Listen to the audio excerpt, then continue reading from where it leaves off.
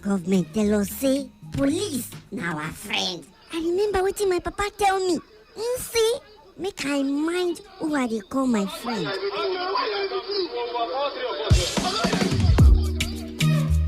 Young lady, you're under arrest. Oga, for waiting now. What can I do? When you get to the station, you find out. Hey. Don't show, everybody don't jack out. I say I know they follow you go anywhere. Hey, you know they go anywhere. Go and ask about Officer Mark. You see, if I deal with you, nothing will happen. Nobody will question me. I will deal with you. Oga, leave my clothes now. Waiting. You won't naked me. Oga. Do you have 200,000? 200,000 for what now? Waiting I do where you want to collect 200,000. If you get to the station, you pay more than that. 200K for waiting. I don't get that kind of money. I don't get that kind of money. Oga, remember, you were once like us before you got into force. You have brothers and sisters like us in this society. The law says protect lives and properties. But what do we see today? This life don't last forever. Please remember, we have just one life. Why can't we live for one another? Things will get better if you just hold my hand. This message is brought to you from Today95.1 FM, Voice of the People. Ladies and gentlemen, may I have your attention, please? This president's failed. It's about the future of this country. We're going to take it back. We're going to take it back. You asked us to vote you into that position so you can bring about that solution. So when you vote me, then you sleep. Let me see if I can take another phone call. Hello, Today 95.1 FM. Good morning. What makes a policeman to be able to feed is the gun he's holding. They use their gun to extort money from people. Good morning. What's your name and where are you calling from? No longer news that we are truly the voice of the people. Am I not a slave in Nigeria? I refuse if you say you're a slave. Let's not get to that now. So the Nigerian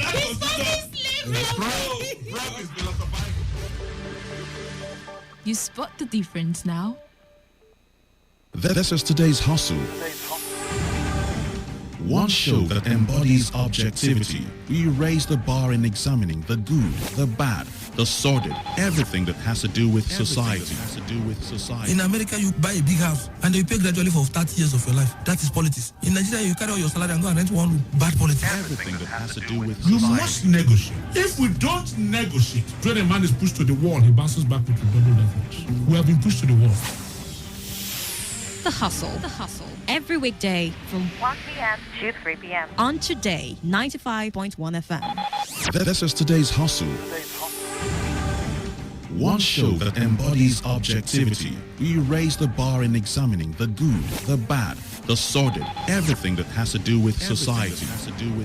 In America, you buy a big house and you pay gradually for 30 years of your life. That is politics. In Nigeria, you carry all your salary and go and rent one room. Bad politics. Everything that has to do with you society. must negotiate. If we don't negotiate, when a man is pushed to the wall, he bounces back with double levels. We have been pushed to the wall. The Hustle. Every weekday from 1 p.m. to 3 p.m. on Today 95.1 FM.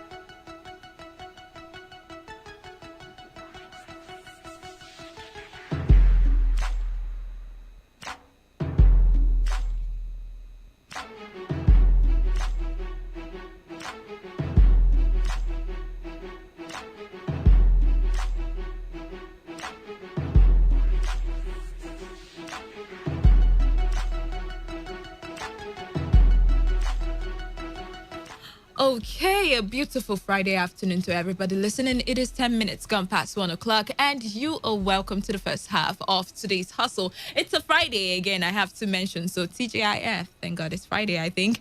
And Without much ado, let me introduce myself. I am Wealth Wilson. And yesterday, if you remember, I had with me Dave Roberts. I mean, it was a miracle. I don't know how, but it was a fun show, by the way. I mean, he sort of, surprised me. And then you were blessed by the surprise yesterday. I was blessed by the surprise. So I'm thinking that he felt that he did real good yesterday, so he thought maybe he should just come back again. All right. But, Wealth Wilson here with Dave Roberts, and together we'll be doing today's hustle for you. On the show today, we're going to be talking about things making around on social media. That's what the first half of the show is all about, right? So now that you know what the first half is all about, I think we all know exactly what exactly is making the rounds, which is the U.S. election. Presidential elections.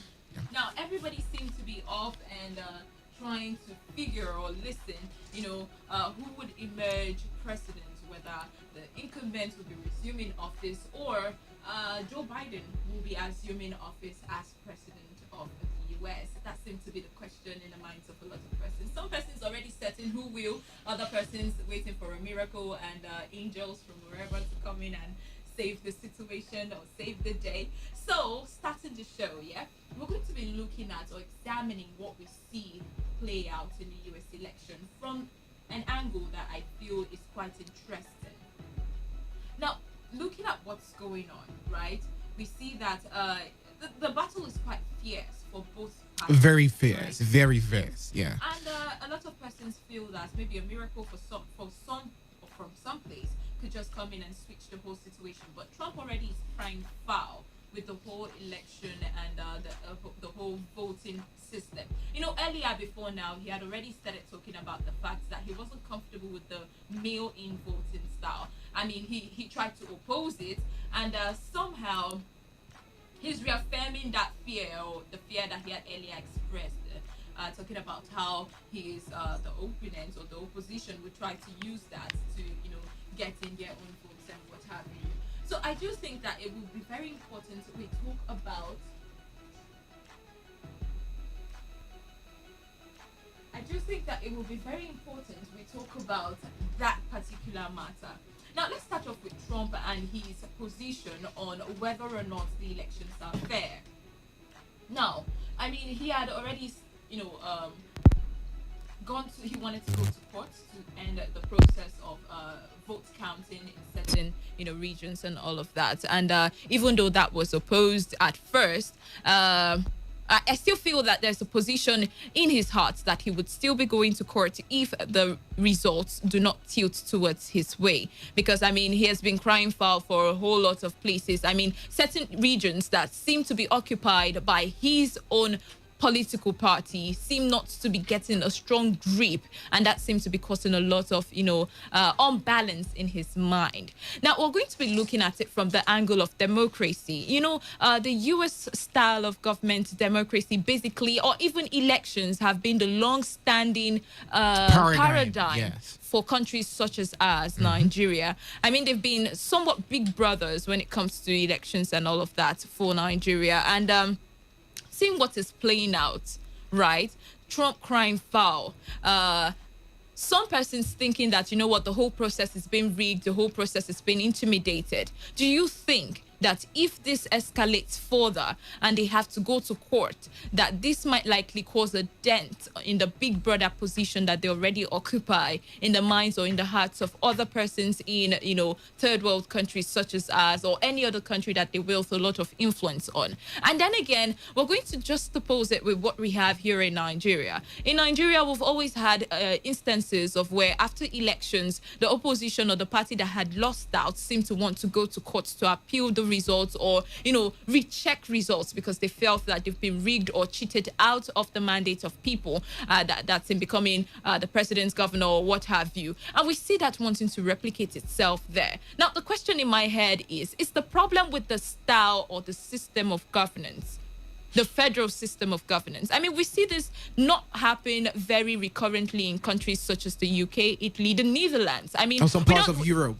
Basically, European countries that operate with, the parliamentary system. We don't see this happen very often. Now, do you think that the problem now with elections the fault? Do you think that the fault is in the style of government, or it is just I would go with big powers playing out? I would go with the system and the big powers playing out. Now, let's take this story and then twist it. If the tables had to turn and face the Republican Party right now, just imagine if they were the ones winning. Would this be the story at the moment? Would he be crying foul at the moment? If he was winning, will those obvious lapses and loopholes be very visible at the time? Okay, so now, judging by the context, he is not winning. If there is a big disparity, in as much as he's trying to catch up, but right now it's not towing to that part where he wanted to, and he feels like, okay, this is where I feel there were issues that were there before this time. The question is, why wasn't it very obvious before this time? So I feel that it's a flaw with the system. If it's not going to your favor, or if it's not tilting to your favor, you feel there is a problem. But if it's going to your favor, you feel that there isn't any problem. Now, here's the thing, right? I understand that that's a sentiment that a lot of persons share. I mean, first of all, you conduct or you're going through an electoral process, and then it's not going in your favor, especially when you feel in your heart that it should be, or you have the mandate of the people. Now, the question here is that America, right, is like a figurehead for some countries, as I mentioned, Nigeria. Yes, of course. Now, we've had a lot of these issues, what's playing out now, recurrent here in the country. And we've always envied, they've had an enviable system or style, right, that portrays the true beauty of democracy, right? And now that seems to be fluctuating. It's quite dwindling right now, seeing the position of Trump and his organization wanting to go to court to challenge whatever results come out if he does not resume office as president. Now, does that go a long way to tell us that, the American system is about to be shaken, and they might likely not wield that much Big Brother influence on certain countries such as ours? Does that affect them? Maybe when we're having our own elections, they probably wouldn't have the moral standing. I feel like we've given them much room. This is just basic demonstration of humanity. Like I said before, we have always given them this impression that they have this quintessential standard in their approach in politics and in governance, which is true to some extent. But this is the reality right now. If they aren't going to make this work to some extent, it's going to dent that image. But we aren't expecting them to have everything going as planned every single time. It doesn't mean that they aren't doing the right things, but we don't expect it to be all rosy, In the face of the world is watching right now. People are expecting things. Okay, America has had this standard, this paradigm over time to have things done in, a prim and proper way. But let's give them the room to also make mistakes. Also, we aren't saying that they aren't doing the right things, but we know that there are obvious loopholes. Like I said earlier, there are obvious loopholes, and these things are now sort of being revealed to the world. Talking about the fact that allegedly there are some places where there are some ghost ballot boxes. People mailing in and remailing in. But that's the kind of advancements that countries like us dream of, right? Whether or not we feel that there are loopholes in it, that's the kind of advancement that we dream of. But the problem here is with the electioneering system in itself. Now, do you think as well that the system gives room or an open room for elections or electoral practices to be, rigged or even addled with, right? Seeing that this doesn't happen in European countries where we have the parliamentary system, but that's a question where people would have to decide. What if it's been managed over there? Well, I feel first of all that the parliamentary system would have been a much better option, especially when it comes to managing the cases of democracy and votes and votes counting, that's what I feel anyway. But then I'm going to let people call in and tell us what they think. Do you think it's with the system or style of governance? Do you think that we should be operating the parliamentary system, or we should go with the federal system that we have?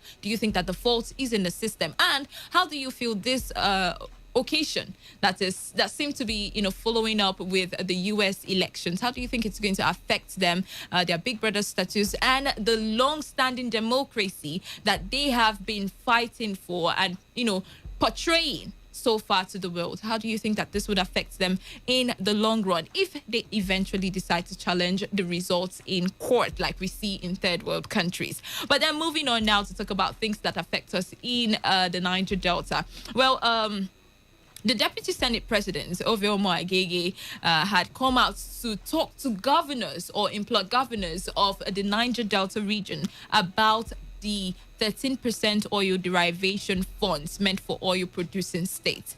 Now, Senate President, Ovioma Agege, came heavy on governors of the Niger Delta states by accusing them of diverting the 13% oil derivation funds meant for oil-producing states. He advocated 100% utilization of the funds for oil-bearing communities instead of the release of only 15% of the money to the development commissioned by the state government. Agege, according to a statement on Thursday, which was yesterday, by his special advisor on media and publicity, Yomi Adenuga, spoke when he hosted a delegation of oil and gas host communities of Nigeria, the Amayanabo in Brass Kingdom, and Chairman Bayelsa State Traditional Rulers Council, Chief Alfred Deite Spieth. Now, the Deputy President of the Senate argued that since host community bear the burden of environmental degradation from the oil industry, it was only fair that all funds be channeled into the development of their areas. Now, he goes on to say that or express regrets that the utilization of the 13% derivation funds have become a political tool in the hands of state governors in the South. He said the diversion of the money had contributed to the underdevelopment of the zone, as the affected communities could hardly boast of access to the basic necessities of life. Now, he goes on to say, I have been discussing this matter with Chief Wellington Okrika before I became Senator. It is fair that the 13% derivation is meant for amelioration of the conditions of the people who are most impacted by oil exploration and exploitation. That is the only reason these funds were set aside, as consequence of your agitation, which is I think addressing the agitation in the Niger Delta. That's what he's saying. But then here's the thing. This is what I want to talk about here. We receive 13% derivation funds from the federal government because we are oil-producing states. Yes. Now, the question is that truth in what he has said? Thus far, for how long have we been receiving that derivation funds, and then there is little or nothing being done to ameliorate or change the condition of host communities? Let's take Rivers State, for instance. Let's take Akwa Ibom State, for instance. Edo, Bayelsa. Now, those funds, away from the federal allocation, should have been used to at least enhance the lives of people within this region. Now, let's look at the Niger Delta life, right? We seem to have a lot of dilapidated structures, bad roads, no good water for some persons, livelihoods being taken away from some persons because of oil exploitation and exploration in the region. We have commissions such as the NDDC. We have the 13% derivation, of course. And then we still have our basic revenues generated within the state, as well as federal allocation coming in from the federal government to our states as well. Now, how come the region is still the way it is? Is it that the funds are not judiciously used by the government of the day? Or because I don't know what else to say, because I smell foul play. Because when you think about it, I mean, these funds are supposed to go a long way in equipping and developing the lifestyle or livelihood of people within this region. But that is not done. And we seem not to always talk about it. It seems like whenever we want to talk about the Niger Delta, the commission that we call is the NDDC. What happens to the funds that we're getting as the 13% derivation of funds for oil-producing states? Where does those money go into? Where do they how do they channel that money? Because a lot of these host communities do not even have water supply. A lot of these host communities do not have good health system. A lot of these communities do not have good roads. So where do these monies go into after all?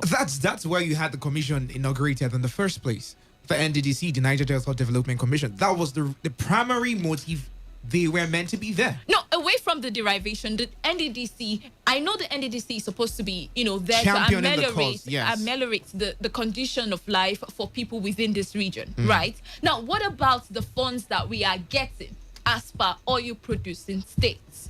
Those are the reasons why, some people tended to the use of agitation to express their grief for this particular cause.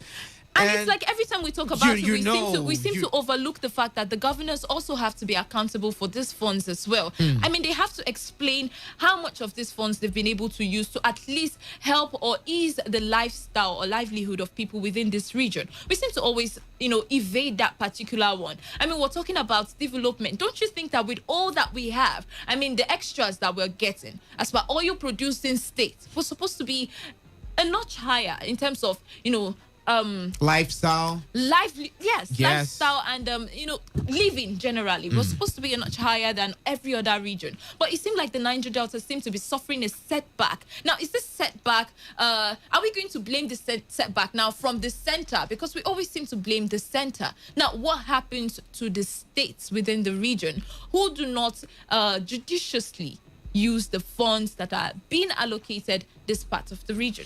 That's where you would now consider the notion of who wants to make what out of this particular cause. If you were given the obligation or if you were given the responsibility of championing this particular cause, that over time there were, people have had the impression that we are sort of, what's the word? What will I use now? A region that has not been, the focus taken care of. Yeah, the focus has not been much. We have not been on that radar for a very long time. And then you were given the responsibility of championing this cause, the making sure that we, to some extent, like you said, the lifestyle and the livelihood of people living in this region has been to some extent ameliorated, and you're not doing it. Look at the governors, for example. Look at I would always point fingers back to that, the governors. The point back fingers to the governance, and I'll point back fingers to the NDDC. Those people partner together to make this thing work. See, the truth about the NDDC for me is that the NDDC is a commission set aside to help ameliorate the issues here in the Niger Delta, isn't it? Now, if the NDDC is not living up to expectation, despite all of the monies that is being allocated it for the purpose of this region, and then the state government on their own have not before now, even before the probing, engaged some sort of demand on that commission so that it can give to the society what is due it, then I think the bulk of the problem falls back to the state government. So the thing is, for the Niger Delta, is it that the problem of the Niger Delta is people induced, or it is state government induced? People induced in terms of we keep blaming the North, we keep blaming the federal government for the negligence that we suffer here. Do you really think, looking at all that is going on, do you really think that the suffering of the Niger Deltans here in the Niger Delta is federal induced or state or regional induced? Because really, let's look at it from the angle of state government. I mean, we have a lot of resources within this area, isn't it? Yes, we get extra away from federal allocation. We have the NDDC that's also supposed to be delivering some sort of good life dividend to the people of the Niger Delta. But then we still have people who are living in abject poverty. So who is to blame in the Niger Delta? It's interrelated, Wealth. It's interrelated. You have the governors there. You have the NDDC there. You have the federal government. And you still have people having the impression that we are sort of marginalized and we are not given that, sort of respect that we are meant to have. All right. The governors are given the responsibility. The NDDC is there to champion that cause. They should work hand in hand. And if they are not doing it, they should be held accountable. All right, then. All right, let's move on because of time and then talk about one more thing and then we open the phone lines. This is coming from the armies. Ndume, rather. Says the army is battling insecurity in 33 states. The chairman of the Senate Committee on Army, Ali Ndume, said on Thursday yesterday that the army is tackling security challenges in 33 states. Ndume spoke in Burning KB, the KB state capital, during a visit to Governor Atiku Bagudu on the sideline of the committee's oversight function to the state. The army has some programs we want to look at, according to him, and at the same time interact with the governor and the army on how we can solve the insecurity challenges before they get out of hand in the state and the region as a whole. Now, he goes on to mention a long list of states that have been most or hard hit by bandits, and some of them include Sokoto, Zamfara, Kebbi, Katsina State, and he said that they have been affected by activities of bandits. Now, he decried the worsening security situation in the north, saying that they are dealing with the insurgency challenges in the northeast and issues of banditry in the northwest now, and herdsmen, farmers' clashes, tribal and religious clashes in the north central. From our findings, the Nigerian army is engaged in 33 states across the country. Now, with all of this, I don't want to go on and, read what he has said. I had saw earlier in the day a news report from Governor Matawale, and he says that he's going to battle banditry head on this time around, battle the people who sponsor banditry and insecurity in his state. And then the question in my head is that we had the Northern Governors Forum, right? We've had it not once, not twice. They are meeting. They've not had, the last meeting isn't the first meeting that they've had. And so far, all that we've been able to deduce after the meeting, before the meeting, is that there's certain persons who sponsor insecurity in the North. And believe you me, the insecurity is fast spreading. I mean, imagine talking about battling insecurity, cases of banditry, farmer herders clash, terrorism in 33 states in the country. Now, don't you think that the majority of attention coming from governors within that region or any other region that is hardest hit by this, insurgents should have been on how to tackle, equip, revitalize, and energize the army and every other security agency in the state or in the country at large on how to fight or battle insecurity and reduce it to the barest minimum. Now, we keep talking about how we've been able to partially or completely or technically defeat insecurity in the North or in Nigeria. And then we still see, reports that at least 33 states currently are hit by insecurity challenges in the country. So what time are we going to have the kind of zeal that the Northern governors had with their call for censorship of the social media? When will we have that kind of zeal put into fighting insecurity in the country as a whole? Because 33 states, it's pretty much like everywhere in Nigeria is hit by something. Yeah. Insecurity is the order of the day.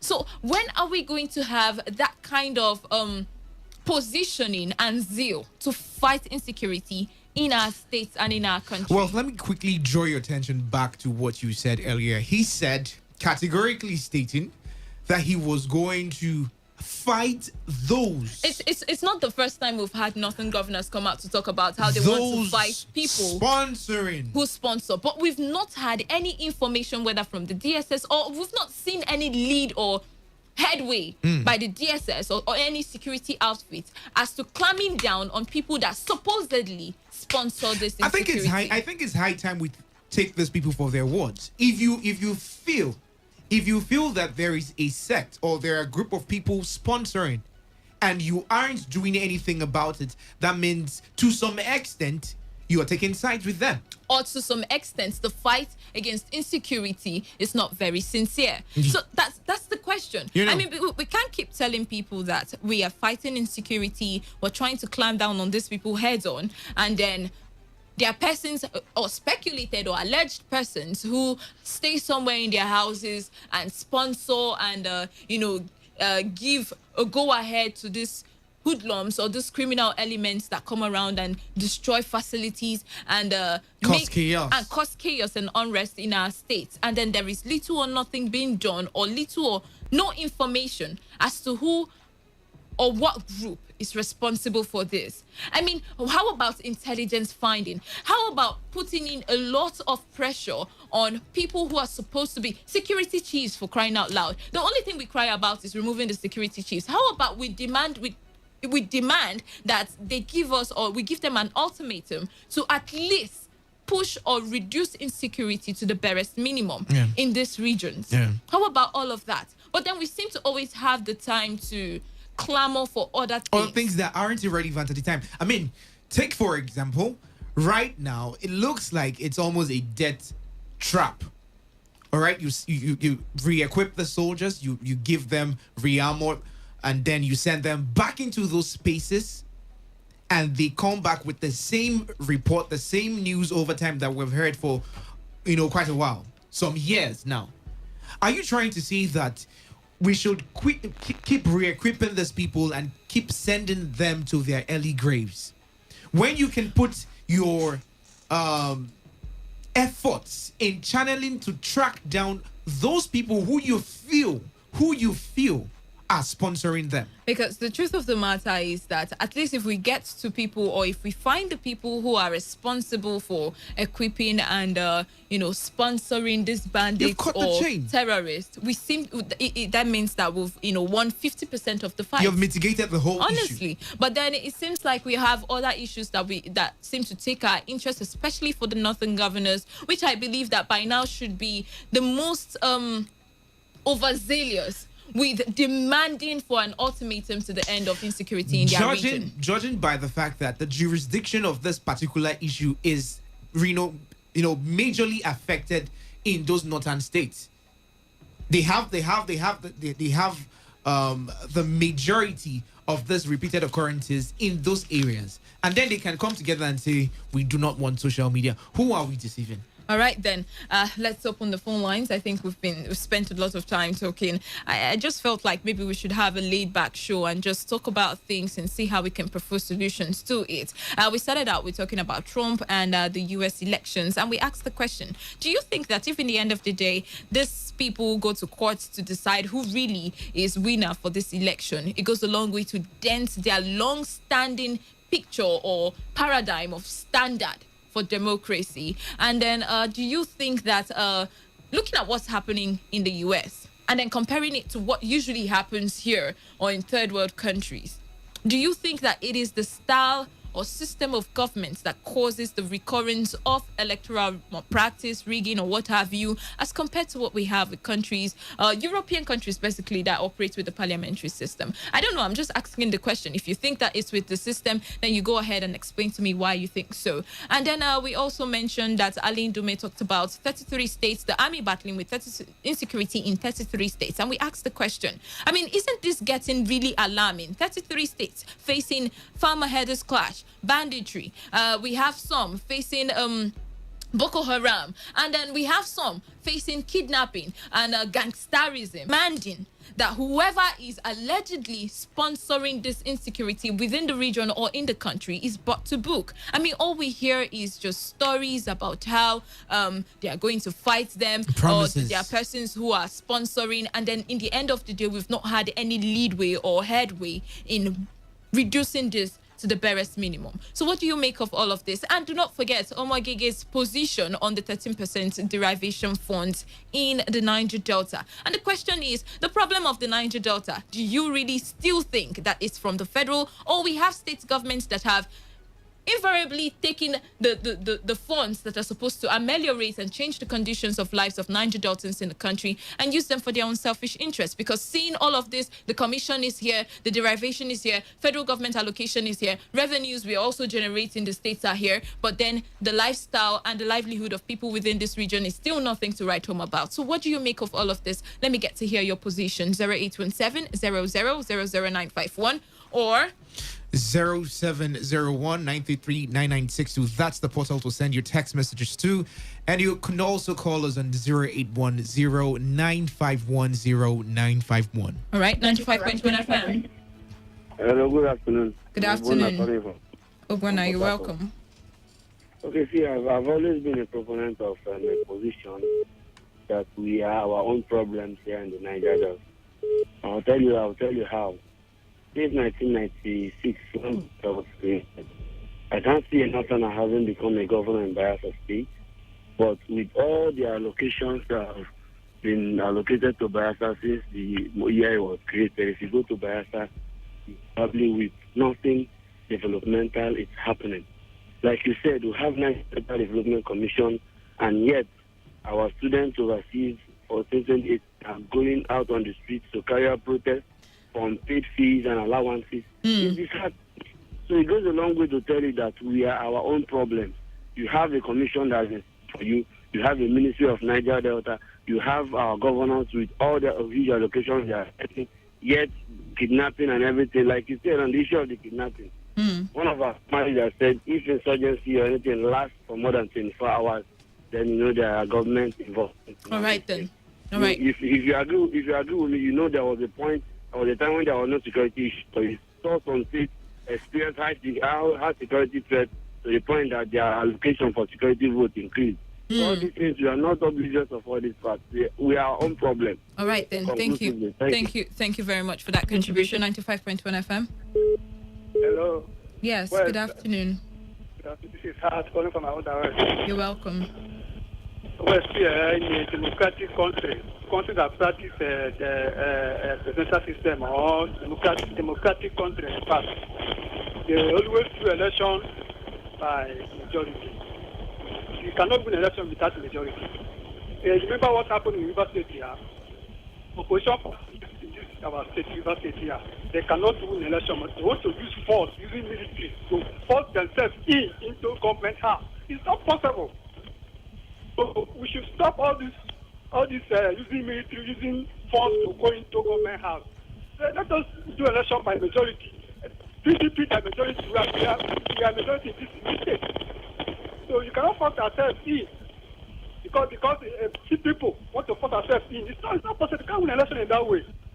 All right. You remember 2019 where our election, we have a fraud, electoral fraud in this country, where our election was militarized by military. It's not good.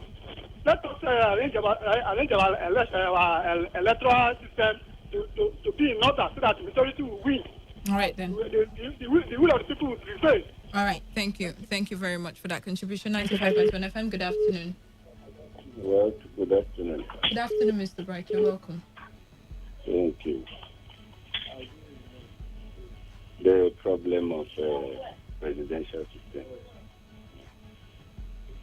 The presidential system is not a problem.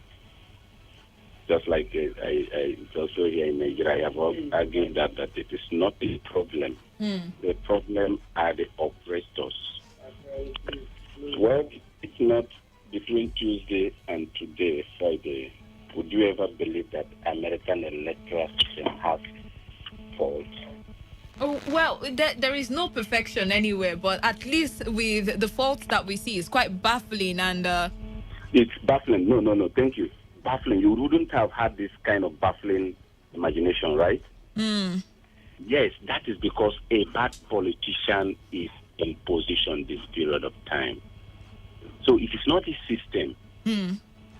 I have been following that election on ABC, Fox, CNN, and I've been reading Americans, citizens, allies comment on their process of election. All right. Donald Trump is faulting a lot of things. And so if you listen to the kind of languages the analysts are using on TV to qualify his attitudes, we can't use it on our president here. True. Baseless, useless, nonsense, allegations. That's what they have been using. You can imagine. Now, take Edo and Ondo state elections. You saw the kind of rhetoric that went on, the fierce context. Adam and Yamu were won by Obaseki. Adam said you can't win all the time. They relaxed. What happened in Ondo? We thought that that footstep would have been followed by Jegede in Ondo State. What has happened? He has gone to court. Even just when you have a bad politician, a bad loser, that is what we have in our system in Nigeria. We have a very good electoral system, but we have bad politicians. All right, then. The same Trump in question came to power even when he did not win popular vote in 2016. Through the same system, no electoral law of any of the states in the U.S. was changed this period. Everything remained the same, practice the same, everything. In fact, since yesterday, about 3 of his lawsuits have been thrown away. True. From court. 3 of his lawsuits, the court has thrown it away. And there's a language they are using, even their citizens, that he's doing everything to fault the system, to discredit the system. That has been their problem. That his attitude is to discredit a system. Now, talking about discrediting the system, is this going to have a negative effect on the American democratic system, basically in the eyes of the world, rather? Starting from where it is baffling, right? To me, it's baffling. It's having a negative effect. The Chancellor of German Chancellor Angela Merkel has also tweeted. Some European observer groups have also said the same thing. He is ridiculing the system. That is the language the people are using. And that is why even the Republicans themselves are distancing them. The sons began accusing their fellow party members this morning of abandoning their father, because that is not their culture. So when you have someone who is a bad person in the helm of a system, he will bring disrepute and ridicule to that system. That is what is happening in Nigerian politics. All right, thank you very much, Mr. Bright. Sportsman politicians, we would have known that we have good system. But what do we have? People who will use their bad feelings to discredit the system, and they discredit the system. All right, then. Thank you very much for your position on that one. Now, let's move on to the next person. Oh, dear me. All right, we're having issues with the phone lines. Okay. 95.1 FM. Good afternoon, Webs. Good afternoon. I greet your colleague, Suja. And no matter how American election is now currently, you not compare it with Nigeria own. You not nearly compare it. Have you recorded any debt? No. The truth is, we're not even trying to compare it. We're not even trying to compare it. We're simply saying that what is this going to do for their already long-standing standard and reputation? Sister, that is not the cup of tea of Nigeria. Let me talk about Nigerian military and the insurgency and all the things they're talking. No Nigerian should talk about America. Let's talk why about is that? Is it not news? Yes, no, that's how they do it. All right, since I'm talking about it and you don't feel interested, talk about something else. Let me talk about, see, this is urgency. There is a man they call Malaysia. How many months ago, he come up with evidence. He didn't come out with evidence. He came out with allegations. Don't say evidence, allegations. Because have you proven the evidence, correct? That is what DSS is supposed to be doing, because they know that is true. Did you not also hear that the DSS invited him and then they got reports that all that he said were baseless? They keep inviting him. Invite him. But he have already said the truth. Well, it's not the truth until it is proven. All right. So if that's what you want to say, then I think it doesn't work here. Listen to me. If it's true, if it's me and I say it on the radio that I have evidence against Nigeria, you say no, don't say it on the radio. No, but the problem I have is if you have evidence, it should be proven, not just word of mouth allegations. Now, if bandits and this Fulani herdsmen, I want to know who is giving them those guns. Who is giving Fulani herdsmen? The supposed sponsors. That's what they are saying. That there are people who sponsor them. And they're not using it well. They use it to kill people, get away with it. Tomorrow we say, Nigeria and Fulani herdsmen and the farmer clashed. When you're in your farm, they will go and damage millions of naira crops. Tomorrow somebody say, because of the food is coming from the north. In my village, they have damaged all the whole crop. Tomorrow they say the food is coming from the north. But when I'm farming, they will come and damage. The next thing will come out. All right, Obina. Thank you very much. I mean, you seem not to be even talking about what I'm saying. I mean, I'm talking about the fact that we need our government, security operatives who would come out and have headway in all of their accusations or allegations that they're putting out there, saying that certain persons are sponsoring insecurity. And whether you like it or not, it is spreading little by little into other regions, and we have to tackle it head on. And it seemed like they are distracted by other things. I mean, coming out to talk about censorship of the social media when their house is on fire, insecurity is the rave of the moment. Yeah, it's 95.1 FM. Yeah, good afternoon. My name is Fortune. You're welcome, Fortune. Please go on. Thank you. I want to comment on the American election issue. Please go on. Yes, for me, it is important we know that America are made of human beings. They are not extraordinary human beings. They are not flawless. But that is not to say that we should begin to maybe begin to talk against them, maybe as though that they cannot make mistakes. Yes, there's nobody that will argue the fact that they've maintained over time, a very good organized, political system. Political system. Okay, so bringing it back home, do you think that the reason why we have this recurrence with our electoral issues or electoral fraud is because of the kind of system we practice? No, I won't say that. The system is not necessarily the issue. The issue is that, in our own here, is that we are... Are you there? Yeah, back home here, we don't want the truth. We don't want transparency. But over there, so that they uphold these principles. And you know that where things are right, are done right. Some other people are not happy.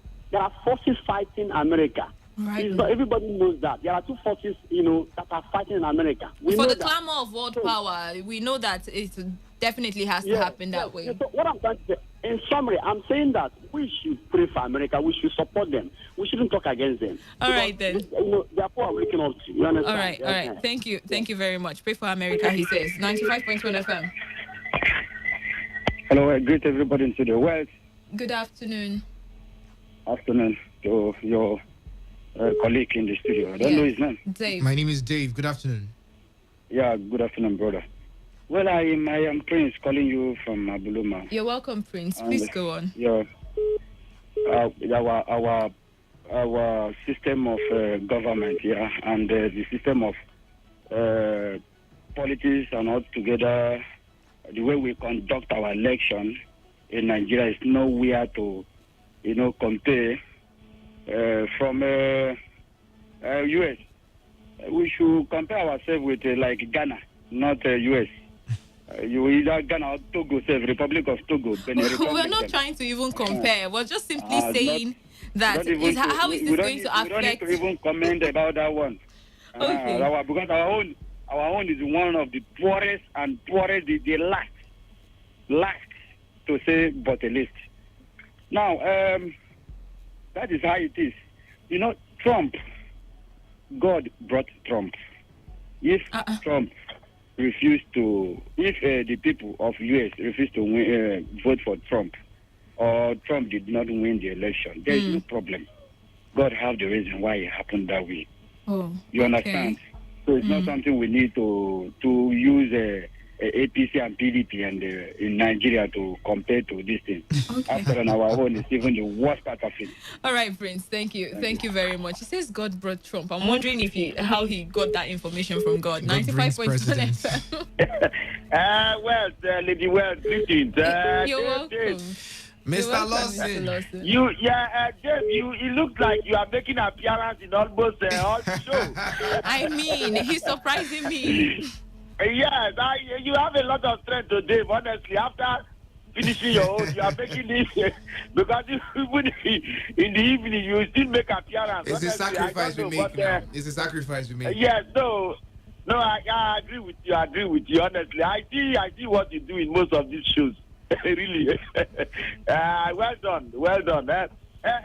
Lady Wells. Your so-called electronic voting system, do you know Donald Trump is accusing Joe Biden and he had always been against the mail-in voting system. See, the truth is, if that is where you're towing to, that Nigeria is not ready for it because it's not happening very well or perfectly for America, then that's a no-no. I mean, look at it. It's just pockets of skirmishes here and there. Pocket, do you know that he has gone to court, 2 courts? Well, he has gone to court to stop counting. Some of them have been thrown out Dismissed the window anyway. already. Yes, dismissed. All of them have been thrown out. All of them have been thrown out. And that the court has said counting must continue. And he feels that they are stealing votes. Now, don't forget the same thing happened between George Bush and I think the former Al Gore. The same thing. The matter went all the way to Supreme Court. And at the end of the day, it's not as if when Supreme Court gave the judgment, it's not as if Al Gore was satisfied with that judge. He just said the Supreme Court has said so, let him just let it be. All right, it's not as if he was satisfied. So, you see, we like to always criticize. We like to always feel that what is being done somewhere else is the best and all that. So, I'm just watching and wondering what will happen, because I can tell you that if this thing don't go the way of Trump, this matter will go to court. Now, my question is, if it goes to court, right, doesn't this dent the long-standing standard that they have so far with that democratic system? Now, that's what I'm saying. Now, that is their system. Everybody has his or her own system. Even the American, from what we are seeing, what I'm saying is that the American system is not a foolproof system. There are flaws here and there. Now, don't forget that people compare Nigeria and America all the time. Yes, they are all federal states, but the American federalism is different from Nigerian federalism. Now, in the case of the American federalism, it was independent states, independent country, if you like, that came together and formed the American federalism. In the case of Nigeria, they were creation of the federal government. These federating units that you see in Nigeria are creation of the federal government. Are you with me? Yes, please, go on.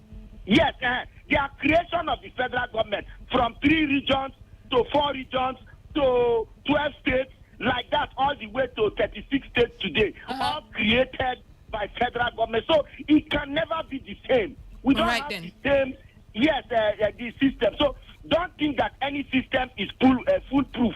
It has shown before, and now it is still showing. I don't know. I can't wait to see how this whole thing will end. But Lady Wells, I tell you, it will be an interesting development. Of course it will be. Thank you very much. We're all out here waiting for Lawson. what will play out. 95.1 FM.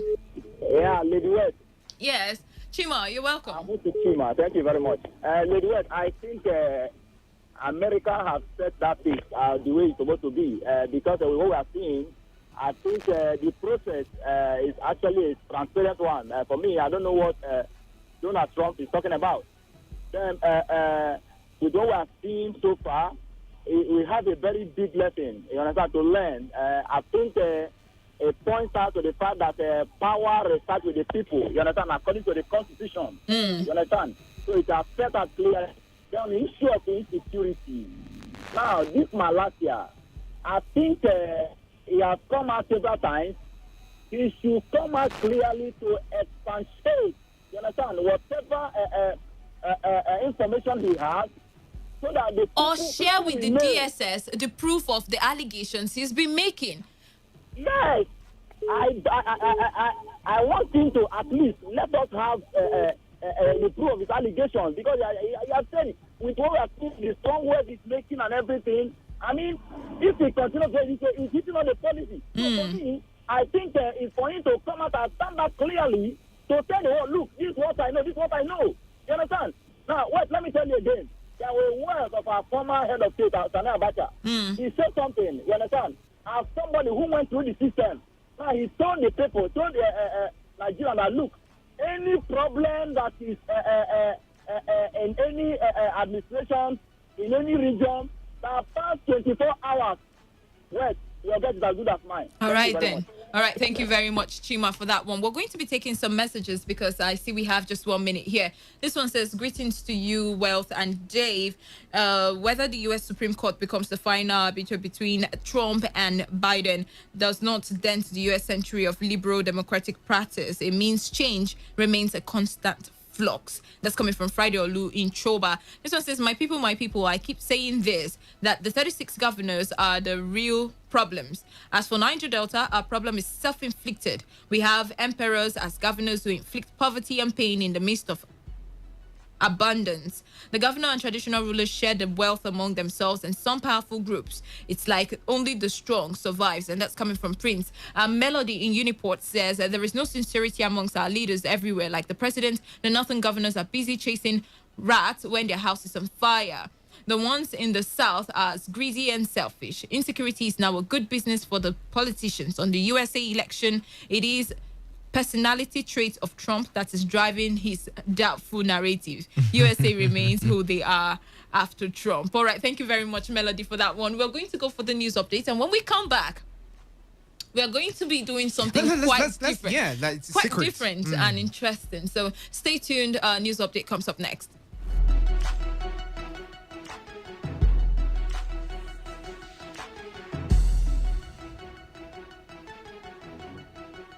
Every day, every hour, when the big stories break, depend on our 24-hour news team to bring you the latest. Today, 95.1 FM.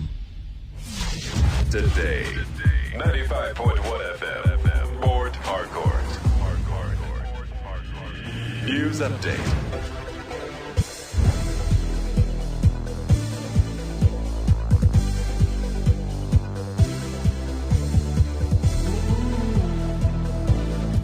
Good afternoon. Here is the news update on Today 95.1 FM. I am Wealth Wilson.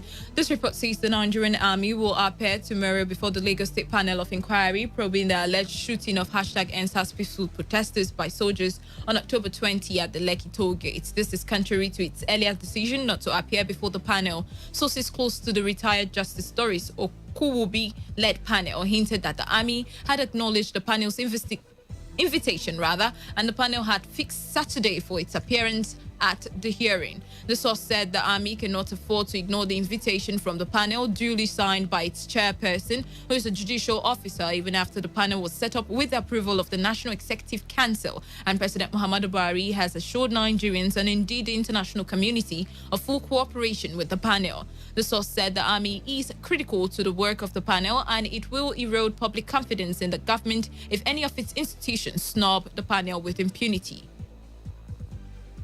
The Chief Justice of Nigeria, Justice Tanko Mohammed, has sworn in 8 new justices of the Supreme Court. The swearing-in ceremony held at the Supreme Court in Abuja shortly after the 8 justices took turn to take their oath of office and oath of allegiance to the Nigerian Constitution. The CJN warned them to shun extraneous consideration while discharging their duties.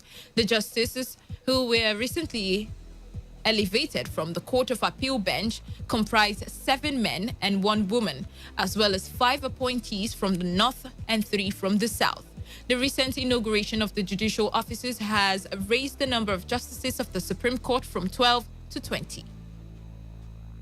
The Delta State government has conducted some tests to ascertain the mysterious death recorded in Uteopo and Idumesa communities in Ika Northeast local government area of the state.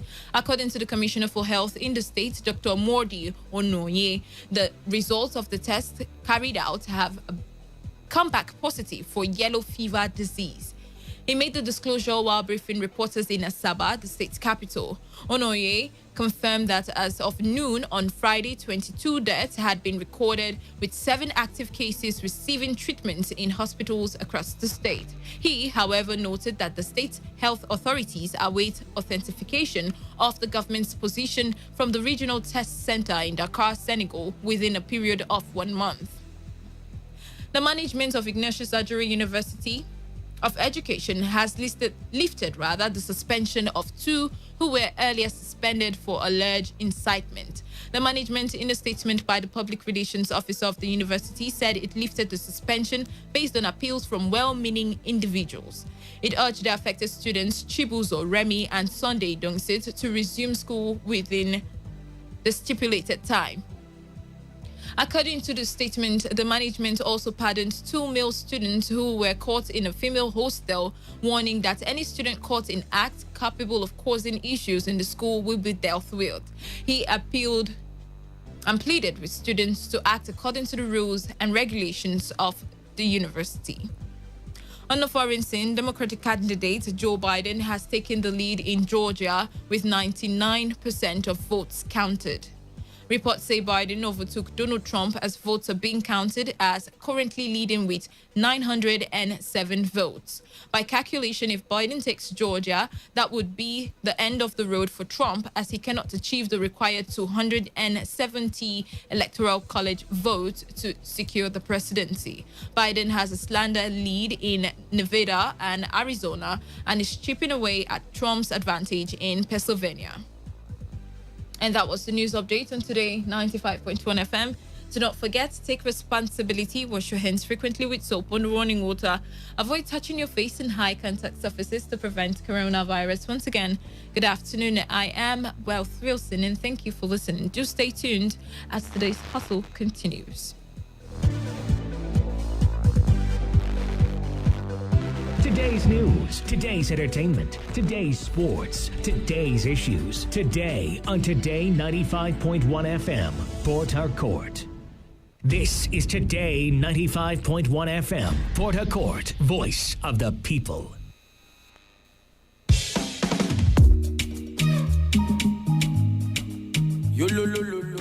Government tell us say police now our friend. I remember what my papa tell me. See, make I mind who I dey call my friend.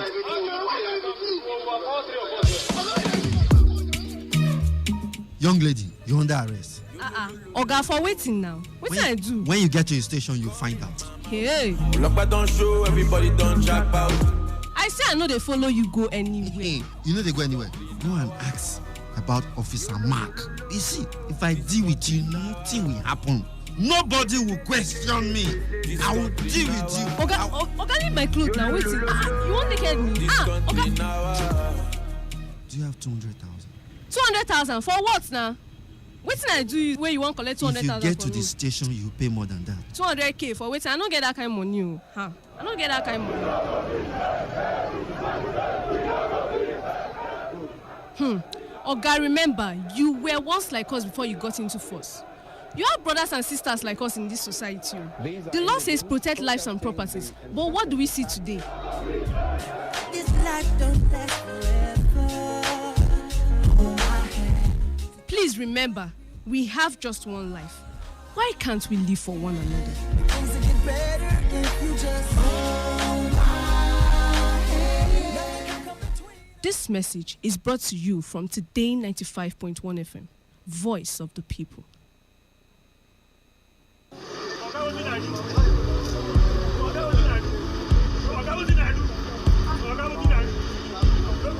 I am a proud Nigerian. I have been placed here by God for a time such as this. My back, I ain't coming back. The degradation, challenges, and problems faced by Nigeria are the perfect backdrop for me to develop and utilize my God-given potential. I will not complain. I will not criticize. Rather, I will use my skills, gifts, relationships, and experience to find long-lasting and revolutionary solutions to the many challenges confronting Nigeria.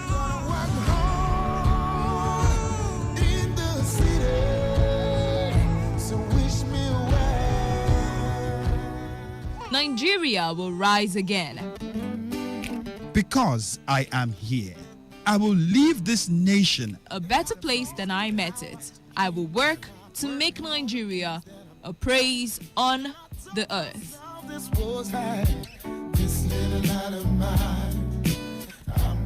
I will work to make Nigeria a praise on the earth. So help me God. Let me tell you how I got this far. This message is brought to you by Today 95.1 FM, voice of the people. Ladies and gentlemen, may I have your attention, please? This president's failed. It's about the future of this country. We're going to take it back. We're going to take it back. You asked us to vote you into that position so you can bring about that solution. So when you vote me, then you sleep. Let me see if I can take another phone call. Hello, Today 95.1 FM. Good morning. What makes a policeman to be able to feed is the gun he's holding. They use their gun to extort money from people. Good morning. What's your name and where are you calling from? No longer news that we are truly the voice of the people. Am I not a slave in Nigeria? I refuse if you are. If You're you a say slave. you're You're a slave. Let's not get to that now. So the Nigerian Frog is philosophizing. You spot the difference now? This is today's hustle. One show that embodies objectivity. We raise the bar in examining the good, the bad, the sordid, everything that has to do with society. In America, you buy a big house and you pay gradually for 30 years of your life. That is politics. In Nigeria, you carry all your salary and go and rent one bad politics. Everything that has to do with You society. must negotiate. If we don't negotiate, when a man is pushed to the wall, he bounces back with double leverage. We have been pushed to the wall. The Hustle. Every weekday from 1 p.m. to 3 p.m. on Today 95.1 FM. This is today's hustle. One show that embodies objectivity. We raise the bar in examining the good, the bad, the sordid, everything that has to do with society. In America, you buy a big house and you pay gradually for 30 years of your life. That is politics. In Nigeria, you carry all your salary and go and rent one bad politics. Everything that has to do with You society. must negotiate. If we don't negotiate, when a man is pushed to the wall, he bounces back with double leverage. We have been pushed to the wall. The Hustle. Every weekday from 1 p.m. to 3 p.m. on Today 95.1 FM.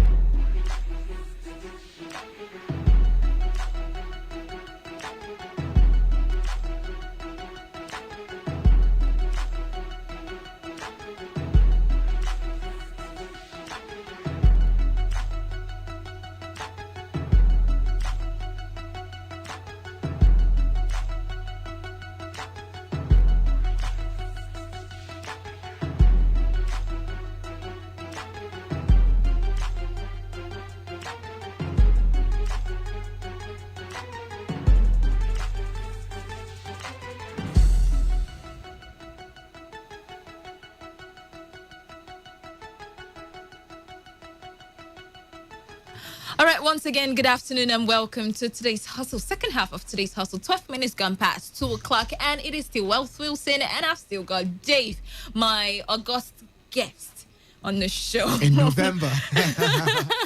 All right, so I told you all that we'll be coming back with something quite interesting. It's a Friday, and usually on Fridays, I try to help my mind down a bit by tuning it down, you know. I mean, the whole of the week, we've been talking about politics. We've been talking about ideals that, you know, are big fat lies. Some of them never really come to pass. I mean, we've just been talking and trying to give solutions to the problem of this country. And it occurred to me that maybe we should try something else. I'm going to tell you what exactly we're trying else, right? What the new thing right is. But let me fill you up on something. For years now, over and over, whenever we have an administration come in or leave, we always seem to complain about the non-fulfillment of plans and promises of this government or that government when they leave. While they're in office, we always have complaints of they never really know how to put in these funds. I mean, we've not been able to do anything so far. This sector is still lagging behind. This sector has seen no improvements. Infrastructure still dilapidated. Health sector still seeing no help. Talking about the different spheres of government that still remain the same or have seen just snail-like changes. Movements and progressions. Yes, during their time in office and even after office. And it occurred to me that for some time now, after independence, our projection of change has been quite slow. Administration come and go and blame it on scarce resources, blame it on little or no funds, blame it on no cooperation from the other tier of government or tiers of government. And it continues. It's like it's a circle that we never really know how to break. And then we talk about elections, and elections being the one way that we can achieve true change or a shift in leadership, a shift in the same old narrative that we've had so far since independence. And then we never really pay keen attention to what these people come to sell to us in their manifestos, in their campaign, as to how they intend to drive this change that we've also desired. Just recently, we had the youth decide enough is enough, talk about hashtag end SARS, talk about hashtag end bad governance, talk about hashtag end impunity, police brutality, and all the ends that they have been agitating for.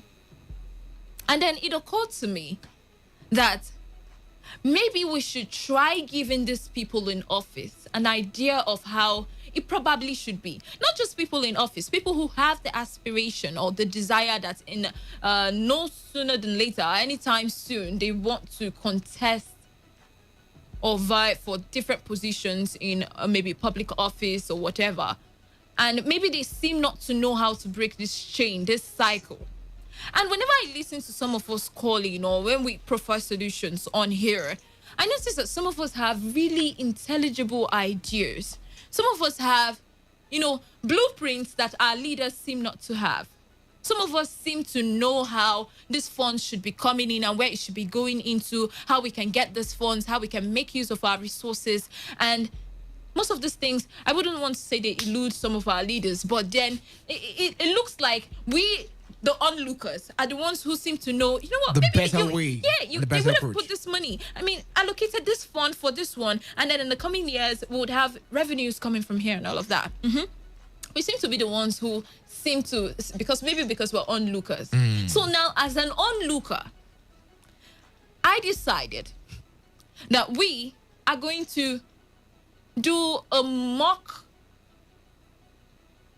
presidential debate and presentation of manifesto.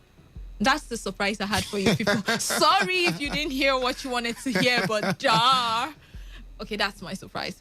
Enough of that play. Now, by that I mean, I thought to myself, how about I give each person who is going to call in or anybody who is interested in the show the platform, 5 minutes. It's not so much, but 5 minutes each person.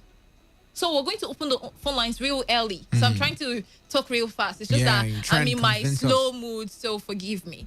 So 5 minutes, you call in and you present yourself as a worthy candidate for the position of leadership in this country.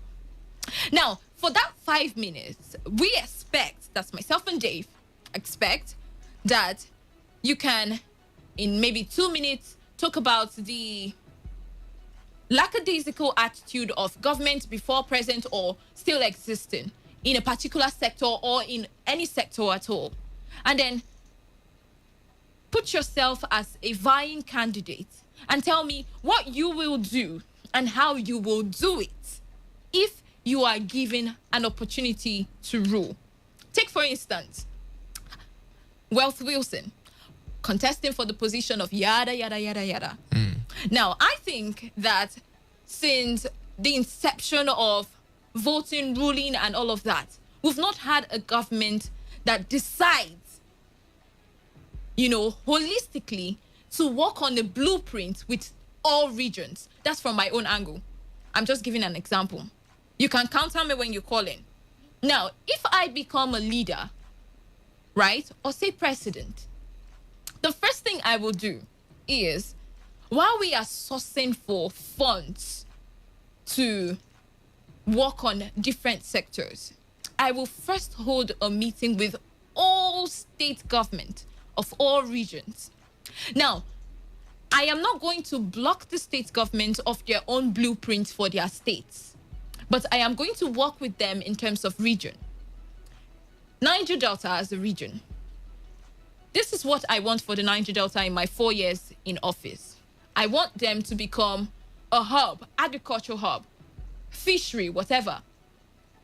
Now, this regional government, go back home, think about what you all have in common, can produce, manufacture, or work on in common, and get back to the federal government, get back to the center.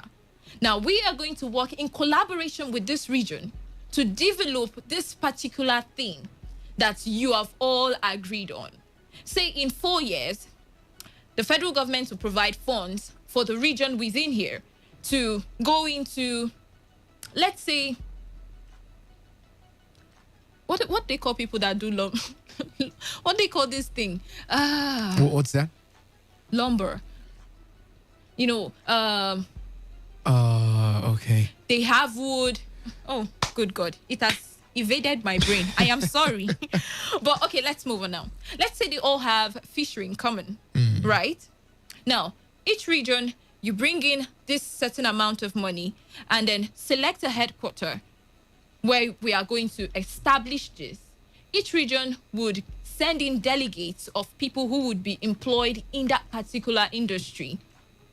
And then the federal government also assists. And I move to the next region, I do the same thing, just the same way. And then in 8 years, if hopefully I'm voted in the next time, I would have achieved a central blueprint for different regions, while the state government work on enhancing their own state, using their own revenues and following their own blueprints originally. But as a region, we've established something, while the states are still working on their own blueprints, and then the federal government has something to say, yes, we have been able to do this and completed it, because now we worked in collaboration with regional government and we made sure that everybody contributed and this was established. And then as soon as, revenue starts coming in, we no longer have to borrow as much as we have to, or as much as we are now, borrowing now. Now, that is an example of maybe my plans when I come into government, or when I emerge or assume office as whatever leader at all. So I'm going to let you call in and tell us, myself and Dave, what you think this government or the government so far has been lagging behind in. And as though it is a debate, you would tell me, these are the sectors that you would focus on. These are sectors that you think that a government should focus on completing for 4 years, in office. You decide that you're going to make sure that you're pumping money and investments into agriculture or into education. You're going to be working on other things subliminally, but this is the one thing that everybody collaborates and works together with to achieve. As a region. Yes, for that 4 years. So you are the contestants, you are the candidates, you want to vie for this position. How do you think in 5 minutes, or what do you think in your head in 5 minutes is a good enough blueprint or manifesto, and how to achieve it? That's basically what I've been driving at. I'm thinking in somebody's mind now is thinking, is there any incentive for, the person who comes up with the best but we keep plan? saying we're preferring solution. The idea of this is to keep doing it you until never know who's listening right who now. knows, maybe the governor, the media aid or whatever would listen and say, okay, maybe this is like a good this idea. Let's share it with the governor, and before you know it, you have helped, you've contributed to the growth of Nigeria. So this is what we're going to do, right? It's not talking about any political party, no.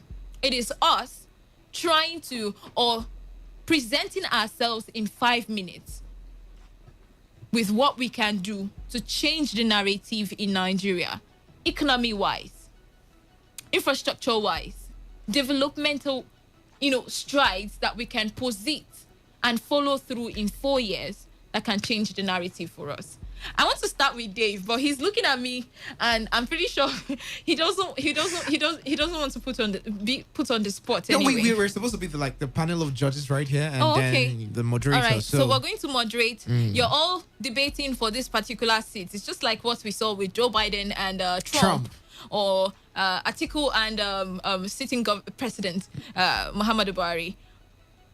That debate is what we want to have now. But with you, in 5 minutes, present yourself, talk about the lagging sector. Tell me how you intend to change the narrative in terms of development in Nigeria and where you intend to get the resources, really, because that's another thing.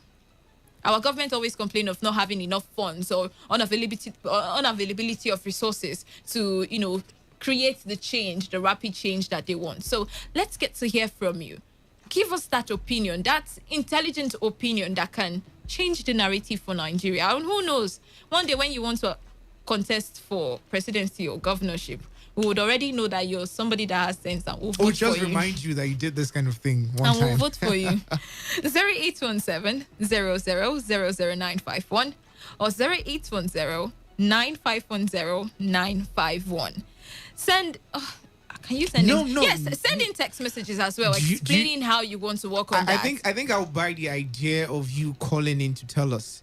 There's something about you. I mean, if you can't reach us via call, you can also send in your text messages, all right? To the number 0701 9339 962. Good afternoon. Honorable member.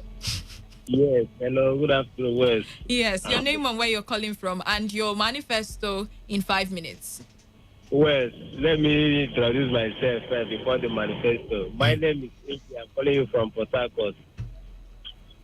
Before, if actually I have a manifesto, Wes, look at what you are thinking. A positive word, thinking. And likewise, other youth also thinking in the same direction.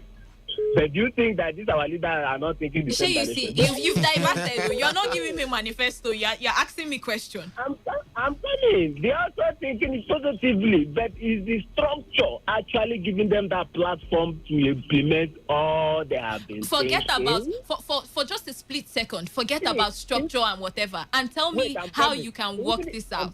I'm coming. Even if I give you a manifesto, if I go there, can that? Don't tell me this is going to be hard. What I want.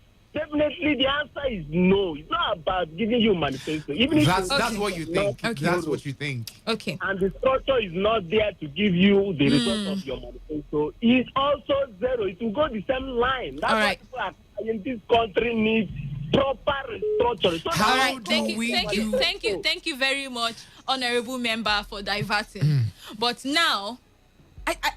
Did I not mention that? Forget for how many minutes? How many minutes do we still have? 33 minutes. Yeah, 33 minutes. Just forget about the structure and create a utopian Nigeria in your head and share with me. 5 minutes. That's all. Don't come here and tell me the structure. I beg you in God's name. Today is Friday. Think about my mental health. Good afternoon. Your name is what? David, Asian. All right, David, go on. You have 4 minutes. 4 minutes, please. Okay. I'll go about it in a kind of perspective that, our mind will not be actually, because what Nigeria is missing out is not actually the infrastructure or the financial. All those things can be built up and looked upon because the money is there. And once money is there, everything can be solved. So what Nigeria lacks as a nation is unity, because we have Nigeria as a country, a nation, but the nation that we have here is just, let me say, a geographical position on a map on Africa. There is not a nation as a people. All right. Now, that is what our government is missing. Professor, sir, hold on for 1 minute. Thank you for giving me the geographical outlook of Nigeria. Where we can find now, this is what I'm looking for. Are you still there? Yeah. Yes, my name is David Essien.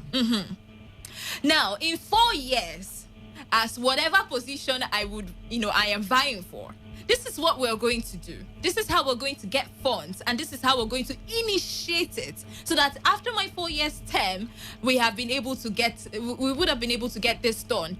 That is all I'm asking you. I don't say come and tell me the history of Nigeria. I know it. I get you. Thank you. All right, let me move on to the next person. 95.1 FM. Well, good afternoon. You better not be giving me history. Good afternoon. My name is Prince Andy, and I'm calling from Wendele. Welcome, Prince Andy. No history, please. Give me manifesto. I won't do that. I will even urge you to stop anybody who wants to give you history. All right, you have 4 minutes, Andy. Go on, tell us what you would do. If I become the governor of Rivers, let me assume. All right. Well, I will embark on agriculture. How? Well, no matter what you hustle, 70% or 90% of your hustle goes back to your stomach. Rivers State, as a case study, is more or less a food basket. If you go to Eche and decide to invest on agriculture, I mean, as you are producing, you are selling immediately.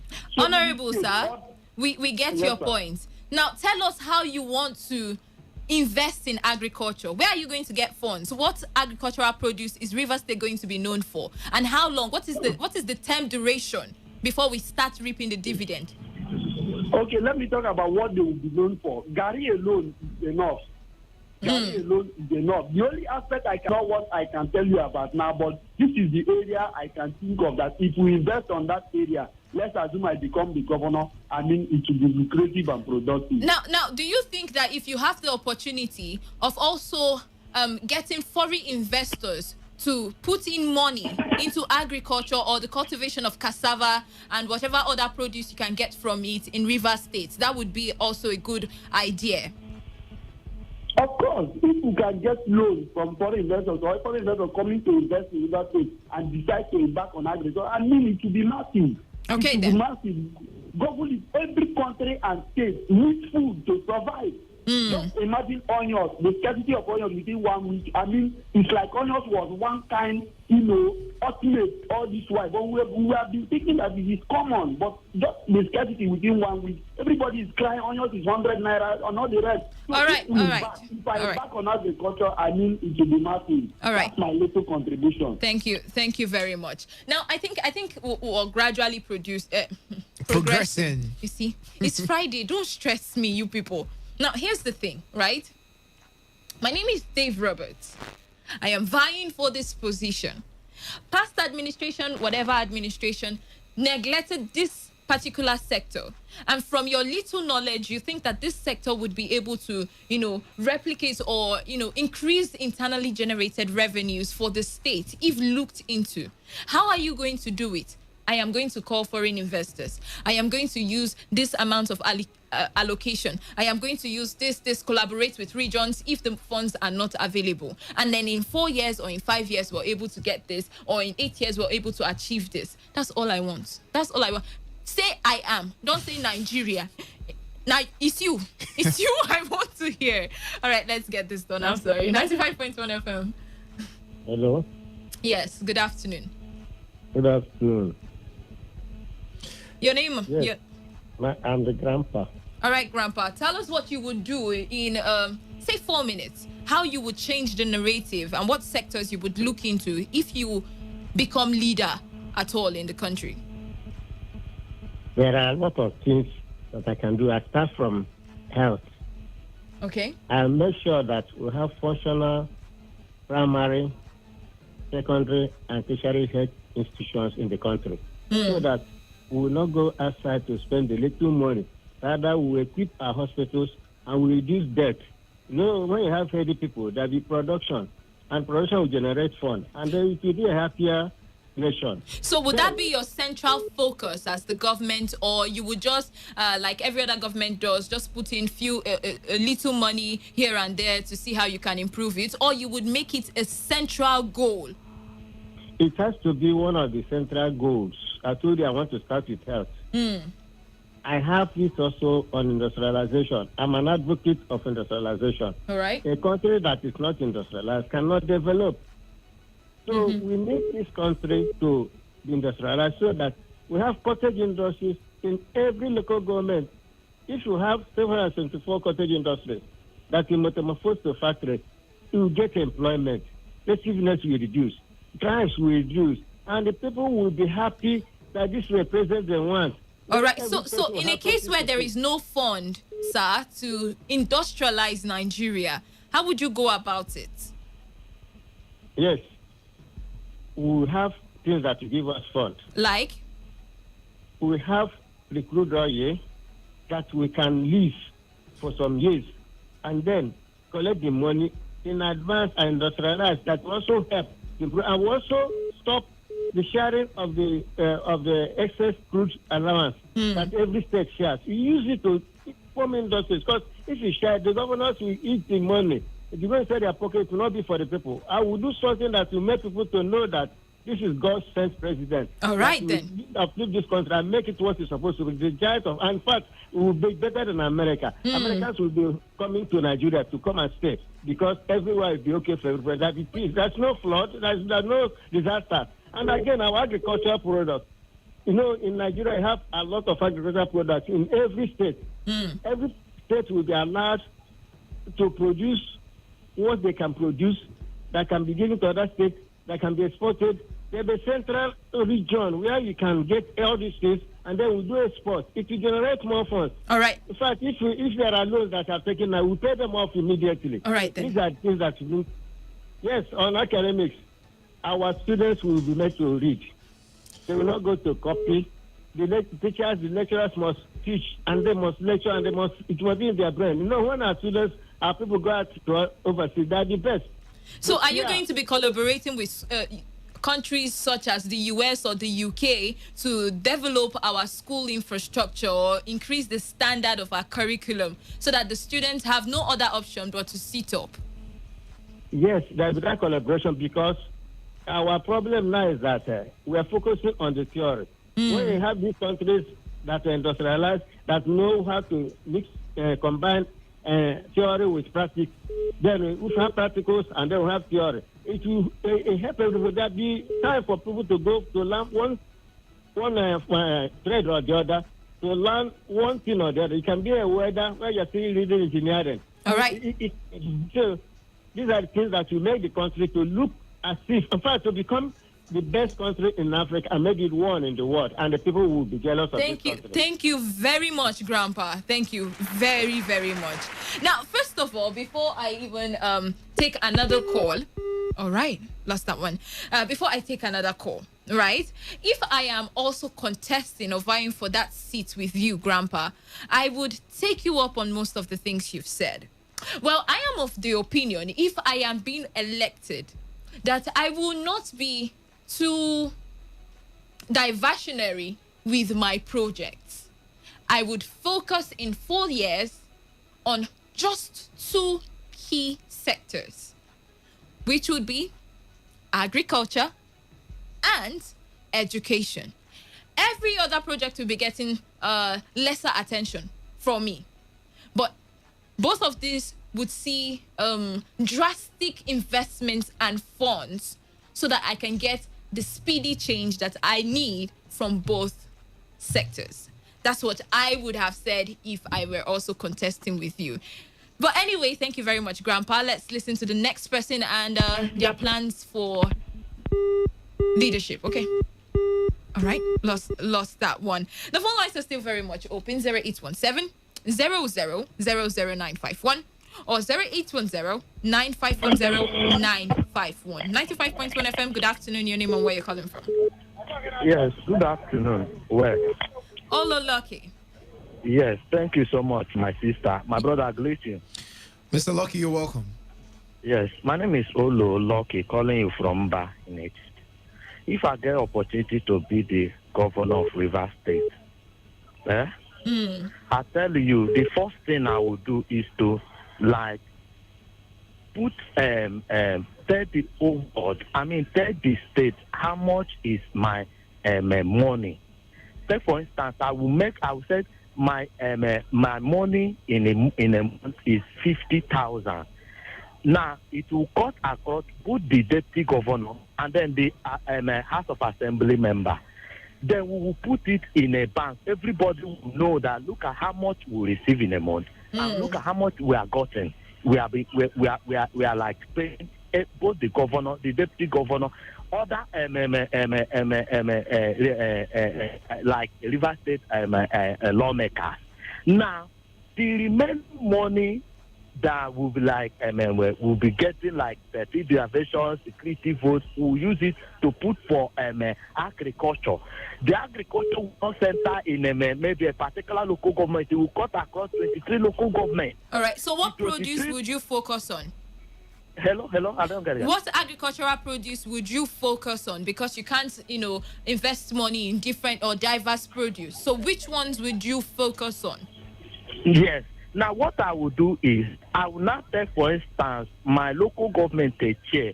The you have gari, cassava, this thing. I don't need to go into any other thing. I would like, there will be massive cassava production in the chair.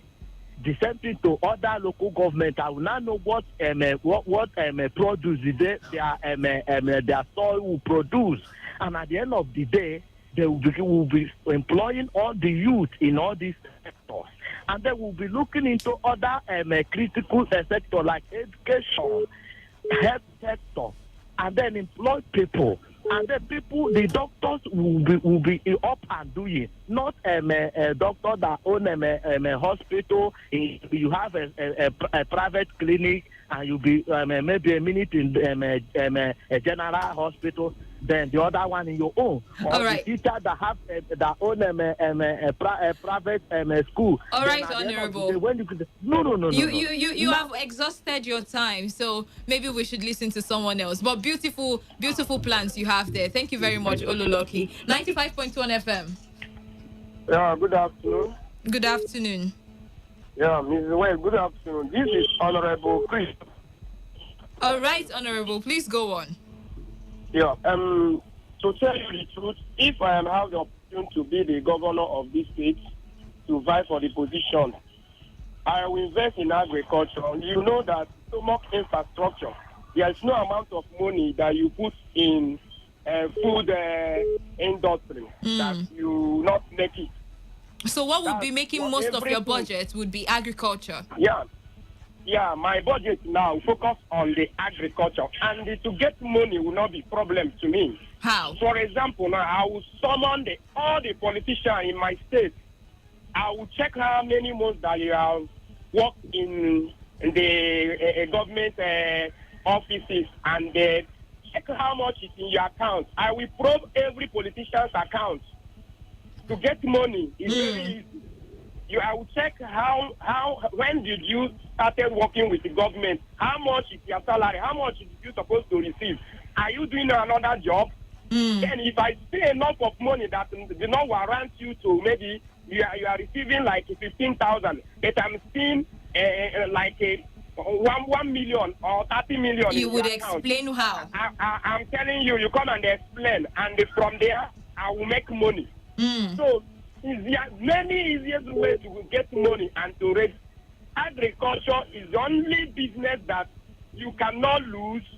No amount of money that you put So, Honorable, in your administration, are you just going to be focusing on the one sector, agriculture, or you're going to look at other sectors? No, agriculture includes many things. Fishing is a part of the agriculture. True, that's what I'm saying. Are you going to be looking at education, or putting in the bulk of the money in health or education, seeing how you can collaborate with whether foreign bodies, organization, or the federal government to boost health as well in your state? And yes, industrialization is another thing.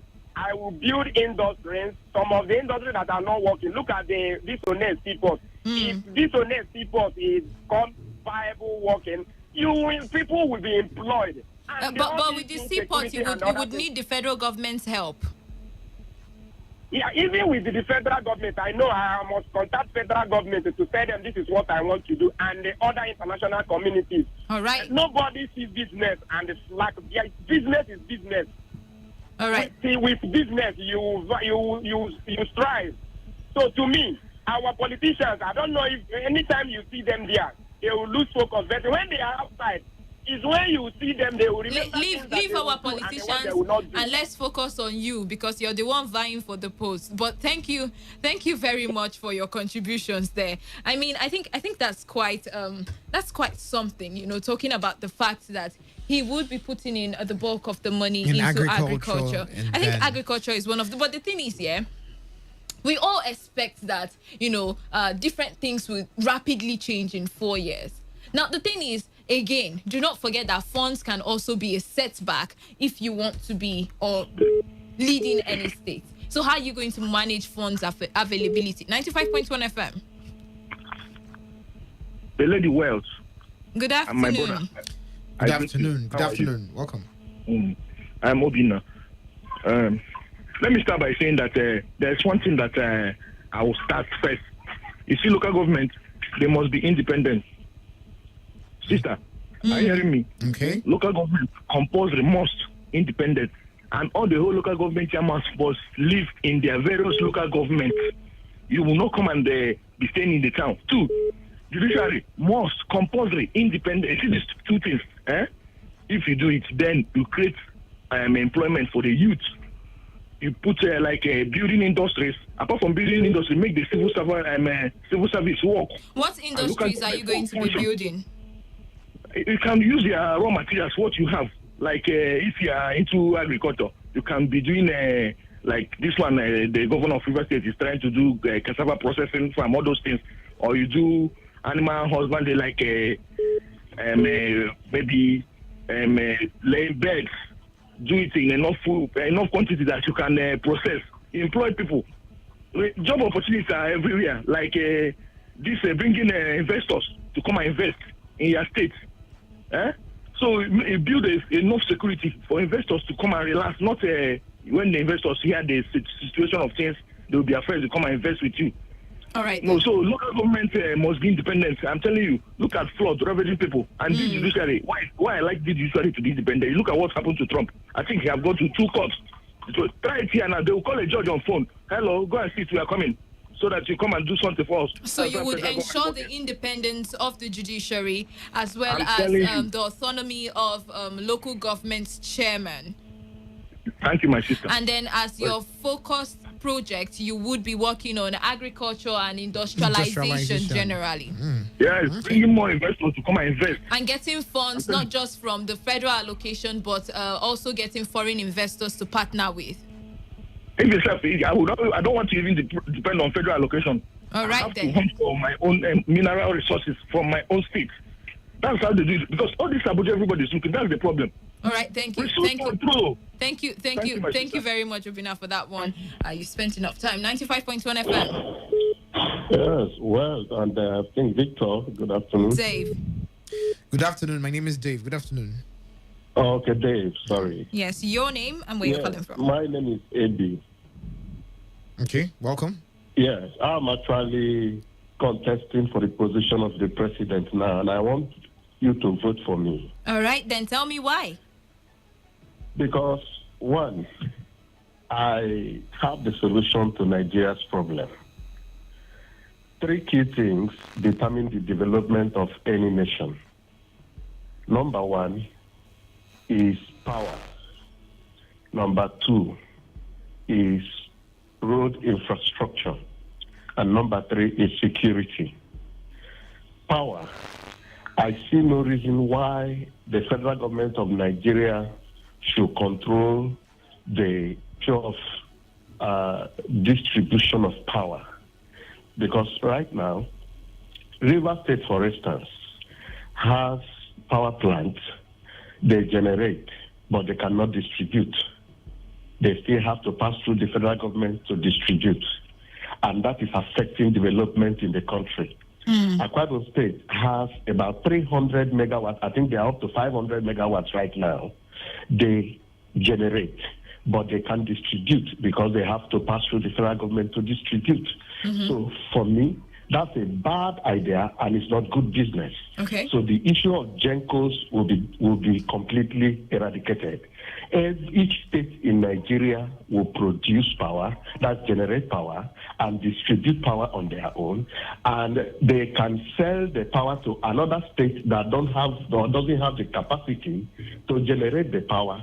And so the various states who have the capacity to generate will sell to those who don't have, and then they make money, and that will lead to the prosperity of every state around the country. All right, then. And once there is power, definitely the IGR of the country will jack up.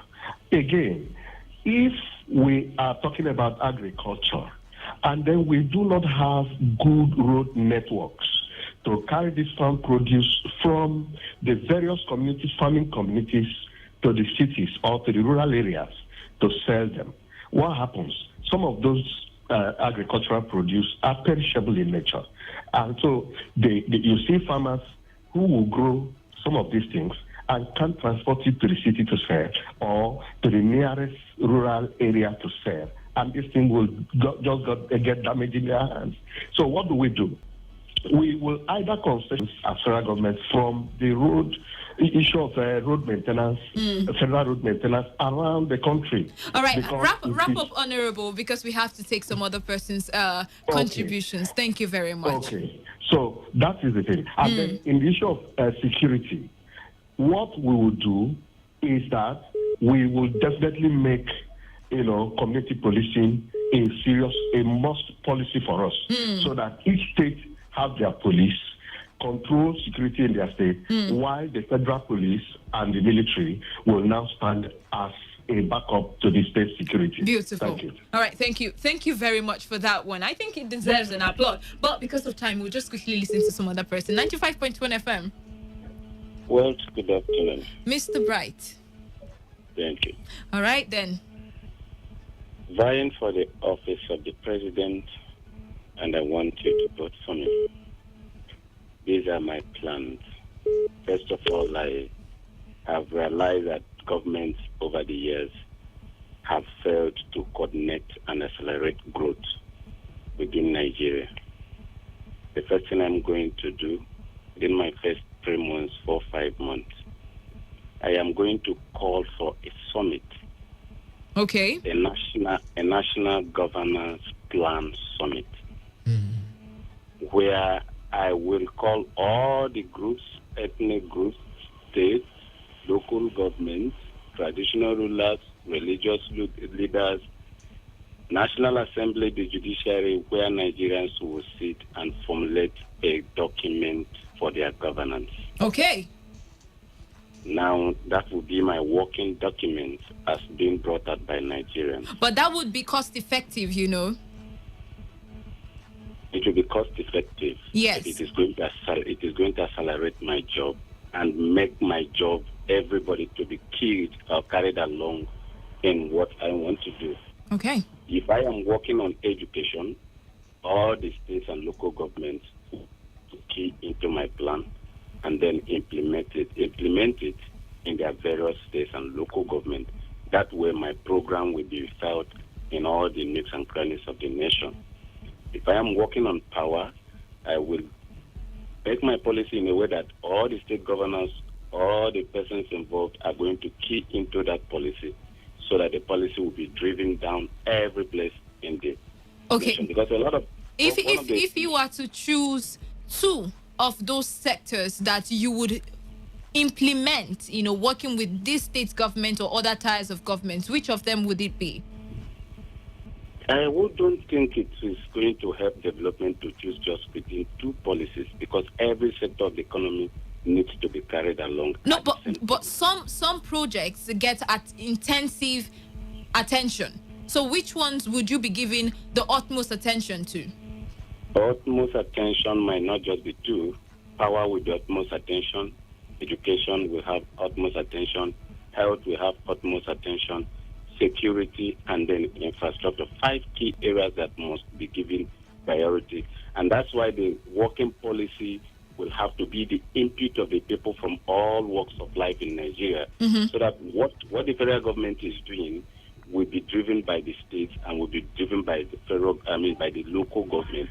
In that way, you have an even working environment and policy implementation of my government. All right, then. Everybody will be carried along, so that what I am doing in agriculture, the local government chairman is doing it. And replicating it where he is. And then every other person in the country will see the program and the policy of the president All right. being felt in his domain. All right, thank you very much, Mr. Bright. My 5 minutes. I'm not up. It's not up to my 5 minutes. It's because of time. I have to take some other person's call, right?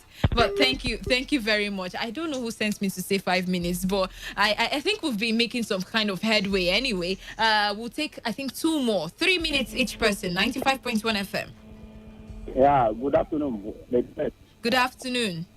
Introduce yourself and what office you would like to vie for. I want to see if I am opportune to vie for the office of the governor. Lady West, I took a tour at Songhai Farm recently. I understand that there are so many things that was being produced there before. Like they produce free eggs. They have animal section there. Different kind of products there. Now, what am I going to do as a governor? What was their problem? Why investors are not coming? I find out that the place were not secure. What am I going to do is to secure the place properly for the investors, for them to come. I will concession the place. I am going to revitalize every state industry that is in comatose. Like, for instance, we have the French factory at Rumosi. We have Buguma Fish Farm. We have the Songhai. We have there are so many other industries like the cassava processing listing. We have it. Now I am going to concession it. You understand? To ensure that it's being run independently. Okay. You understand? Because whatever thing that is being run depend on the government, it will never have a headway because you will have some lapses. So when you concession it, it will run independently and it will give you the easiest result. How am I going to have fun to do that?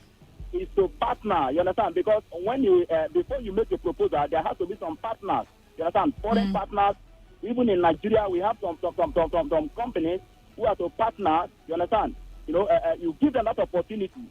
So when you give that opportunity, so it will usher in one employment, two the state we produce, agriculture. The state will be independent in terms of farm products. You have the fish. In fact, River State will be a hub where people will come and to buy, in large quantity and at the same time to sell. All right, then. These are the things that we're going to focus on. Then, secondly, every local government must see into my policy as a governor of the state.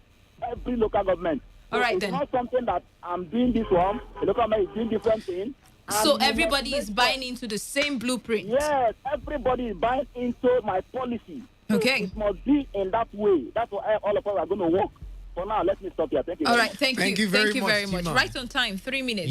Dave, I was going to make you say something. I'm not going to say anything. I'll be like a consultant to whoever wants to.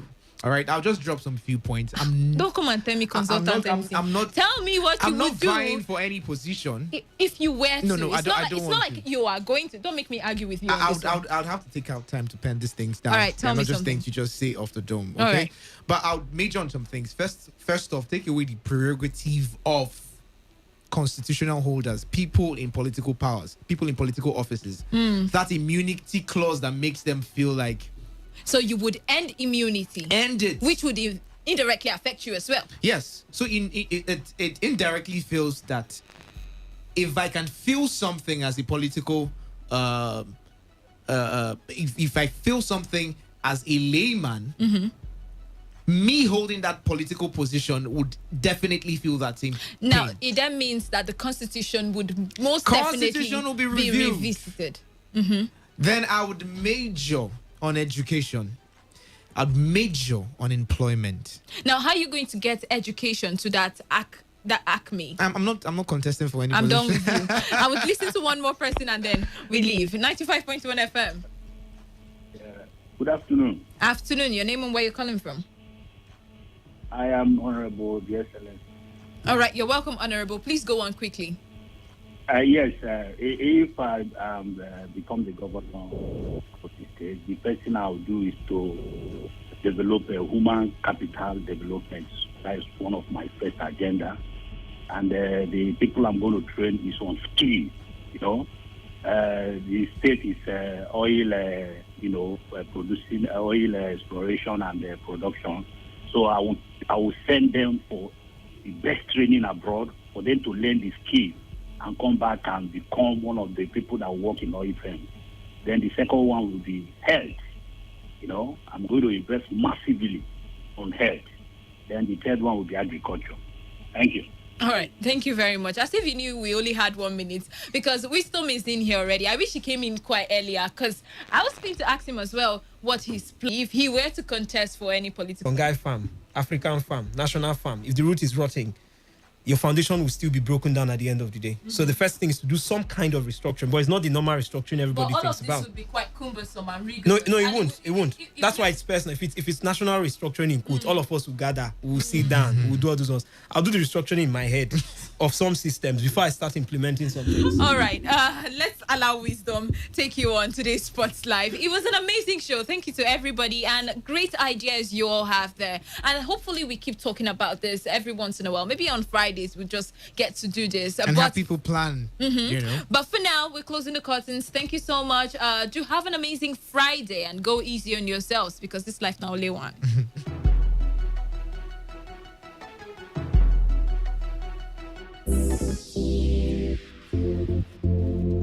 Let's talk football. Let's talk football. What a devastating strike! Football is a leisure game. Sports is actually my job. Football is boring. That's not true. It's way more important than that. What a wonderful goal! Fantastic strike! As far as I'm concerned, sports is all about passion. Sports Attack, weekdays 7:30 a.m. and today's Sports Live 3 p.m. Weekends 1 p.m. to 6 p.m.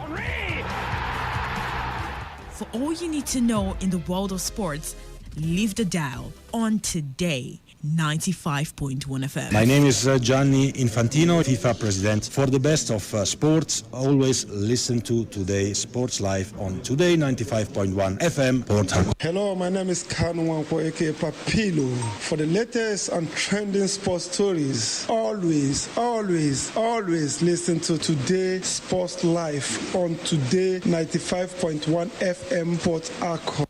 Feel the magic in the air.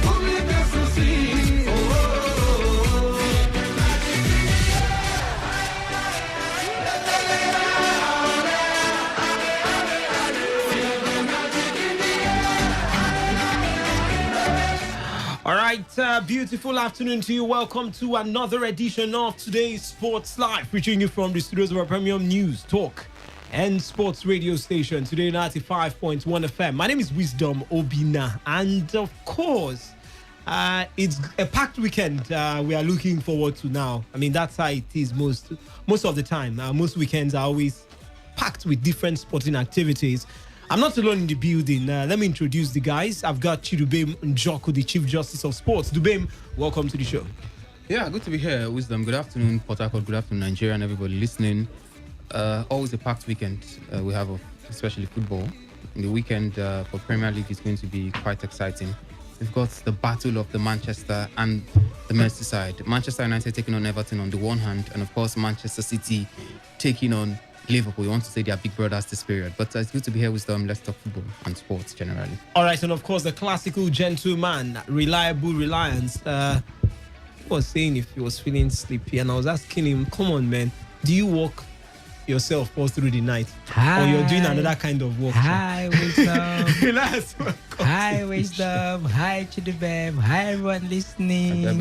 How are you doing? I hope you're doing fine. Greetings to you. I'm going to be talking with that voice today on the show. It's great to be here. Good afternoon to everyone. All right, on the menu today, we will be talking Formula One. The Saudi Arabia, they've registered their names for next season's Grand Prix. And we're asking this question. Do human rights even matter anymore? Do maybe what happens? Because it's looking like money has taken over sports generally. It's looking like if you have the money, you can get anything when it comes to the world of sports. Have we lost our sanity? Look at what is happening in some countries where players now go for outrageous amounts. And I mean, you buy some players that are called quantities for very high amounts. It's what's happening maybe now in Formula One. The Saudi Arabian nation, they are set to host a Grand Prix next year. And it's been causing a lot of issues behind the scenes.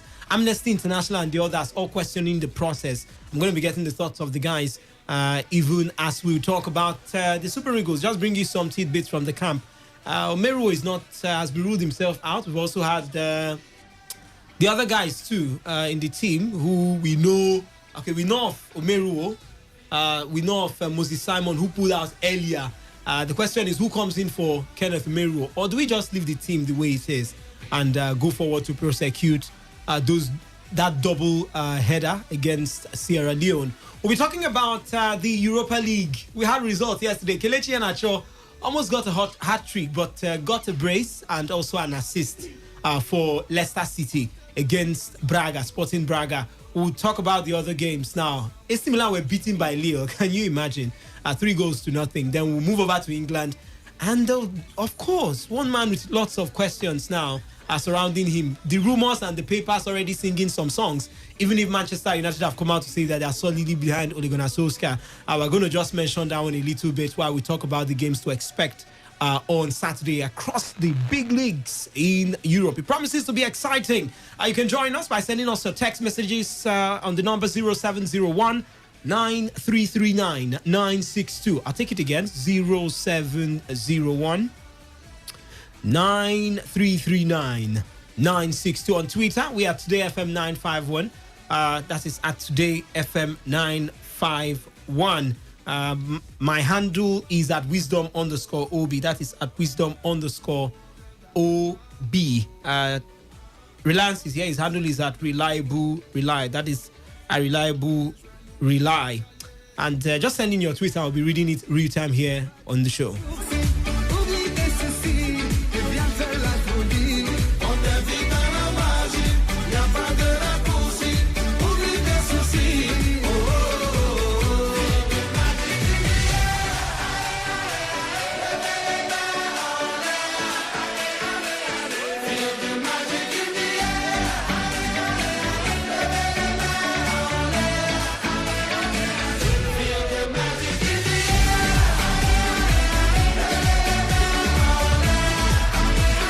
All right, quickly, let's start off with Formula One. And we'll talk about Saudi Arabia. It's not like we have a big race coming up or something, but this one is causing some controversies, really. Saudi Arabia has rejected criticisms after it was confirmed it would host its first Formula One race in 2021. The Arab Kingdom will make its debut on the Grand Prix calendar next year with a nighttime street race in Jeddah, as part of a long-term partnership announced by the sports minister, His Royal Highness Prince Abdulaziz bin Turki Al Faisal, has said staging the race perfectly reflects the transformational journey the country is on. It is understood the deal is for at least 10 years. Now, here's the thing. Amnesty International has said the event will be used to sports wash Saudi Arabia's appalling human rights record. I'll say it again. Amnesty International has said the event will be used to spot wash Saudi Arabia's appalling human rights record. Let me come to the guys in the building. I'll start with you, Reliance. Now, there's been issues surrounding some nations, some personalities now, and some individuals too. We saw the takeover of Newcastle United. It was almost like it's a thing of just say yes, and we'll bring in the money. It was not about agreeing terms now between Mike Ashley and maybe the guys from the Arab nation now. But the thing is, they looked at the record. We talked about the man who was murdered.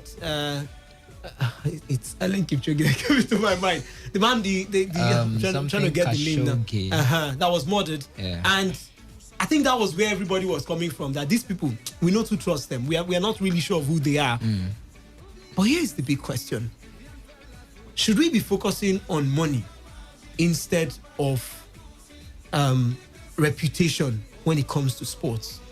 Wisdom, we should be focusing on reputation. I think that answer is the answer to the question you just asked is it's obvious in this case, because even you cited the takeover of Newcastle by the Crown Prince bin Salman of Saudi Arabia, and the Premier League has what is called the directors test, be the owner's test, something like that. That tells you that you can't just come into the Premier League and run a club. You must pass through that test, and the test tests you as a person, as a personality, and your source of funds. You know, that has to do with reputation as well as you as a person taking over a club in the Premier League. It's not only in the Premier League, in some other leagues as well as some other sports, these things are considered. If your image is not right, because it is believed that as a sports person, either a footballer or athlete, Formula 1 driver, a tennis player, which of the sports you participate, you ought to be a model to the whole world. The whole world are looking up to you. A little thing you do would influence a lot of persons. People would like to model your life after, or their life now after you. Novak Djokovic once said that he watched someone when he was younger and he dreamt being like that person. So many of these players, even recently, the Greece tennis player now, Stefanos Tsitsipas, said he watched Roger Federer growing up and he dreamt to be like him, play like him, and also, win more Grand Slams as he has. So that's to tell you that sports persons are models to the whole world. People look up to them, organizations look up to them. So if you don't have that good reputation, you shouldn't participate or run any sporting events that is globally recognized. That is why questions were being asked. I want to believe that by now the takeover should have been completed, if not for the situation surrounding the takeover.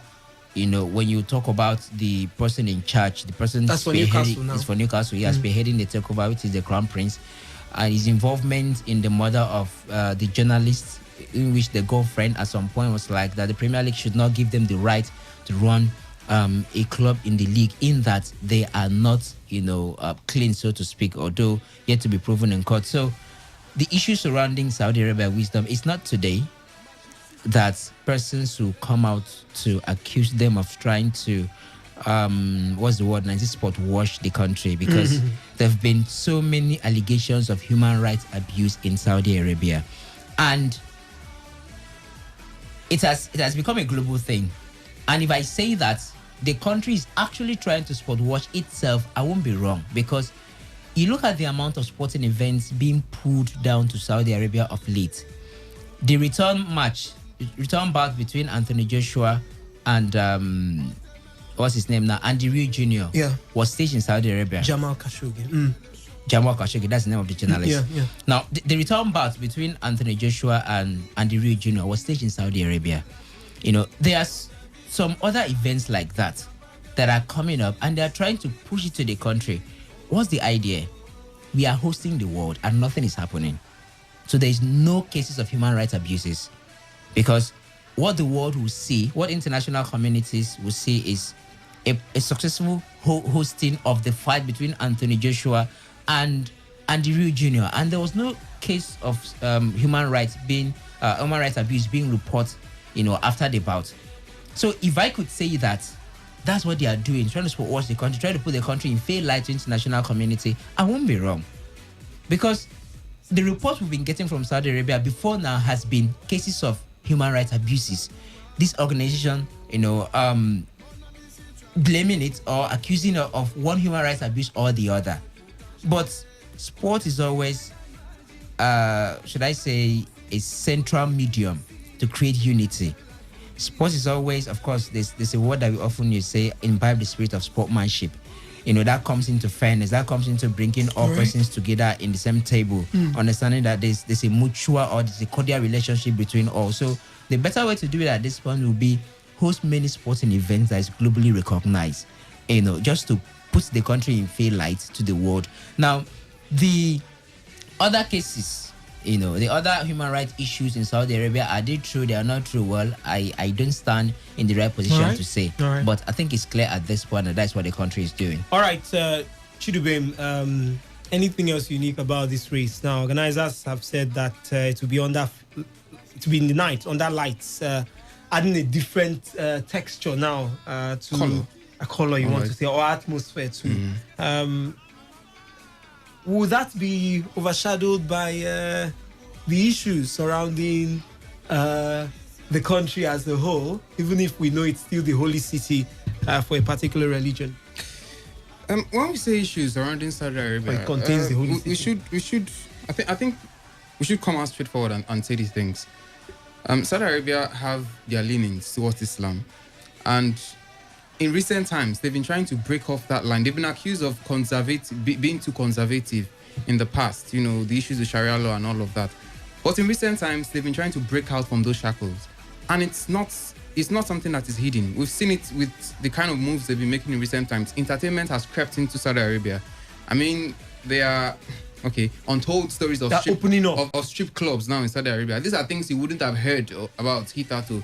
Women started driving 2 years ago in Saudi Arabia. It wasn't the case before. That tells you that they are beginning to loosen up. They are beginning to lean towards liberalism as against the conservativeness that a lot of persons, the world generally, Western world, seems to be running away from. And sports is one way to show that, come on, we are open to everybody. A lot of persons would think ordinarily that, Saudi Arabia is one of those uptight nations where you can't go and, go around freely. And that was one of the problems that Qatar had when they bidded for the hosting rights of the World Cup in 2022, which they eventually got. It was a bold step by Sepp Blatter at that point, because it was going to be tough.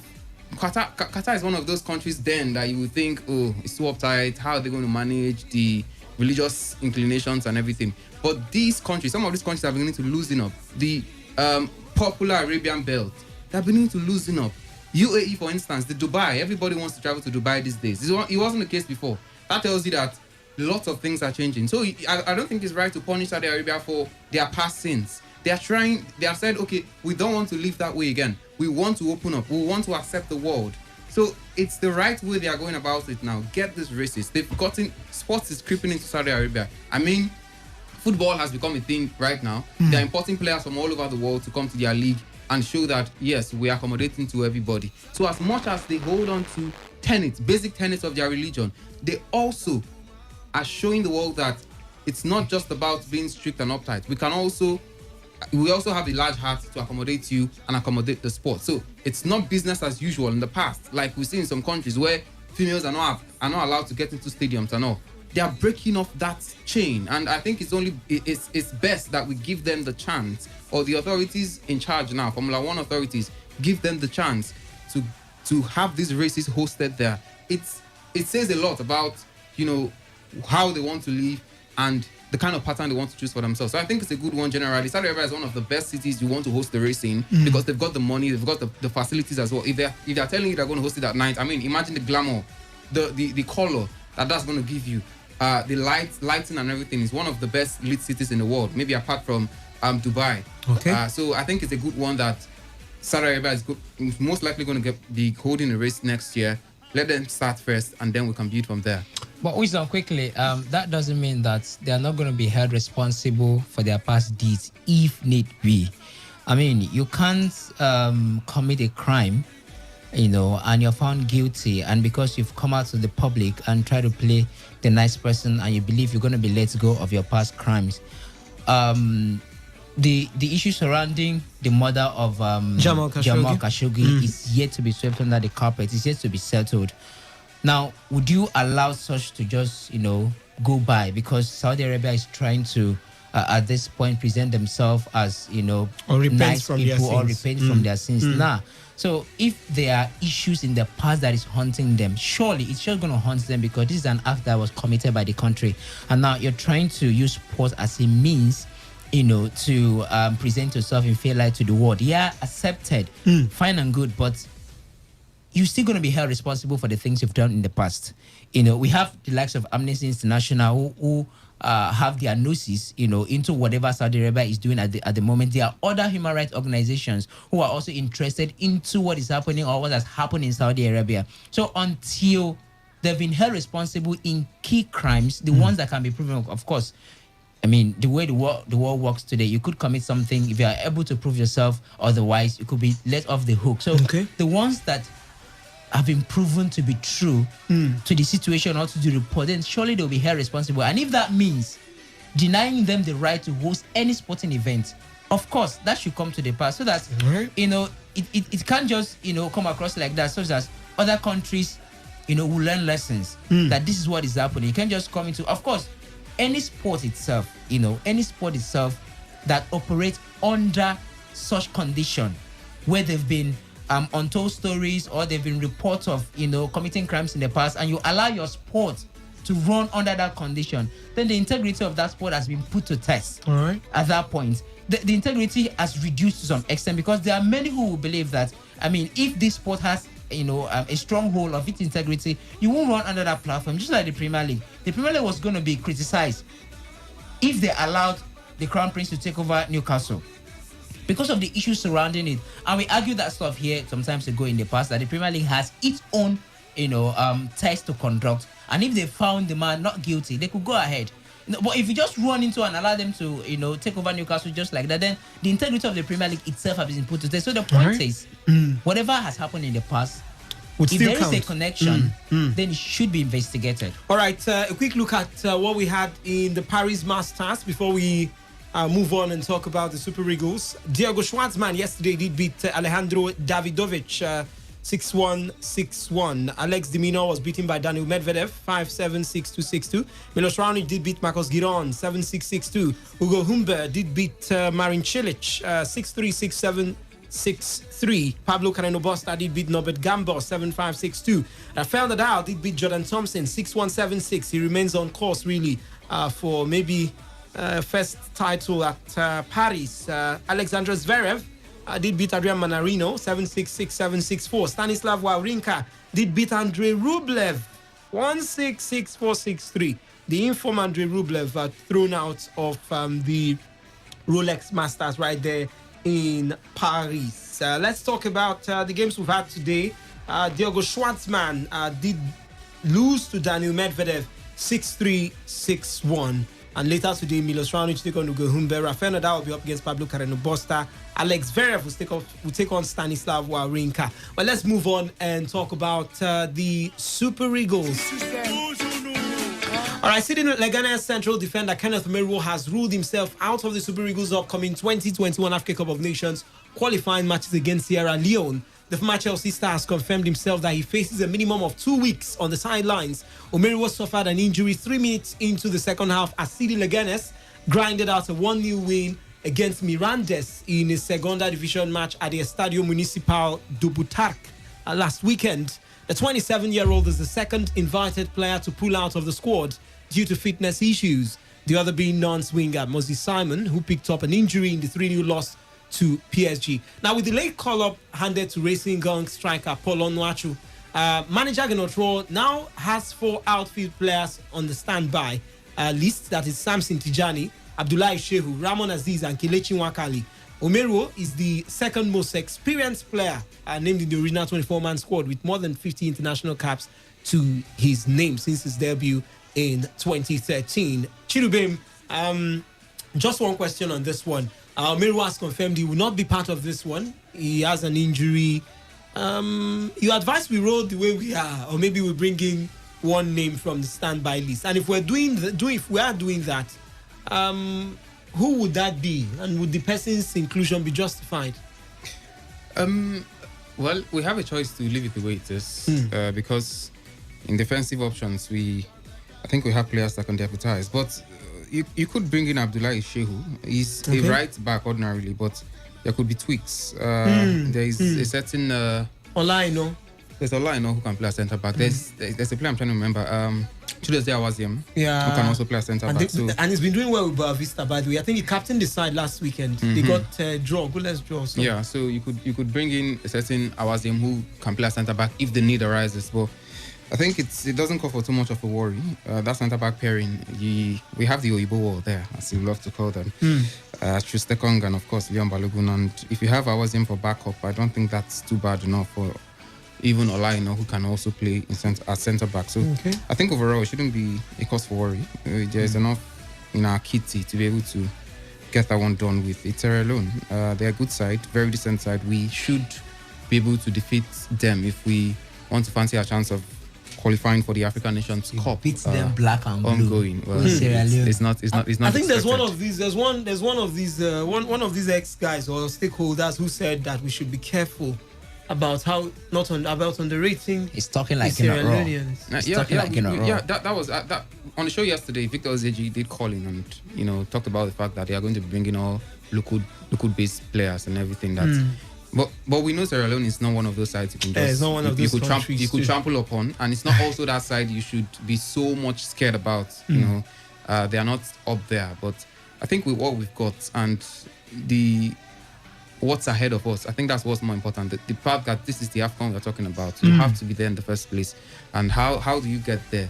If you get the win, if you get 6 points out of the double header, I think it's all but done, the qualification for the AFCON. So that job has to be done, and one way or the other it will be done. I don't think the likely omission of Kenneth Omeruo, obvious omission now, because I don't think he's going to be coming back to that one, would be enough. And also Moses Simon is even a player that maybe you would have thought would have an impact, but come on, we've got enough replacements for these players. It's not Victor Osimhen that if he was out, your chest will start. Or even Kelechi Iheanacho at the moment too. Kelechi Iheanacho is the man on fire currently. Anyway, he's on fire for his club, and who says he can't do well for Nigeria?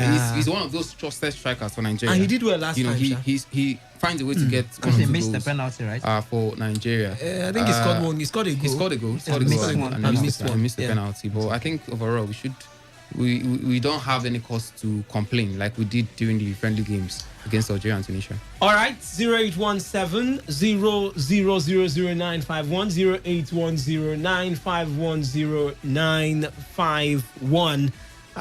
On the text message portal, it's 0701 933 First, Saudi Arabia lost its sanity because now it looks like the highest bidder, gets maybe the rewards, the events, and what have you. But it seems like we no longer pay attention to perfect examples, to how a place is, the cultures behind the area. Even as I said, maybe they've repented and you cannot use the past to judge them. We've talked about the Super Eagles. Kenneth Omeruo will be out for some time. And asking about replacements, who should probably come in? Or maybe we should just go on. Sierra Leone, should we just close our eyes and beat them? Today's Sports Life, good afternoon.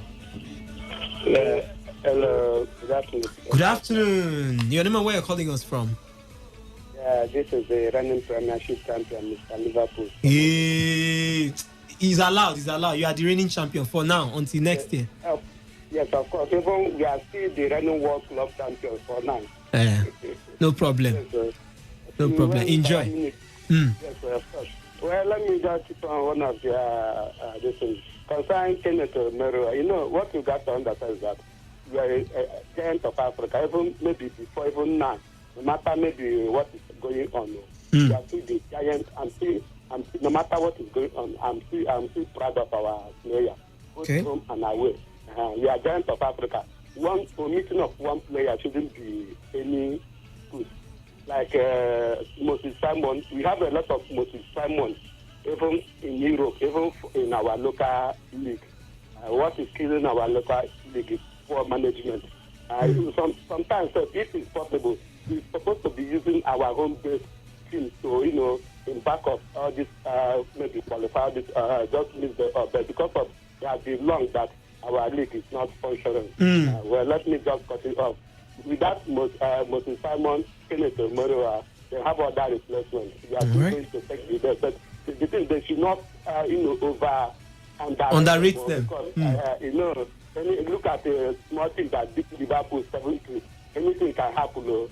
Not underrate Sierra Leone. Sierra Leone, they can come and surprise us. All right. At the end of the day, Super Eagles, up Nigeria. We are going to fight it. All right. Thank you so much for your thoughts, the reigning champion. until next year. Now, let's move on and talk about the UEFA Europa League.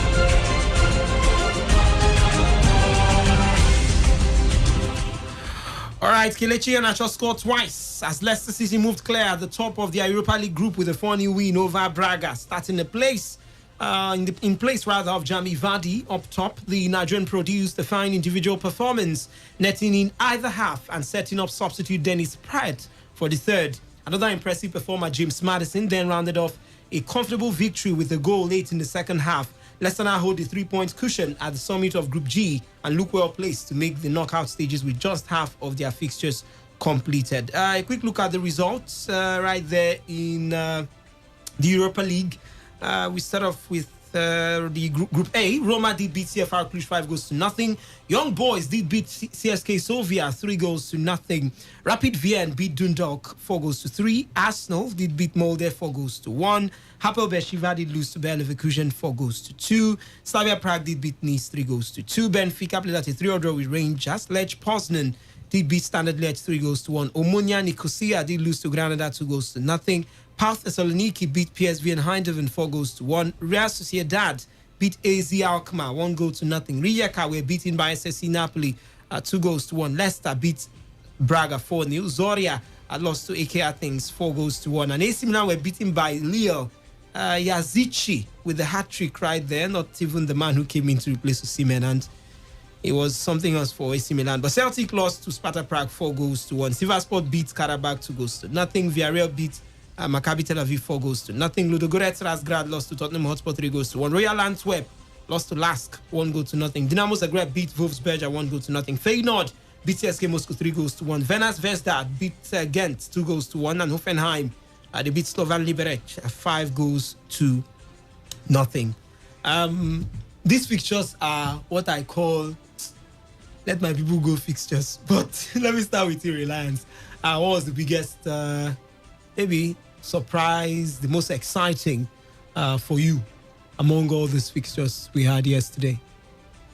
Well, it's Europa League and it's the group stage of the Europa League. So at this level of the Europa League, seriously, I somehow don't take it serious. I mean, talking about the group stages of the Europa League. So any result goes for me. But if I'm to stick my nose or stick out my neck and make a choice and then call it a surprise or something, I think it will have to be AC Milan Leo. Ordinarily, you expect that AC Milan should be able to get one over Leo. And they had all the names. Yeah. Zlatan, Sandro Tonali, everybody. And all that. So, but it ended in a 3-0 defeat for AC Milan. That should be the surprise result. But every other result we've seen, Bayer Leverkusen beating Hapoel Beersheva 4-2. Roma having 5 over, CFR Cluj. I think they are basically what you expect. Even Leicester City having 4 over Braga, and then they are basically Honestly, I didn't just know where to stand, but I think all the expected big boys in quotes did have a good the results go their way. Outside Milan. Yeah, outside Celtic lost at home 4-1. Were beaten by Sparta Prague. And I think Slavia. Slavia Prague defeated Nice 3-2. No, Sparta Prague did beat. Okay, Sparta Prague. Yesterday by 4-1. And I think aside the game between AC Milan, I think we had some exciting games yesterday. To be fair to the Europa League, it's not like everything is all watered down and crappy. Really, there were some good games. That game between Lille and AC Milan was quite good. The quality was there. It was fine performance from Lille. End-to-end stuff, both sides playing football quite nicely. AC Milan will always hit you on the break, and they did that quite nicely, although they weren't able to get the goal.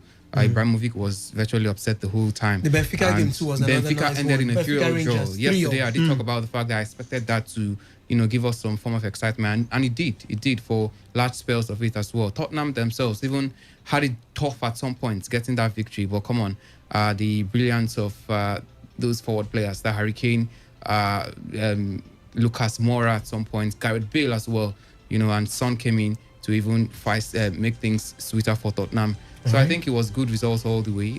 Arsenal also managed the 4-1 victory. Sounds flattering, the scoreline, because it was not so easy for Arsenal, especially in the first half. Ended in a 1-1 draw after the first 5 minutes. 2 own goals to the good of Arsenal. But it was a good showing. Generally, the fact that they were able to get all 3 points, and of course 9 points from a possible 9, keeps them in a fine position. And generally, the English teams looks like they are doing well. Leicester City as well. Yes, Kelechi is the main thing. Yeah, Kelechi is doing quite well, but those were just sloppy goals. But it doesn't matter. He got the numbers, and he also assisted. Yeah, it's good. And he was taken out in the 72nd minute. Maybe he would have gotten a hat-trick. It's good for his confidence, and he's probably putting himself up there in the coach's head, thinking about players to start in the Premier League. Perhaps he might get a chance, a look in, although it's I keep saying it's difficult when you're second to Vardy. It's very difficult. And Vardy does not even look like he's slowing down. Exactly, but it was fine showing in the Europa League yesterday. All right, well, let's get into the English Premier League.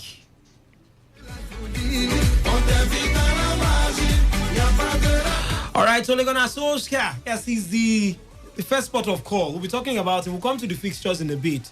But the Manchester United hierarchy have come out to say that we are in support of this man. We are behind him. No matter what happens, we are sticking with him. And come rain, come shine, he remains the coach of Manchester United. I'll come to the reports. But this is what happened when Ole Gunnar Solskjaer was told or asked if his job was under any sort of threats.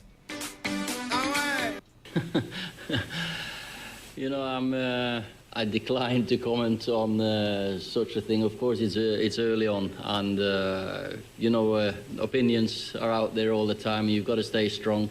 I'm employed by the club to do a job, and I do that to the best of my ability with our staff. Feel the magic in the air.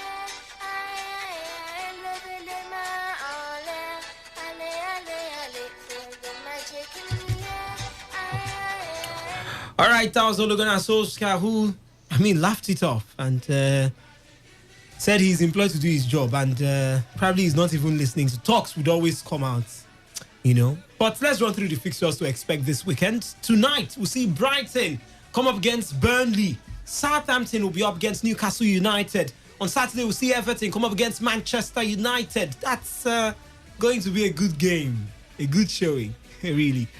For the two sides, whoever comes out tops there. Crystal Palace will take on Leeds United. Chelsea will be up against Sheffield United. And West Ham United will take on Fulham, who, by the way, had their first win this past weekend. Ola Aina with that beautiful strike for the Fulham side. On Sunday, we'll see West Brom come up against Tottenham Hotspur. Leicester City will take on Wolverhampton Wanderers. That's another interesting game, if you ask me.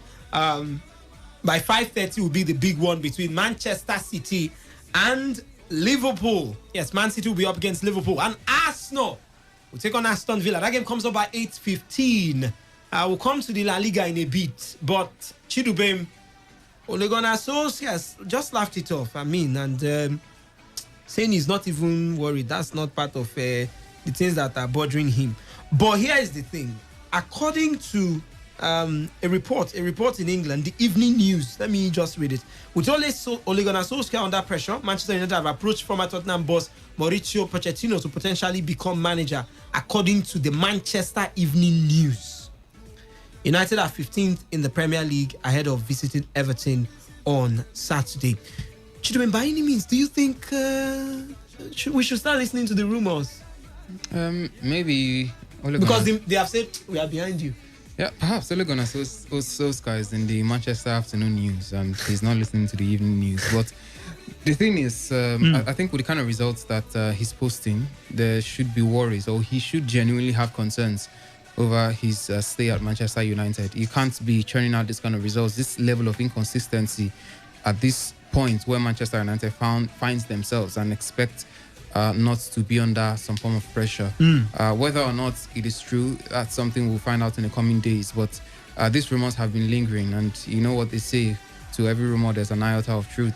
And I think for Ole Gunnar Solskjaer, it was going to be easier for us to debunk it if he was getting the results. So it would invariably amount to foolishness for anybody to think that a performing coach is going to get fired. But I think at this point, the best way he can silence these critics or these kind of rumors from flying around would be to get the results. When he got those results against PSG, and that's the draw against Chelsea, and of course that 5-0 throbbing of RB Leipzig, there was no news, no report anywhere of him getting fired. Yeah. It was all the praises of Solskjaer here and there. So if he plays against Everton this weekend, he's able to get a proper victory, a decent win against Everton, and then goes on maybe to get one or two other victories. I think all these calls for his sack and all will be quelled and cushioned. So it's just a matter of him getting the results at this point. He said the right thing, actually. It shouldn't bother him what happens in the news, because rumors always fly around. That's why we are here as the press. We are here to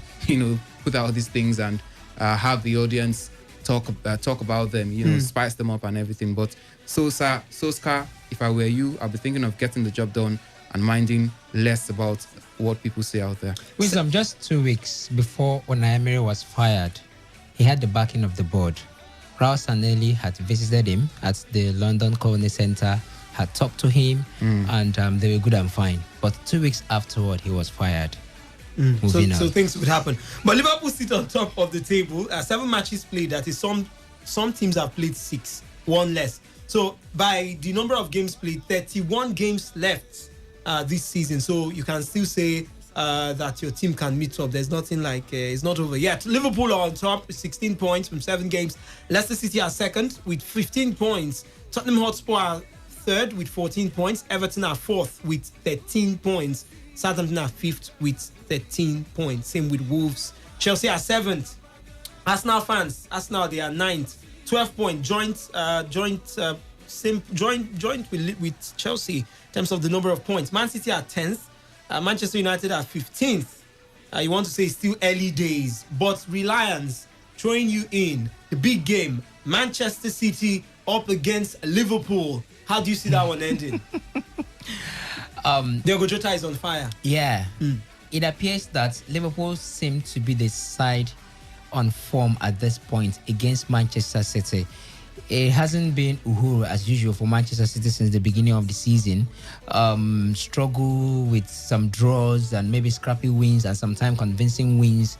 I think they had a convincing win, in the UEFA Champions League. I think 3-1, if I'm not mistaken. 3-0, yeah.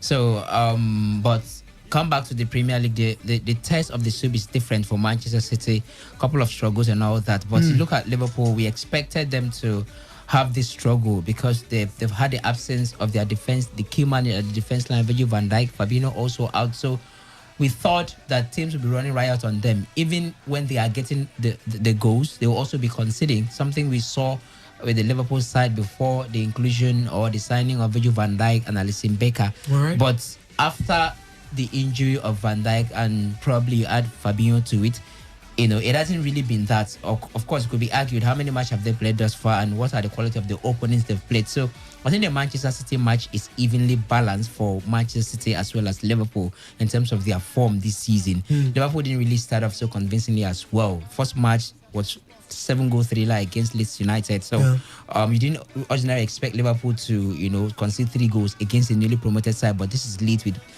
Marcelo Bielsa as the manager of the side. And other wins too in the Premier League, they've also had to struggle to grind out the result. So it's evenly balanced in terms of form. What are we to expect? I want to believe that this will be a better test for the defense of Liverpool in the absence of Virgil van Dijk and Fabinho.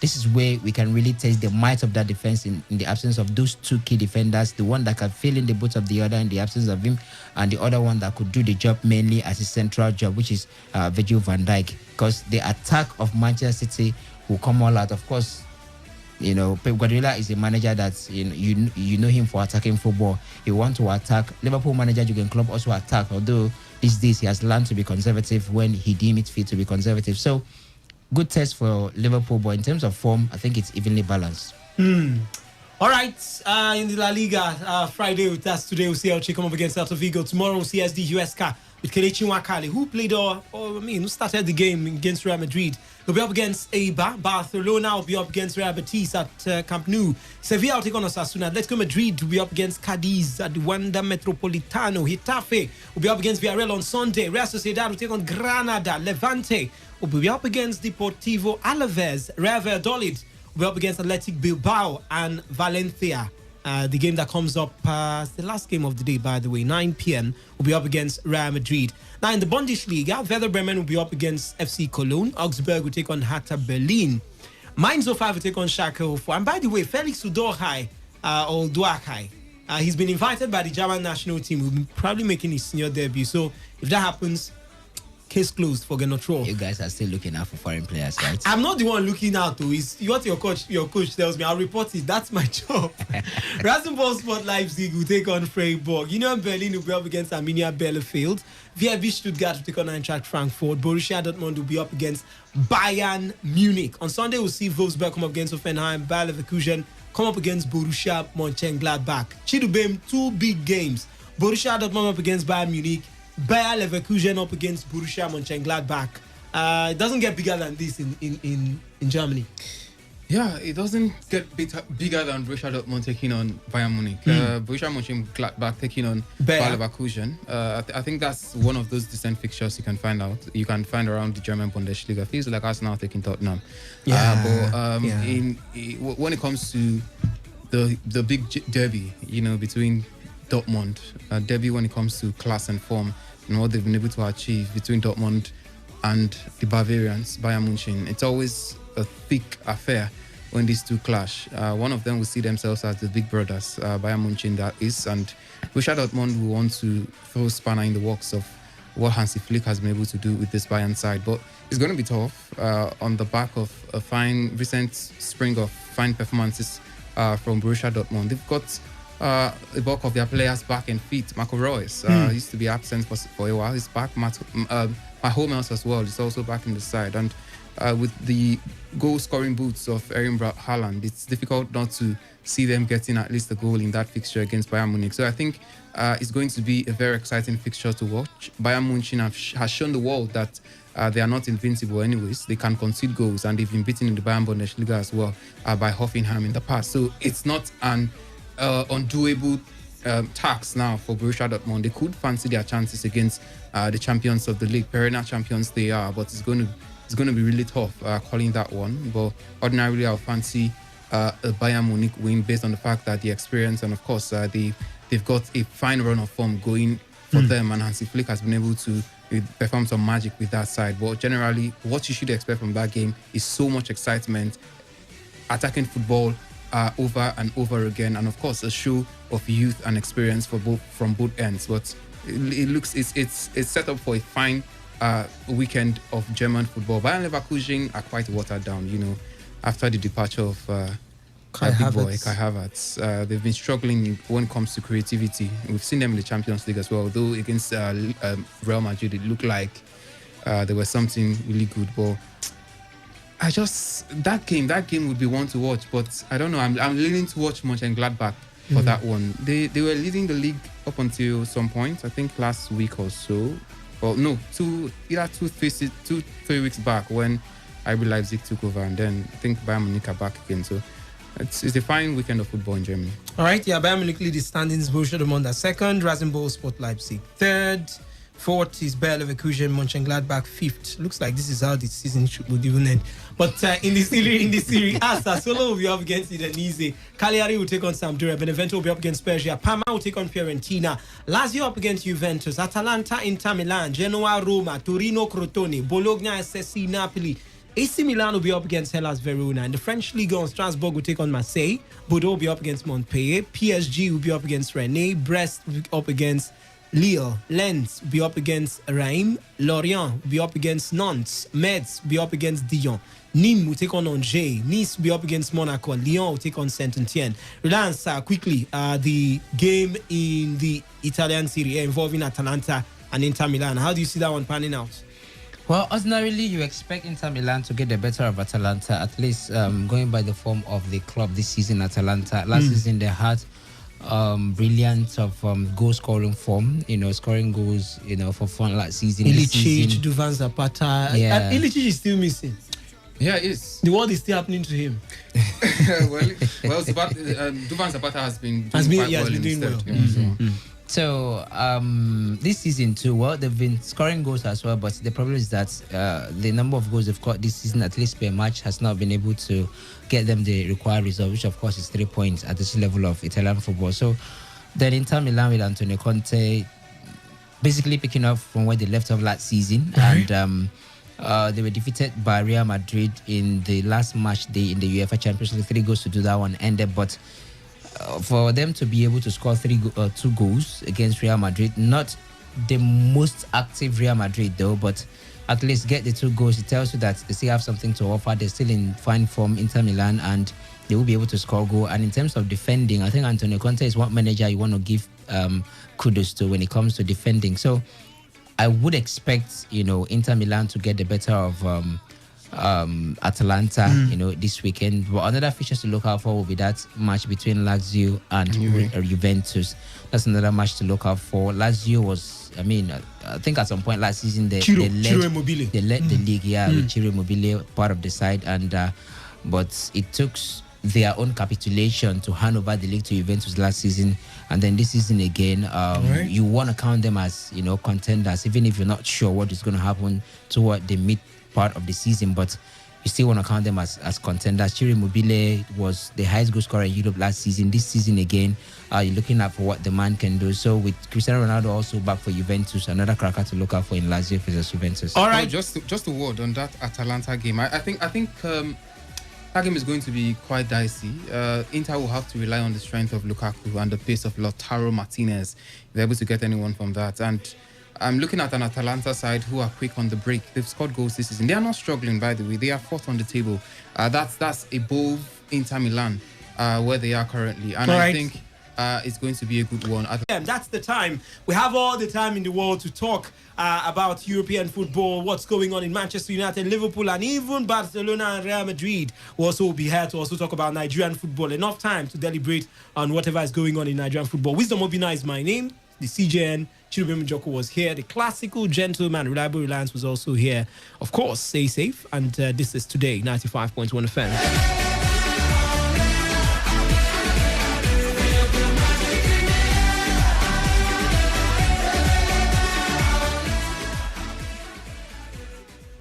This good today. Do you know High Life is a multi-level marketing company operating on e-commerce business model? Do you know e-commerce is the richest industry in the world today, even richer than all the oil companies combined? Do you know the single most important thing that can happen to you right now is to find a way to earn in US dollars? Can you imagine a feeling where, guess what? In High Life, you do not need to refer people or sell the company products before you earn. In High Life, you do not need your own physical office to make money. In High Life, nobody put you on pressure to retail the company products. In High Life, your money works for you depending on the capacity of your online shop. In High Life, you make money even while you sleep. High Life produces and sells its products online through their online shops. When you partner with High Life, the company pay you 18% of your money monthly depending on the size of your online shop. High Life business is bulletproof against lockdown, meaning it does not matter whether there is lockdown, the company continue to pay you 18% of your money monthly. That is not all. High Life also has what is called daily profit sharing, meaning the company will add up their entire daily profits and share it with its partners all over the world. This week, Saturday, our leader and business consultant will be available at Emerald Hotels to take you through how to explore high life opportunity. Note there are 4 sessions as follows: 10 a.m., 1 p.m., 3 p.m., and 5 p.m. To book your session, text PH, your preferred time, and your name to 081 28 68 7775. Again, text PH, your preferred time, and your name to 081 28 68 7775. Again, 081 28 68 7775. Remember, in High Life, you do not need to refer people or sell the company products by yourself before you earn. Your products are being sold online while you get paid every 5 days and every 30 days.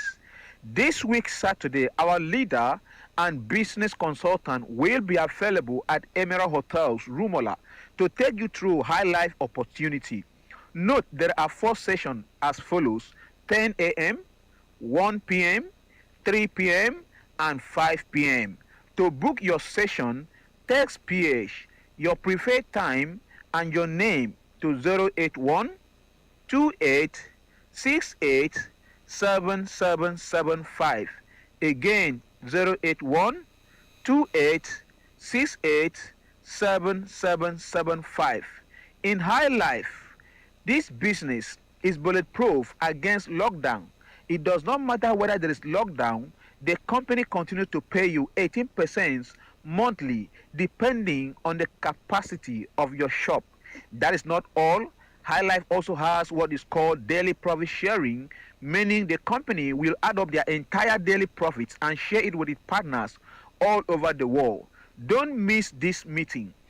Our leader will be available at Emerald Hotel this Saturday to take you through high life business opportunity. The sessions are as follows: 10 a.m., 1 p.m., 3 p.m., and 5 p.m. To book your session, text PH, your preferred time, and your name to 081 28 68 7775. Again, 081 28 68 7775. High life, high future. High life, high future. Remember, poor is passing over opportunity repeatedly. That should not be your portion. Join this meeting as High Life will continue to change your life. Text PH, your preferred time, and your name to 081 28 68 7775. God bless you.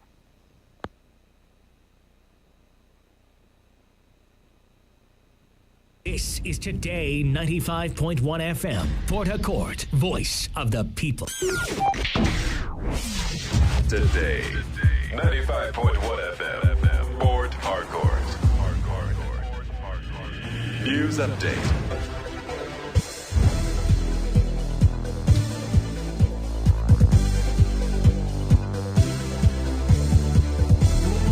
Good afternoon. Here's the news update on Today 95.1 FM. I am Wisdom Obina. The Independent National Electoral Commission has presented the report of the 2019 general elections. INEC Chairman Professor Mahmood Yakubu made the presentation while briefing newsmen at the Commission's headquarters in Abuja. Yakubu explained that the document contained two reports, the report of the stakeholders' retreat of the 2019 general elections and the report of the election itself by the Commission. He gave a breakdown of the reports to include preparations, conducts, and post-election events. The INEC boss noted that the reports contained 180 recommendations, adding that some of the recommendations that required administrative actions by the Commission were already being implemented. According to him, the implementation of the recommendations led to the improvements in the Edo and Ondo governorship elections. He, however, stated that other recommendations in the reports would require legislative backings by the National Assembly to be implemented.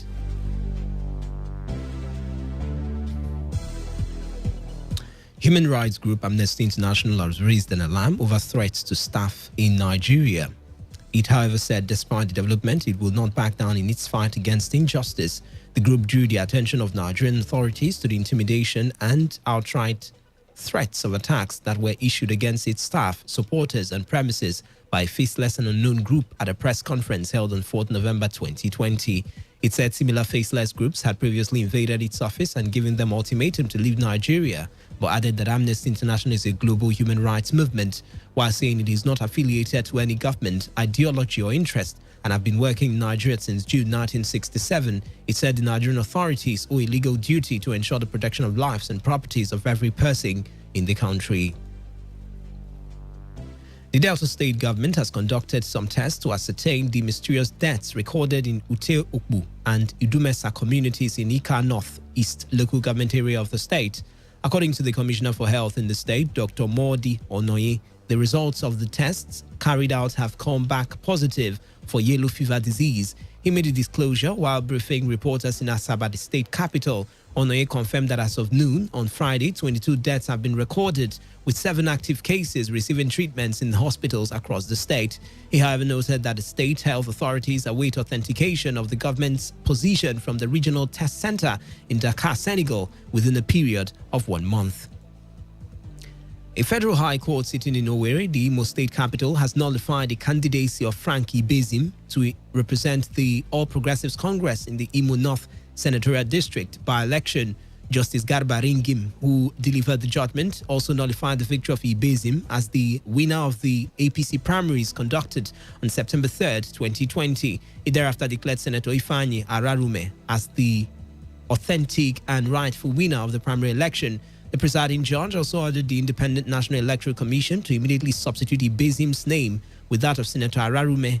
The judge said Ibezim's candidacy was nullified on the ground that he did not participate in the September 3rd primary elections of the APC. According to Justice Ringim, this is because there was a petition by the APC screening committee that he and 5 others were disqualified for not meeting basic requirements. He therefore held that any vote allotted to Ibezim was a nullity in the eyes of the law. On the foreign scene, United States Democratic presidential candidate Joe Biden has taken the lead in Pennsylvania with 90% of votes counted. Based on calculations, if Biden wins Pennsylvania, he would have won the presidency. He has also taken the lead in Georgia with 90% of votes counted, while he has a slender lead in Nevada and Arizona. In the meantime, a statement from Donald Trump campaign lawyer Matt Morgan says the election is not over. He claims that ballots in Georgia were improperly harvested and that in Pennsylvania, election observers were not given meaningful access to counting, despite a judge's order allowing them further access yesterday. Morgan also disputes that Arizona will go to Biden, as several news networks have projected and claimed that thousands of ballots were cast improperly in Nevada.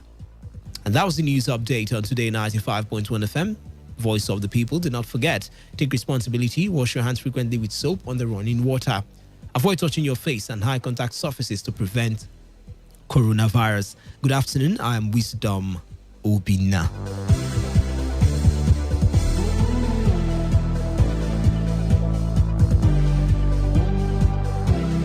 Today's news, today's entertainment, today's sports, today's issues. Today on Today 95.1 FM, Port Harcourt. This is Today 95.1 FM, Port Harcourt, voice of the people. This is Today 95.1 FM, Port Harcourt, voice of the people. Radio has never been this good. Today 95.1 FM, Port Harcourt. Radio has never been this good. Today, 95.1 FM, Port Harcourt. Radio has never been this good. Today, 95.1 FM, Port Harcourt, voice of the people.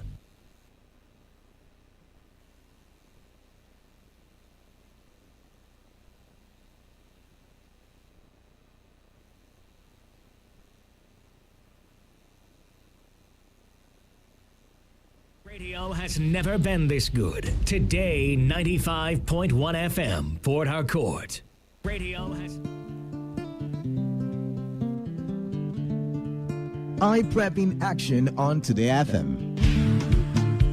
This program is designed to educate the people and give detailed progress reports on the Ogoni cleanup project. The show will also feature high-profile interviews and discussions with relevant stakeholders on the cleanup exercise. We shall be presented with weekly updates and discussions on burning issues on the cleanup exercise. Tune in every Friday from 4 p.m. to 5 p.m. to get all the information about the Ogoni cleanup project. HyPrep, remediating the environment and restoring livelihoods.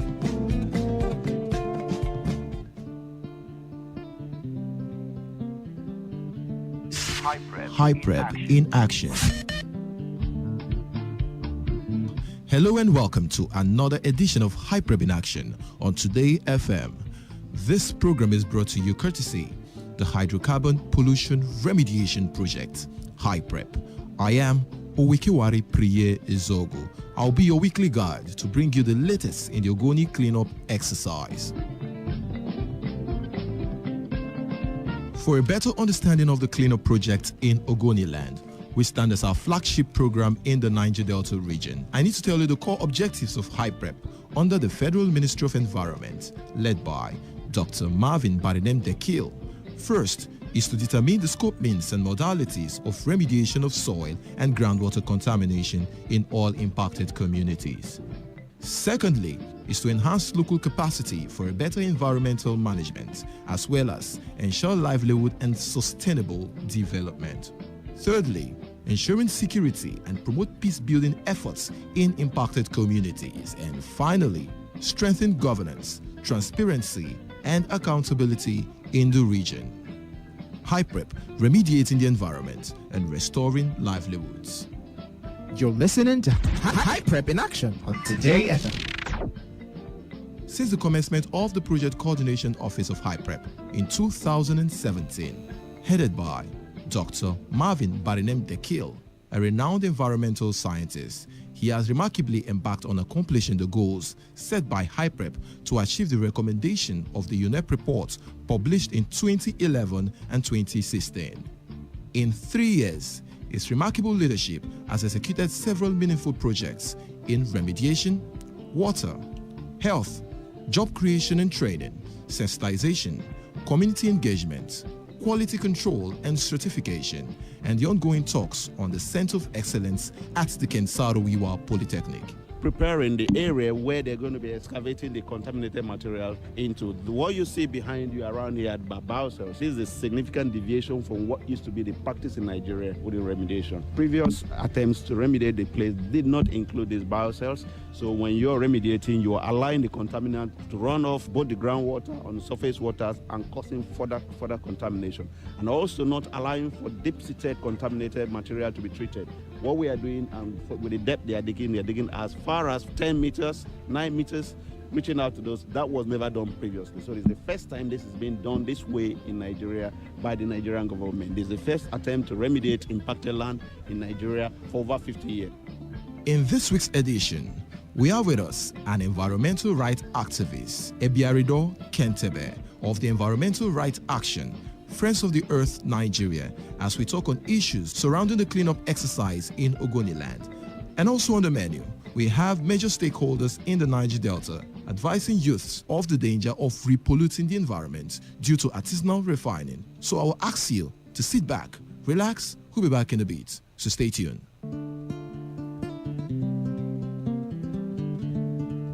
iPrep in action on Today FM. This program is designed to educate the people and give detailed progress reports on the Ogoni cleanup project. The show will also feature high-profile interviews and discussions with relevant stakeholders on the cleanup exercise. We shall be presented with weekly updates and discussions on burning issues on the cleanup exercise. Tune in every Friday from 4 p.m. to 5 p.m. to get all the information about the Ogoni cleanup project. High Prep, remediating the environment and restoring livelihoods.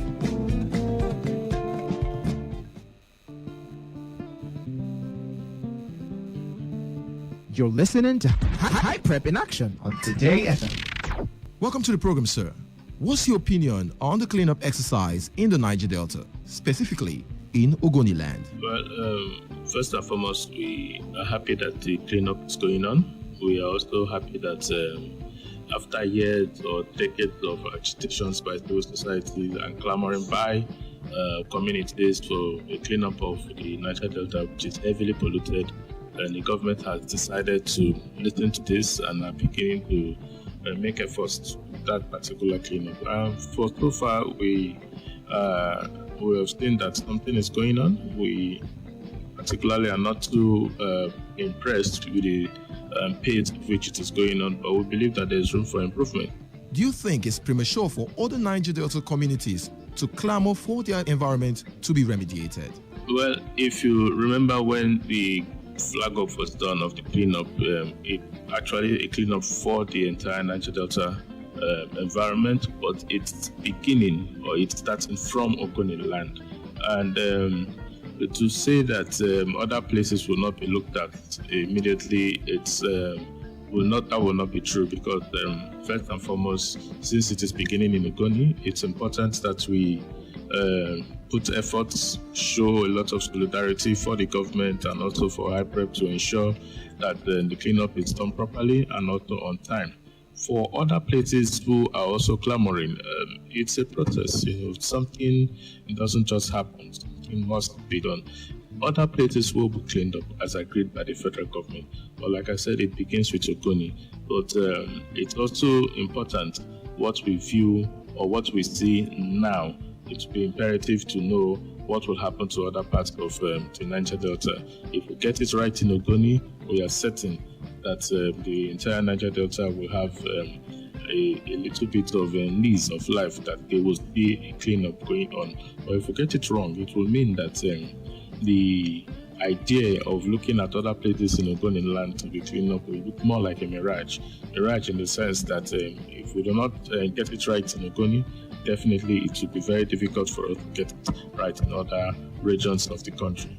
So like I said, it will be very important for us to look at it from all angles to ensure that once we get it right in Ogoni, it will mean that other places clamoring for their own cleanup will also have a lease of life. Places Kayosa, places in neighboring communities around Ogoni will also see a cleanup, but we must get it right first in Ogoni. And all hands must be on deck. We expect that civil society, government, and also the communities are all together in this particular cleanup exercise. Environmental activists all over the Niger Delta and Ogoni land fought really hard for the cleanup to be a reality. So what's your projection in the next 10 years? We project that it won't be an easy ride. It won't be a smooth ride. We expected bottlenecks to happen in the process. And if you look at how we've clamored in the past, even as we speak now, even as the cleanup is going on, we've identified some flaws, which we are also asking that the federal government and High Prep in place properly to ensure that the cleanup is done and done at also on time too. So I think that for us to have a proper cleanup, for us to have it done properly, we must show support and we must critique where needs to be critiqued and also appraise where there needs to be appraisal. Another issue surrounding the slow pace of the cleanup process is land disputes. Some persons felt that High Prep is created to share money. So what's your opinion and what's your advice for these community leaders? There is nowhere such a cleanup will happen where naturally land disputes won't occur. But it's important that High Prep and also the federal government does its homework properly in the sense that they need to make the people, the communities, understand the whole idea of the cleanup. It's not a money-making venture. It's not an NDDC where money can be shared. It's not done that way. The entire setup was done properly in a manner where no money can be taken from anywhere to do any other thing. The governing council and the board of trustees need to approve before the HYPREP coordinator does any form of activity. And that is the unique thing about the Ogoni cleanup. It's not a regular government agencies where things are just done without a due process. And for the cleanup to be successful, the communities must be carried along. They must be in the know of things. They must be giving updates on what is happening. And if that is done, it will reduce the conflict amongst communities. It will reduce the conflict in terms of whose land is to be clean, whose land is not to be clean. And our appeal also to the communities to allow the federal government to do its work, because if the environment is cleaned, and it will give the entire Niger Delta civil societies and also communities hope that they can return back to their natural ways of living, their own natural ways of doing things. We in the Niger Delta are well known for farming and also fishing, but that is gone because of the pipelines that are crisscrossing the entire Niger Delta environment, and it makes spills occur severally from different parts of pipelines around the entire Niger Delta. And it's also for the oil companies to be able to, from time to time, do inspection of their pipelines, change those that needs to be changed, and also replace those that are old and worn out. Provision of portable drinking water, which is an emergency measure, and HYPREP has begun the processes of provision of water, but should the burden solely rest on the shoulders of HYPREP, where we have other levels of government? Well, HYPREP is saddled with the responsibility of ensuring that the cleanup is successful. HYPREP is to ensure that water is provided as written or as gazetted in the cleanup PEP reports, where it says that water is an emergency, without even it being made an emergency. It's very natural that people who have lost their lives and lost their lands, lost their farms, lost their waterways, the first thing you need to do is to provide them adequate and potable drinking water. So I think HYPREP has begun the process of providing water. I know the bidding has been done. I know also that some time ago I listened where they are in discussions with the state government and also with the local government to see how they can revive every other existing water channels that's already in existence, and also give it to competent contractors to ensure that water is now provided for the people of Ogoni. So for me, it's an emergency measure. It doesn't need to have taken this long. It's something that could have been done earlier than now. But if it has started, we should be a little bit patient to ensure that it is done properly, and we're going to monitor the process and ensure that the people of Ogoni deserve good drinking water and they get it right on time. Another big issue is repollution of the environment due to artisanal refining in the region. What's your advice for the youth? The issues around artisanal refining is mostly, I would call it maybe political, but even at that, I expect that the government and the national agency, orientation agency, does a lot of work around sensitizing and also trying to change the mindset of the youths to stop pollution, because repollutioning of the environment will really hamper the entire cleanup process, because you don't mop the floor while the tap is left open. It's very difficult. It's very, very impossible for you to do that, because the more you try to mop it, the more the tap keeps flowing. So I think HYPREP needs to look at this critically. They need to work strongly with the military, strongly with the state governments, and also the federal government to ensure that they attack and also deal decisively with ongoing artisanal refining in the Niger Delta. No one is impressed with what is happening, because it has given room for the oil companies to say, hey, we're not the ones doing this pollution. And it's difficult for you to argue with them, because when you go to most of the communities, artisanal refining is on the high. And this is where I really have to look at both the federal and state governments.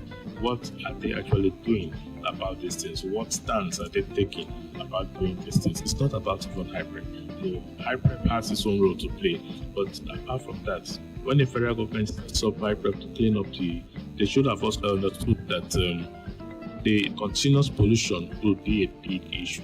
So I don't know how HYPREP is going about it, but I really think that is the federal and state government should put their feet on the floor and deal decisively with anyone involved in artisanal refining.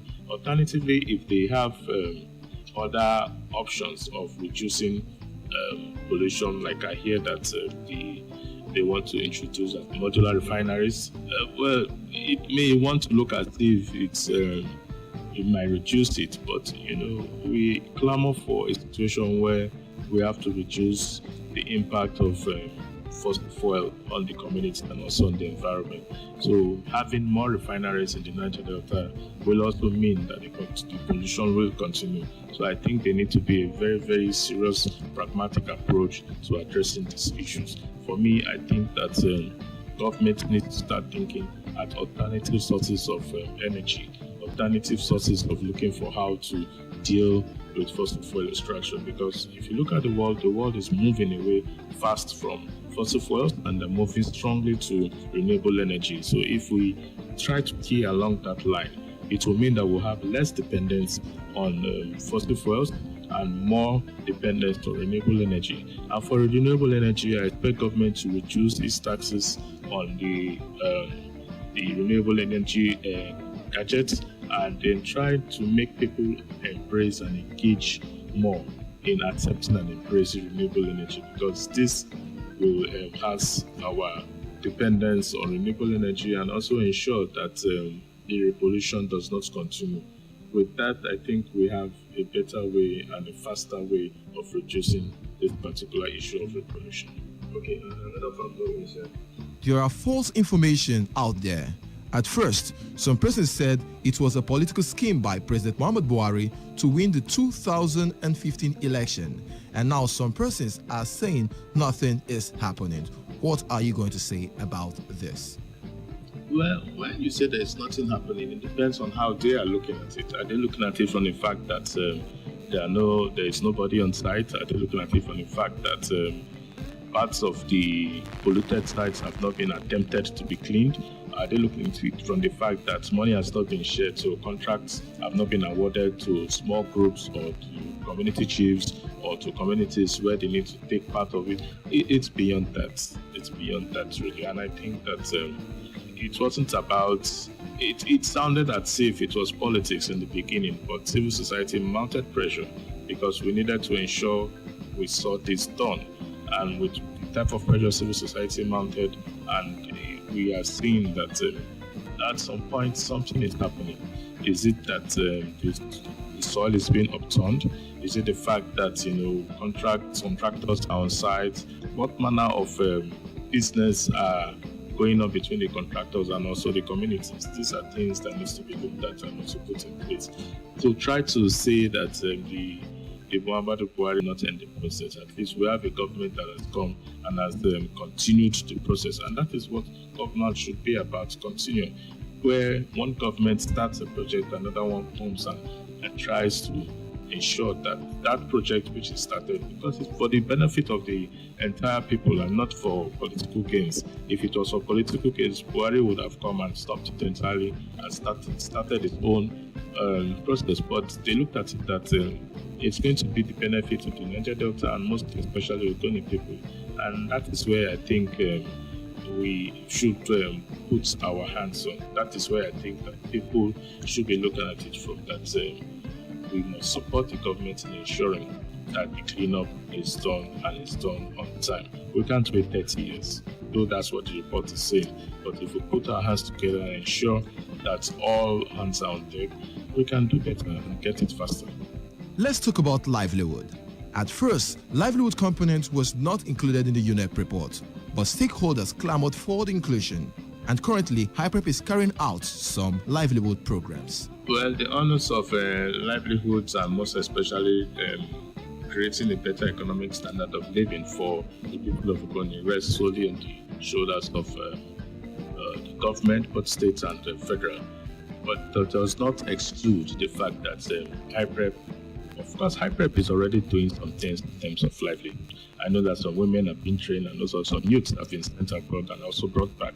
It's beyond all of this. It's beyond capacity building on information technology and trying to create hubs for the youth to get themselves engaged. People who have ideas in terms of economic development and other parts of development should come on ground and also provide their ideas. But that environment must be created both by HyPrep, the state, and also the federal government. Do you think it's necessary for some persons to be calling for the removal of the project coordinator, Dr. Marvin Barinem Dekio? When people say politics are involved, I do not know or understand where they're coming from. But there is no agency or there is no, how will I put it, a system that goes on without any criticisms. And it's very natural for criticisms to occur. Calling for the removal of the HyPrep coordinator, well, they could be within their own rights, but I don't think that is a way forward, because whoever is at the helm of affair is doing that for the first time, and so whoever you're bringing in after the project coordinator criticisms, rather than face up agency itself is not functioning to its best ability, it's very natural for you to call them and also profile your own solutions to ensure how it works. Removing the coordinator, it doesn't change anything, because if you remove him, you bring somebody else, that person starts his own plan again, another set of people will come up and say, hey, this guy is not performing properly, we also need to remove him. Is it the president that is also performing well? No. Are we calling for the president to be removed? Some people are saying yes. Others are of the opinion that the president is on the right track. The same thing that is happening even in America as we speak. Some are of the opinion that Donald Trump has not done properly. And some are still of the opinion that Donald Trump is moving America on the right path. But the elections will speak for it. And I've followed the elections recently. I see that it's a very tight score. Now, if Trump is not doing very well or does not have the support of some majority of the Americans, do you think the elections will be so tight-fisted? I don't think it will be so tight-fisted. So I think that it's not about the individual that you intend to remove. Mostly it's about the fact that you must help the agency to grow. As the HyPrep coordinator be able to perform above what people expect, I cannot say that, because I'm a civil society person, and for me, I just look at things from my own point of view, and I think that should work. What's your advice to the administrative structure of HyPrep going forward? Because this is the first remediation work that will be done in Nigeria. Well, I think that going forward, we should be able to, I will expect that HyPrep and the federal government should allow people also the technical know-how must be on deck to ensure that the cleanup is successful. Because if we don't achieve it, a successful cleanup now in Ogoni, and the rest of the Niger Delta should just is as good as not having anything done in the rest of the Niger Delta. That is not what we want. Well, it depends on how we look at the situations on ground now. For me, I think that with the right support, with the right pace for the cleanup, in the next 5 years, we should be having a very, how will I put it? We should have a good degree of progress done in terms of the cleanup. But once there are bottlenecks, once there are hiccups, once there are criticisms that are not constructive, then the next 5 years will be like moving around in the same circle. But for now, I think that we should strengthen our capacity to engage and also involve and also support the cleanup process to ensure its overall success. Is there a need for more studies in the Niger Delta? Because the last time UNEP did research was in 2011 and 2016. I think HyPrep has made an attempt to review the report from where it met it in 2011. And I think that for me, I think it has to be a constant. It has to be done periodically, maybe every 1 or 2 years, to test and also check the new, because like you said, science is innovation. Science is not something that you stop at.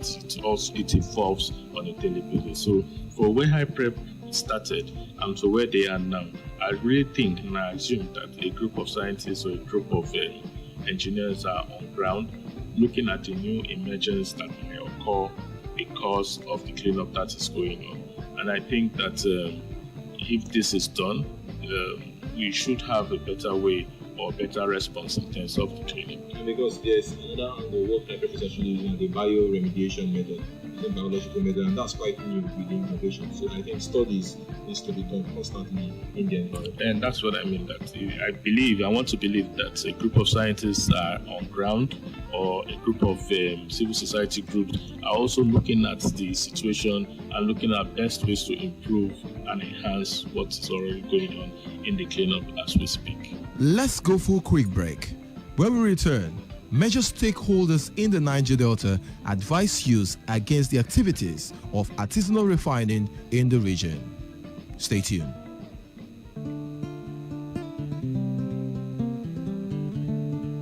iPrep in action on Today FM. This program is designed to educate the people and give detailed progress reports on the Ogoni cleanup project. The show will also feature high-profile interviews and discussions with relevant stakeholders on the cleanup exercise. We shall be presented with weekly updates and discussions on burning issues on the cleanup exercise. Tune in every Friday from 4 p.m. to 5 p.m. to get all the information about the Ogoni cleanup project. Hyprep, remediating the environment and restoring livelihoods. This is Today 95.1 FM. To copy this tune, press 9. This is Today 95.1 FM. For current news and information, press 5. They are politicians, all of them. They know what they do. So they know how they attack each other. To stay connected all day, press 1. The person who raised the alarm is the one who made the public know about. Good afternoon and welcome to the World News on your Premium Talk Radio station. We are your Premium Talk Radio station. Today 95.1 FM, the station with a unique dial.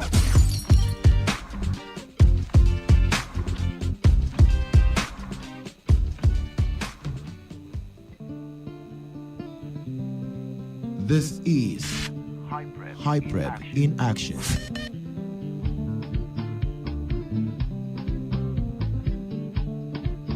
Welcome back. It's still Hyprep in action on Today FM. I am Owikiwari Priye Ezogo. Major stakeholders in the Niger Delta have clamored for the stop of artisanal refining in the region. Former youth leader, Ambassador Marvin Yobana, complained about repollution of the region after Hyprep must have been done with the cleanup. Let's listen to Ambassador Marvin Yobana. Very well, those who have bearing the brunt of the poverty, of the environmental degradation in the world are the young people, because the elderly ones don't have much time to stay any longer. Our children, our young ones, are the ones bearing this brunt. So definitely they should own this program. How do they own this program?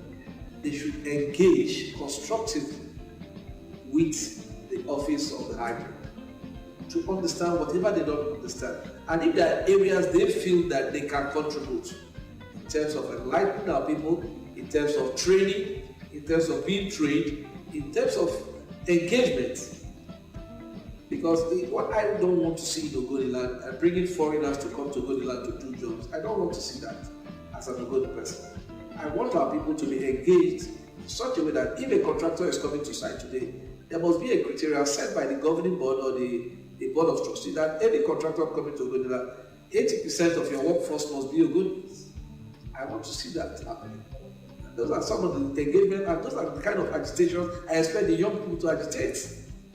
And that is constructive because it will put food in their pocket, it will create knowledge, a training base for them to be able to acquire knowledge and get the required skills where they can work in other places that is not even Ogoni land. This cleanup is not going to only happen in Ogoni. Other Niger Delta communities will also be cleaned in future. This is just a starting point.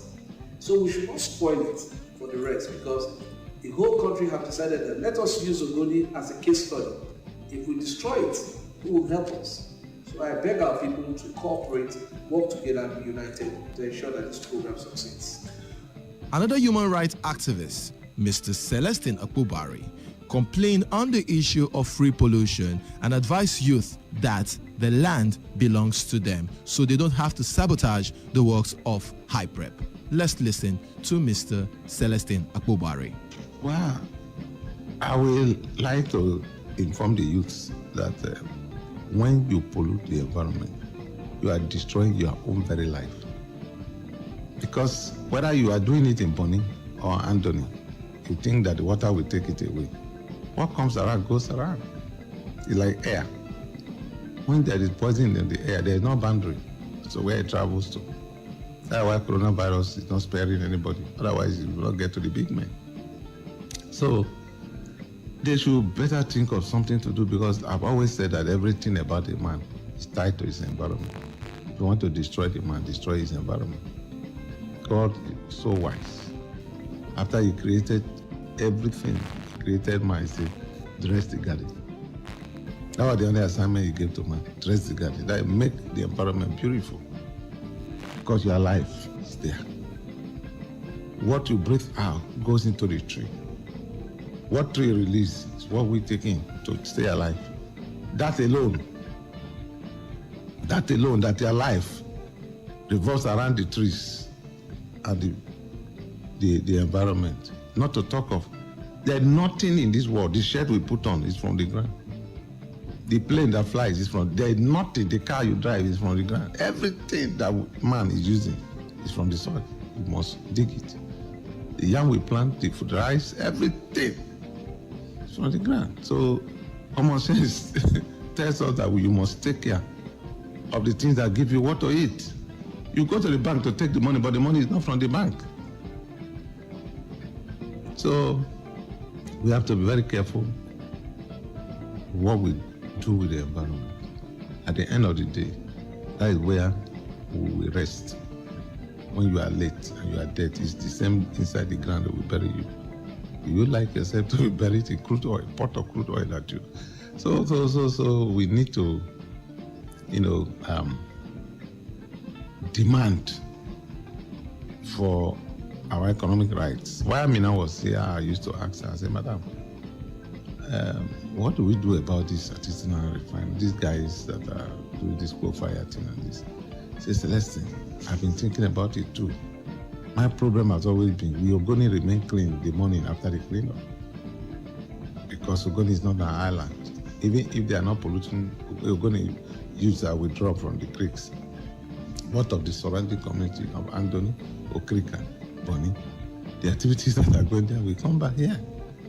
So it's a holistic thing, and that's why NDDC was made a board member of HyPrep. To take care of things like that, to look at these guys that are involved in this artisanal refinery and equip them, empower them, build their skills so that they will be out of the creek. On the board of HyPrep, you have NMPC, the finance minister is there, petroleum minister is there, and the minister for Niger Delta, NDDC. They have a reason they put all of them on. So they should all come together and see what they can do to give particular attention to these youths that are, ravaging the region. And again, these youths have to know that nobody involved directly in this artisanal refinery lives long. I've been to the creek severally. When the man turned again from his chariot to meet thee, is it the time to receive money?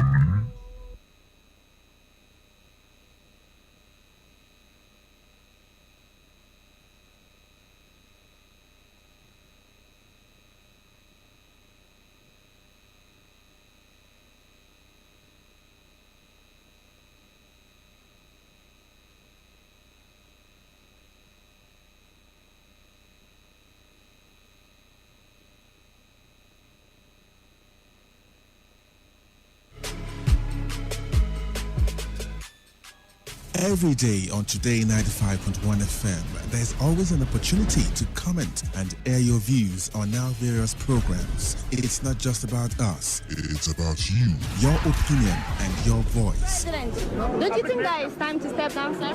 Be part of the story, the gist, reactions, intrigues, and the news. President Neil Patrick Harris has called for greater regulation. Give us a feedback or join the conversation on Twitter at TodayFM951. Our Facebook address is Today95.1 FM, or join us on the number 0701 933 9962. That's our WhatsApp application. Be informed, be educated, and have fun. We are Today 95.1 FM, voice of the people. 95.1 FM, voice of the people. And we're back.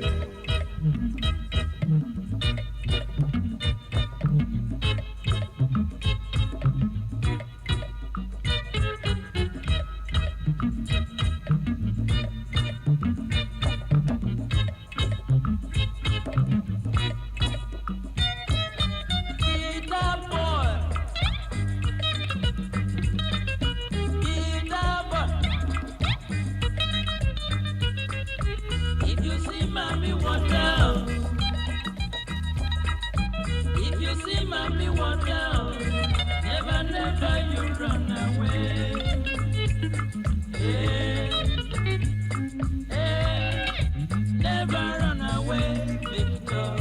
Why go? If you see mommy, watch out. If you see mommy, watch out. Never, never you run away.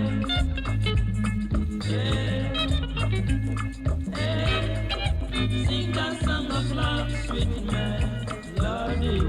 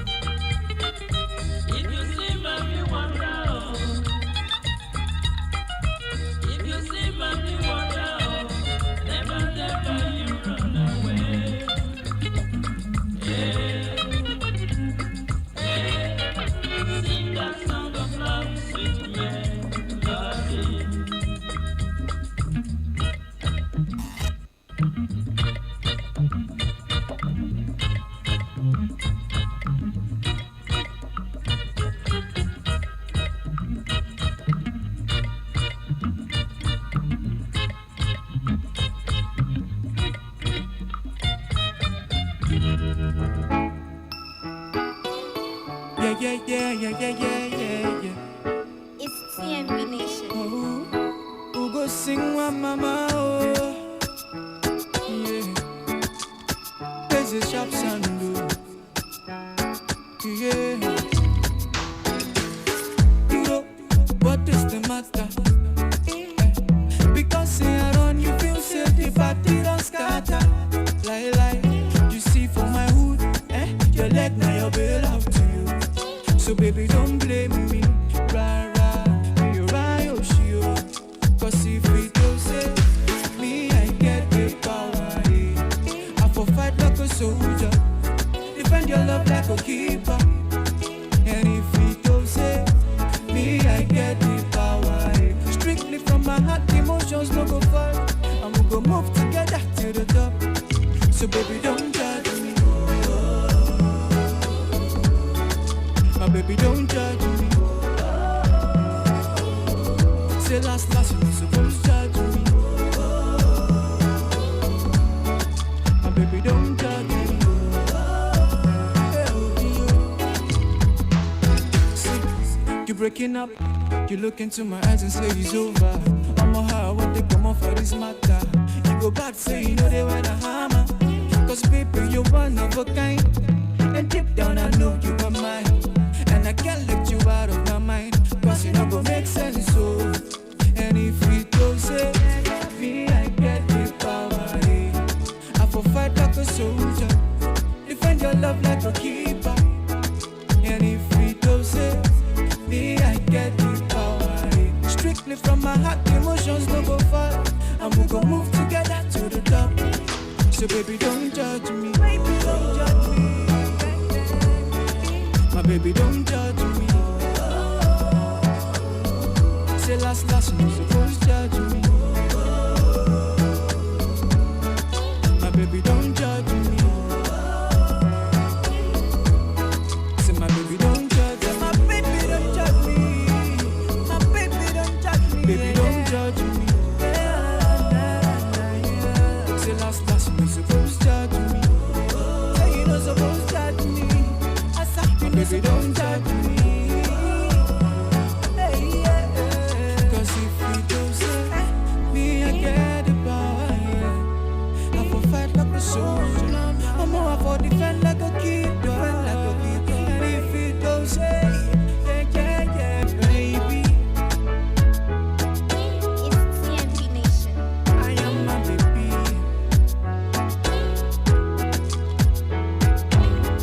Babe, check and balance. You're not supposed to judge me, I swear.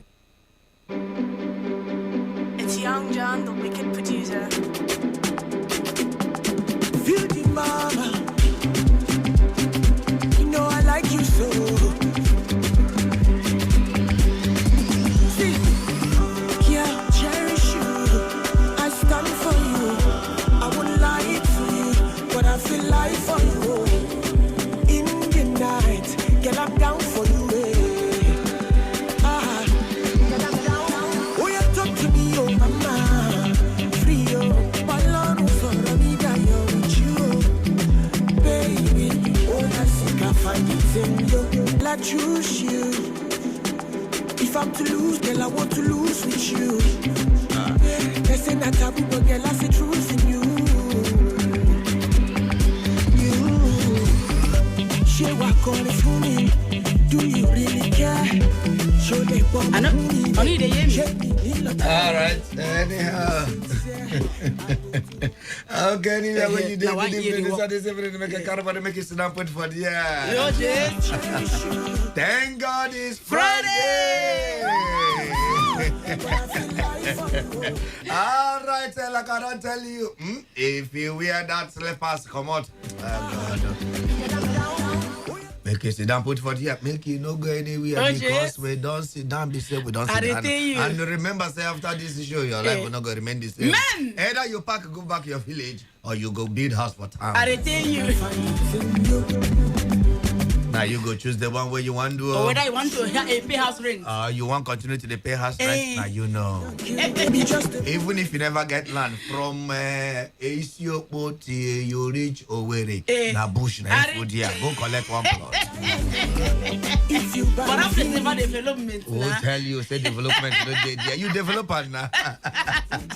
Is your name not development? After all, government they collect development levy today. They never develop us.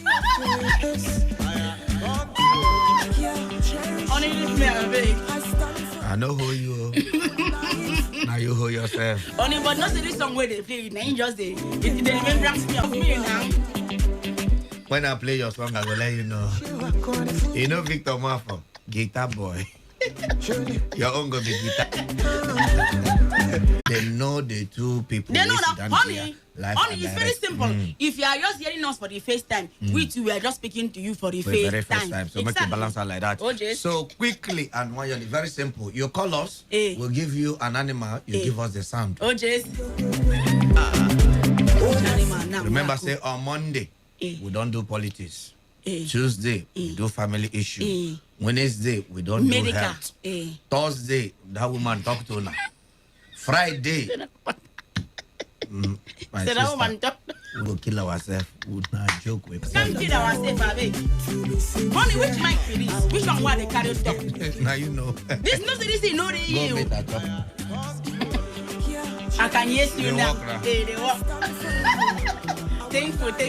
Mwah, baby. Oh, yes. Call an animal. A animal. Yes, for me. Raccoon. Huh? Raccoon. I mean animal. A raccoon. What is raccoon? Raccoon nang ARAKUN. Raccoon. That is there for bush nang. We know the animal with the bush. Call animal with the house. Okay. Rat. Huh? Rat. Rat the house. How rat get nice? Oh, you do the nice moko here. This one now. All those rats we don't tear your certificate. Now the rat. Chop your macho men na in my compound. Rat they push back and they run. You don't even behave like them. You don't pick their characteristics. Just behave like rats. She say yeah. Even you can't even be like say you and the rats. And I don't discuss. We don't discuss. I think you don't corner my compound. Say, hey, yeah, but chop this one, leave this in the leave the one with the inside pot. That's as they come out, you're gonna give the rat instruction. Say, rat don't do something before. Say, Biko, hey, yeah, okay, Biko, please don't chop the indomie inside the pot, please. Go to the carton, take the one inside the carton here. Mona chop. Please leave that one for you. The one don't cook. I go chop and when I come. You come let's say the rat, they be your children. You give them the rest of before you come out. Rat don't chop your bread. And the one they chop bread there. They condemn everything. They don't go chop where you go pick out, come out. This is the only thing they happen to. They go chop here. So you don't go, you go cook man, throw it, they go look at them. Now so, maybe one of them go there, they watch you. Make who they look. Maybe you not get like 3 different places that trade us. You can't leave the other first one. He says, yeah, wish. You don't go to right here. Where we go reach quick. I borrow pits. You won't go to right. Borrow. Wish.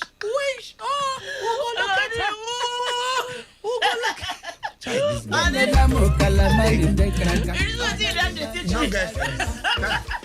No even get sense. I carry another thing come here. See what you come make me talk. Please. Honey, but you don't have video where I flog that rat. Yeah, you're not an animal. I'm an Nkapi wicked though. Could they bite you? They blow you breeze. That's it. You go your leg. You know say. Wicked right. This girl.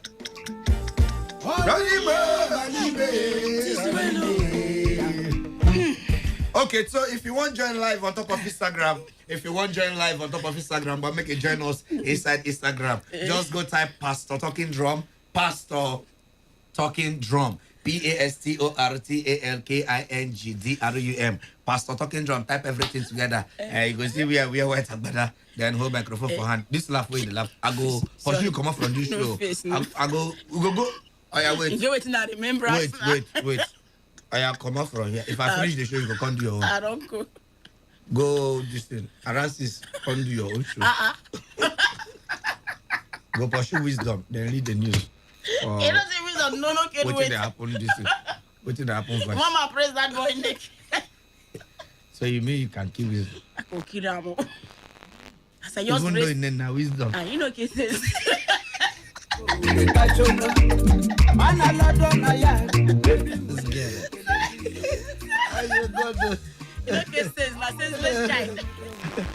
This is not the answer. What will be the result of American result? F9. What is the result so far for American election? 9 would they look for F9. Like in America, we did. They failed. They failed the election. Way. Yes, so they failed. That's the result. Why I have not released it? In fact, the election is inconclusive. Pastor. Good evening, Good evening, Pastor. Good evening. Yeah, good evening, sir. Good evening, welcome, sir. So your name now, waiting. If you okay. Now Chicos here from Chicos here. Chicos here. From Eberi. Eberi on which kind of man we can't be like this? From the name Eberi. Bat. Okay. We get a goat here. Well, give us good sound. A family and no lagu we make a hanya welcome madam. Yagashi, you will chief, Yagashi, chief Bribao. Omro Yora, Ojile Mena family. Akamula Yamule. All right, Mba. We know press pause. But Oga the cop enter inside studio, so that's why we constantly could take break. Mo go bring up on board so that himself go follow us jolly. Okay, this one don't be new voice. So make you not come be like say won't come begin to change the work. Even before some of us dream say we go do this work. Even start radio work from Bele. Before them born them, they don't work for radio station. So come out here, first they work for radio station. That's a great country people make them know say you did because I'll be new voice. Hey. You can't even carry animal for the combo. Don't wanna bush baby sound. I've been new voice. Tell me, what did I go talk today? What did I go talk today? I've been new voice. Hey, Agatana. Until you don't call my name. Until you don't call my name. You say, but you don't call my name. You guys talk about I want to welcome you, sir. Wait, make I find out some come so that I go use and welcome you. Make them know say you day here as a title holder and everything where you be. Now the song is this.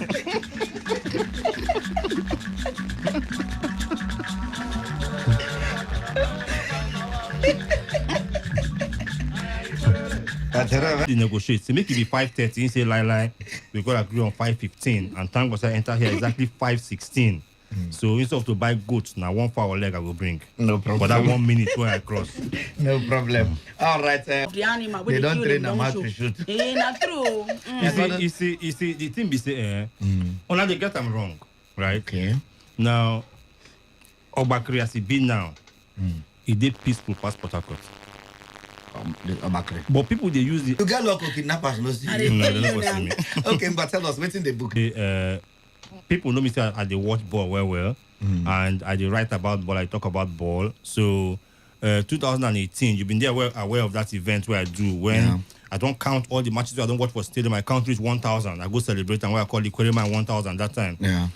As they celebrate that thing, now somebody can ask me, say, now you don't try.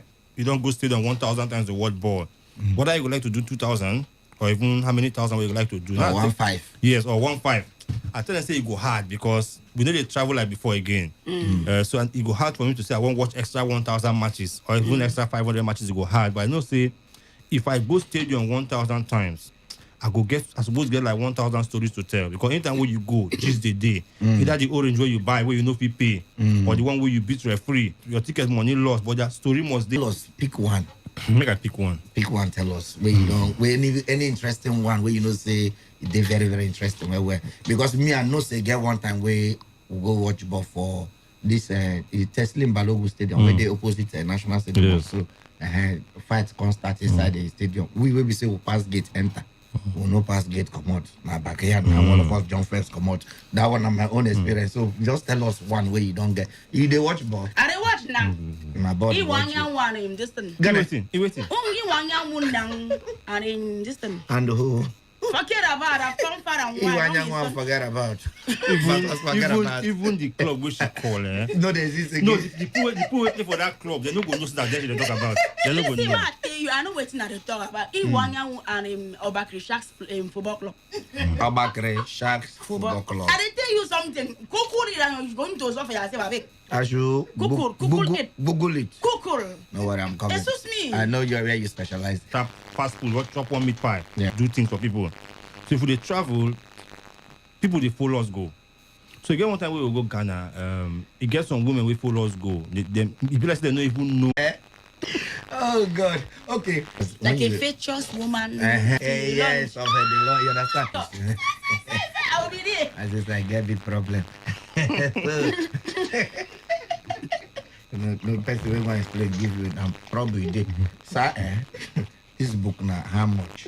And where we go figure them? Because I know say a lot of people they listen now, especially people who don't listen to you on sports and everything. They for nothing go say, okay, fine, because of this man, I don't listen to this man and incredibility and everything. I won't buy this book. Oh, so yes. now how much and where they go get them? And now from when we'll get them? It don't they already? The book come out today. Wow. The book come out today. Okay. Now, you get 3 sets of people. We go for the website. Because the book get website. The book name now 1,000 times on the same road. Then just go www.1000timesonthesameroad.com. You say right buy come. No, my house. I want show me where I will go buy the book. Pay money buy the book. And then we'll go Bookville for Mommy B Road, number 2 Mommy B Road. Okay. Then we'll go buy the book there. Now, if you go Bookville, you want to know how much the book they cost. If you go Bookville, the cost of the book now 3,500 naira. Okay. If you want me them bring and come your house, now 4,000 naira. So now you go consider say okay from my house to Bookville, how much I will pay for transport plus hold up. You gonna say okay no, make them bring and come my house. Okay. So now you. So if you want go Bookville, go buy them. Now 3,500 naira, pay your cash collector. If you want buy them online for the website we are calling now, once you pay online, they'll carry the book come your house within 5 to 7 days from today. They'll carry the book come your house. Okay. All right. So 3,500 for Bookville, then 500 extra if you want to bring and come your house. Yes. So okay, sir. This question I want to ask you now. No day inside the curriculum. This curriculum vitae. No, now that one they use fine work. This one that is true. Video the bomb shot. Zoom on. You be bomb shot. Okay, that's all. You feel continue now. Video the bomb shot. The interview don't finish. How you finish? You want to ask me extra curriculum? Now. I think na me they do. Okay, me I will ask myself. I think na my show. You know say I don't sit down for that chair before. I think na my okay, show. so Mr. China, the next question now is what was the inspiration? What be your inspiration when you want to write this book? I go answer them. Now this thing cause problem between Biden and Trump. So no, I go ask. Where you say they don't cheat. I go ask myself. You come my show now, come collect my show from my hand. No, you don't want to ask me again now. I can ask you the question here. Your own Calabar. I know they hear your own Calabar. What else you talk about? You want to embarrassment me in front of the whole public? I know they hear your Calabar. He said, "What a question." Oh, just ask her one question. Now. Yes. Serious. Face time. Now. Let me ask. Amazon no the weekend. You know the Mokoro. Forget about. Why off my mic? What do you see? Listen. I want to question you now, honey. Stop me one day. Let me get an inspiration. One kiss now. One kiss. Last question. Question on me. I have the focus. Doesn't sit. I've been talking to them, man. Waiting they try to talk. That's all. You know, say this thing. You know, say handicap they everywhere. I know, man. No. So that's what the team be. So you go just understand. Now we they work with them. God don't help us to understand that. Just ask you say how you take gather the information. Waiting with the sources. Now that big grammar where she blow like this. Now so it be. China man, there's one thing about you and me. You don't understand everybody. Me. You know the story the way I read book. Problem with it. Now this thing are part of the youth. We Buhari they complain. So.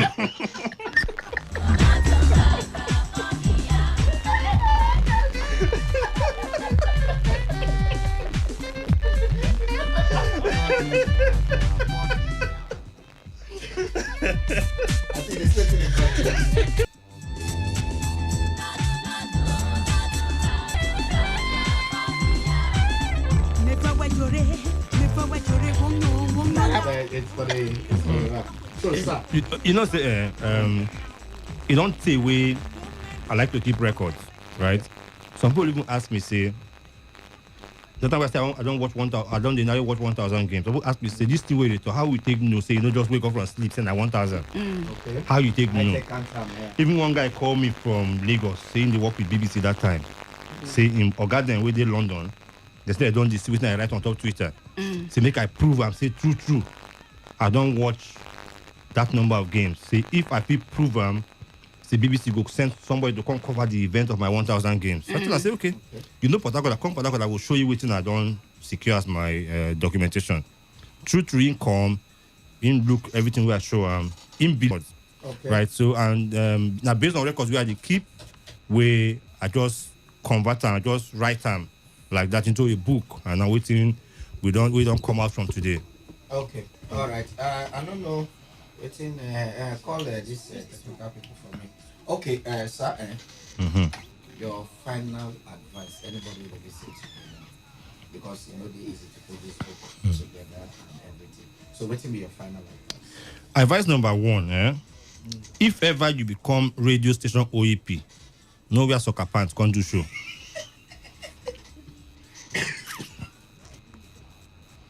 Advice number one, know where soccer pants can't do show. This one advice or personal, you need to target somebody. No advice. You do Instagram. I didn't like assist. Did they see that soccer pants? It remains for you to tweak without your home shot. In the tweak. I try is working now. I try is working. Now the tweak when they catch me, I'm going for himself. For radio. For radio. Okay, so advice be say because I know say some people they listen, they will say, this is the way this guy talk. If you sweet them, okay, and that's not inspiration, because how may I take start to it get people where I watch for TV where I like Yinka Craig, Akinlo Yebanji, I always call their names. Okay. I watch them for TV and I like how they do their analysis, and I say, okay, if BBC I go fit do this kind of thing. After them, I still watch people like Emeka Anyadike, people like Amabipi Martins, people like Conrad Kolokolo on NTA Sports, and now them inspire me. So maybe something I don't talk today go inspire somebody to say, okay, I would like to talk like that This bros, man, you know. Secondly, if you read the book too, if it's enjoy what I write, some people don't go enjoy them, but I know say most people will enjoy them. If I enjoy what I write, and you say, I fit one write like this guy, now inspiration, all about inspiration. And I will tell people, say, number one, in whatever you do, make you strive to be the best. Not be say life na competition, no. Life no be war. Space there for everybody.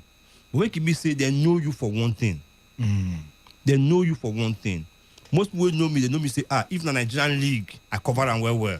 True. Make people know you for one thing. No matter what you do, make them know you for one thing. Like this madam where they here now. The baby kill. People know her say if na people with the Chris, na she Chris pass. I am a mad woman. So they don't know her for that one, say she the Chris. So make them know you for one thing. Then two, make we try to keep records. Make we try to keep records, because records, if I don't keep records, I know for one they come and say I don't watch 1,000 games. Yeah.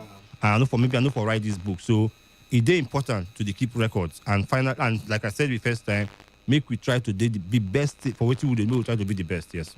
Okay. All right. Now this one we won't use. Pursue me. Honey, you see the shoe when it's in video one day.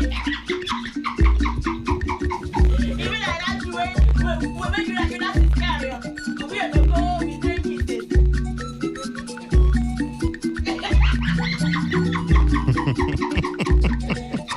All right. Thank you very much, sir. Thank you very much, sir. It's been a lovely time. Thank you, sir. I greet you. Thank you, sir.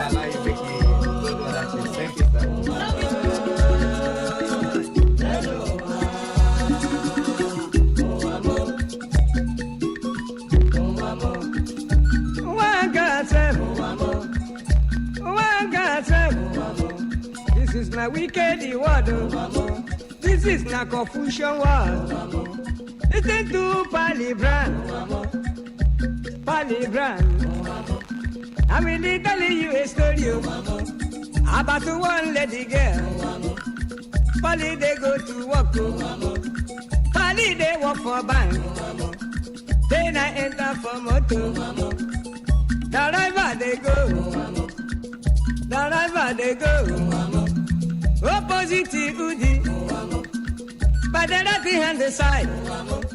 Along Gusukulu Road.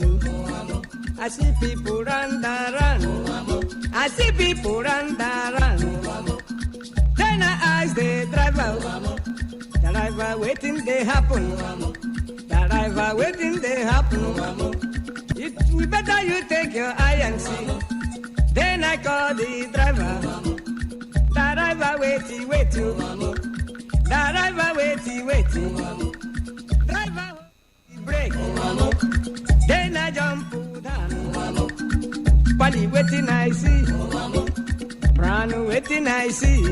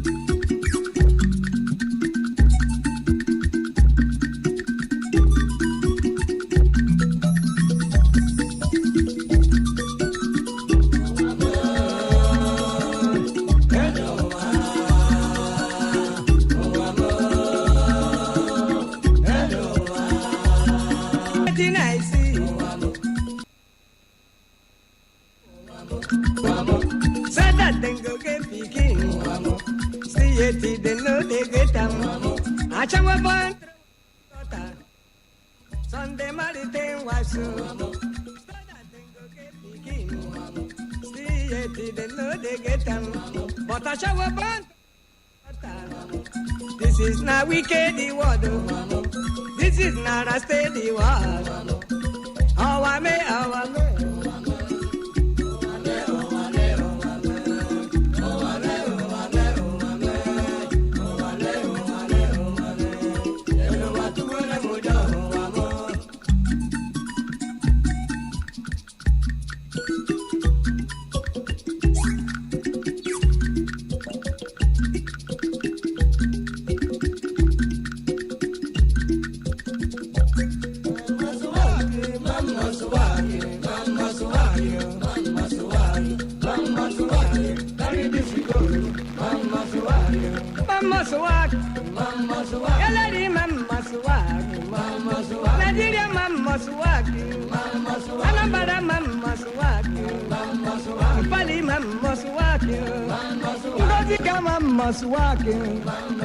Whatever you they do, as far as you are living, one shot to man, one shot to man. The man in a buggy, not the footy man. The money went and the money, the money made some chase. Ricky catch the bubble. She born no man a child. She born no man a child. They child they go up. They child they go up. All right. This is Mr. Achor voice. No verse, just get one or two technical. This we'll just try sort out quick. Now we're gonna no verse. So we don't come back live and that everything done the work well. Thank you, Engineer Chop. Thank you, Engineer Chop, for coming to rescue us. Okay, we just get a few minutes to round up, and China man don't decide to give out one book. So if you call, we'll also ask you a question, and if you get he said next week Friday. May the person come here, come pick up the book. So next week Friday by 5 p.m. the book will be here. Then you go pick them up. If now you get the answer. The correct answer, now you go be the winner for the quiz and that. Okay, we still there on top of the animal and interview and come back. Hello. We want to travel out. Okay, China stop to the give a visa. I can't allow China making it again. You know good though. This one not the country. Now human being. Okay, now human being. Okay, making no sense. Now yes. Okay, I'm going to good up. Thank you. This country, country don't start and finish. Hello, good evening. Hello. Good evening. Hello. Maybe Nanero. Okay, we don't lose this one. Moko, enter inside there. Yeah, hello, good evening. Hello, good evening. Evening, my brother, welcome. My name is Ekene. Ekene? Yes, ask me the question. Huh? Answer the question now. Which of the question? For the book or for the animal? Yeah, China. For China? Yes. Now by force, nobody go tell us to first ask you now. You not go force us. Now we go. Sorry, your line not focus. In business. Now we go choose who to ask. Yes, now. The way you can't take it for ask me the question. Ask you the question as what? So Just we could go back to our animal kingdom. Now you know say you do rats that time. Yes. And as you do, I can't be like say you do very, very familiar with rats. Yes. Make I give you animal now. Talk to me. See whether you go feel. Brought it on. Okay. Do monkey.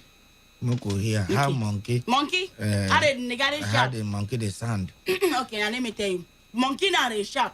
How in the sharp now?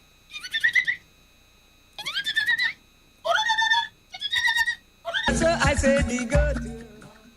For your real life, it's supposed to be animal, but I don't know how you take care of this. You be good animal like this, good animal. That's perfect animal. Now you be. I think you see the... You see the species where they change me to... Now you God is supposed to call higher animal for biology. Either you are a beggar, you know man must work. Whether you are a beggar. All right. Hello, good evening. Hello? Yeah, good evening. Chikadibia. Good evening, no. Good evening. How now? That's very big like that's good. I'm fine, no. What happened to elephant and hippopotamus? Chikadibia. Mona wait now. Wait here. No, no day. No, No, we they bad in drink. Like What happened? How are you doing? I don't they hear. Okay, I've been seeing you for Ime Junction now. How you make? How you make? No problem. Make a stand now with the mad dog.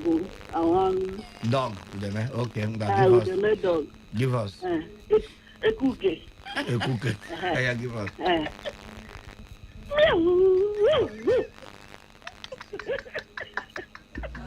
My story. I am.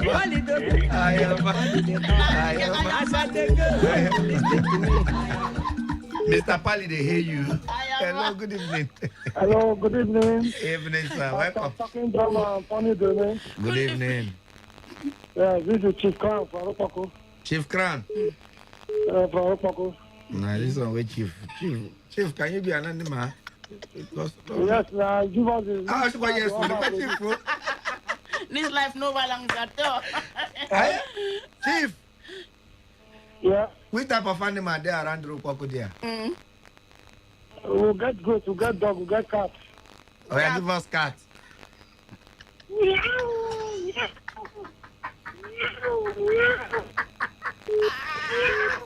I'm sorry, Chief, you're a witch. Chief, you're a witch. Ask me, I be Pali. What thing I got? I answer the man. Come on, Chiquita, and they are you that Hello, good evening. Hello. What is the laugh anyhow here? I will kill you. Nah. I do.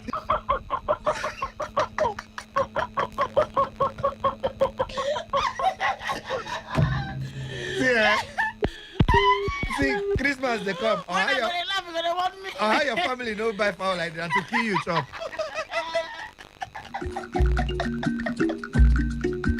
Your family cannot afford fowl. They should just kill you and chop. You're a fowl.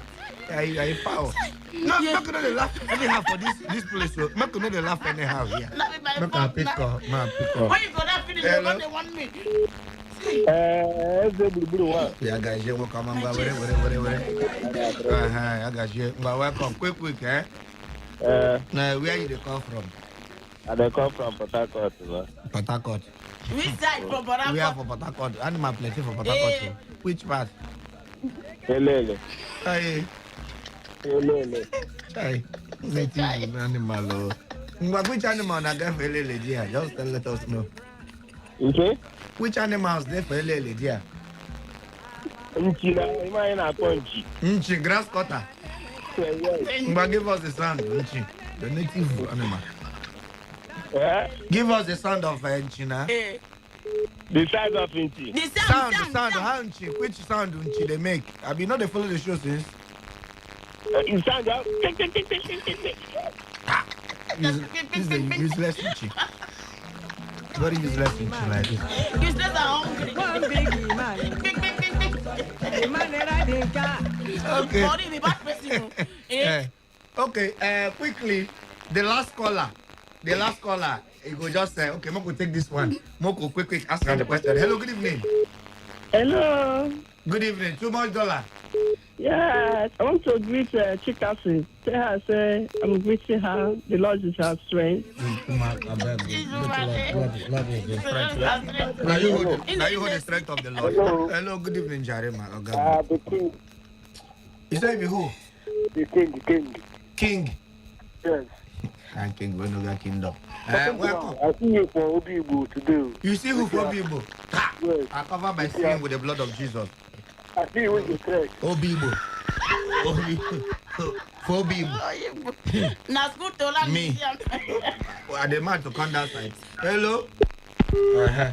Okay, now here we go. Now 5 minutes, so we get like 3 seconds. Okay. We don't sign out now. We don't go house. Okay, but the last caller now, you go come on Friday, come collect the book where China man drop. Hello, good evening.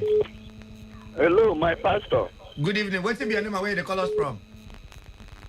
Nah, Chigos, yeah, they call it from Eberi Omoma. Eberi Omoma. You go fit come collect this book on Friday. One give you a book. This China man book. Yes. Okay, what's be your full name? My full name is Wamadi Chigos, yeah.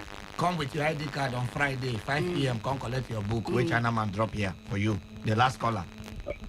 Okay, sir. Congratulations. See you on Friday. Congrats. Okay. On the back like dog, back like dog. On the back like dog now. Which kind of dog? Alsatian or police dog? Chihuahua. Police Chinese dog. Chihuahua now. Chinese dog.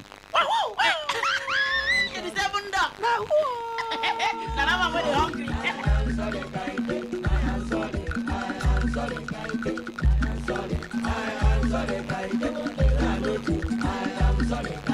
We're glad to have Ambassador Nefo from the Vision Business Hub here with us in the studio. Ambassador Nefo, you're welcome. Thank you and good day, ladies and gentlemen. I'm glad to be here today. Ambassador, a lot of people will want to know, what is the Business Growth Assistance Program of the Vision Business Hub all about? We noticed it is rapidly expanding all over the country. So what is the program all about?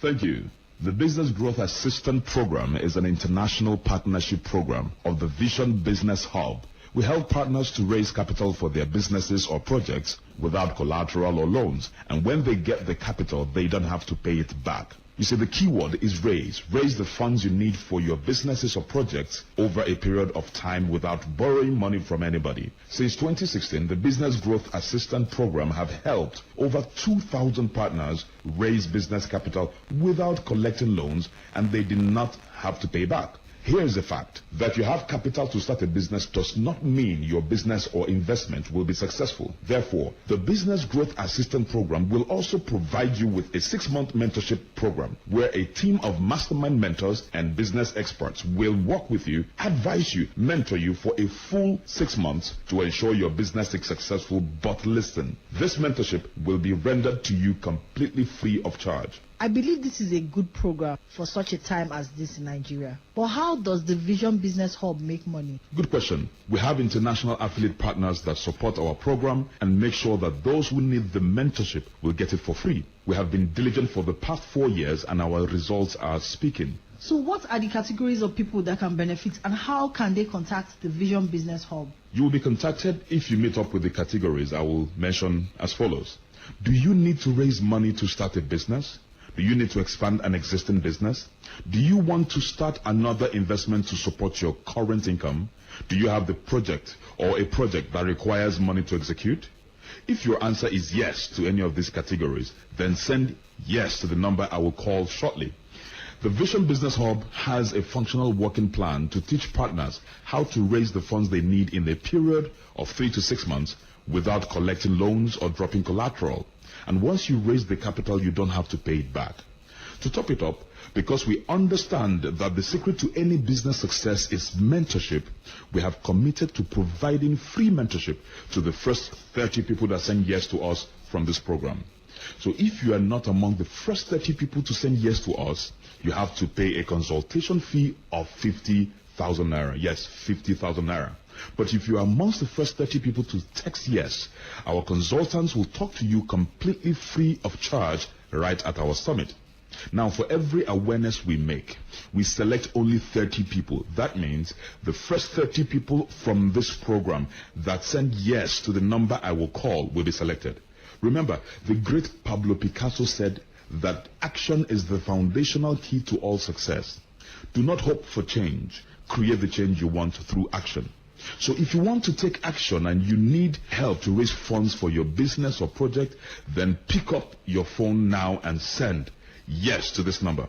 0812-953-6748. Do not sit back and explain away what you do not understand. If you really need financial help to start a business or project, this is the time. Don't sit back and hope that life will get better.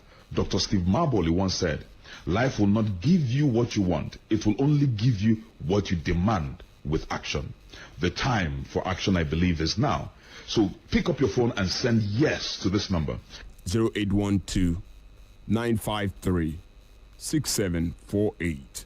I will call it again, but if you are one of the first 30 people to respond, you will talk to our consultants to benefit from the Business Development Assistance Program.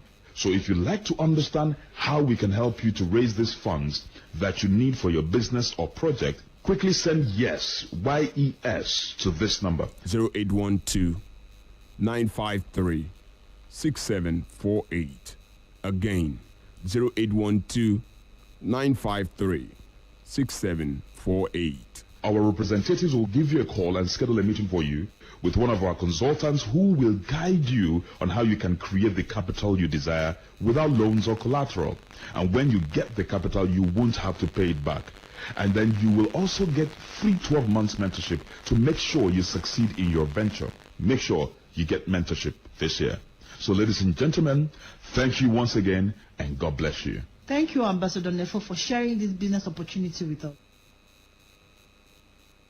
Radio has never been this good. Today, 95.1. Whether it's happening in Port Harcourt, South South, Nigeria,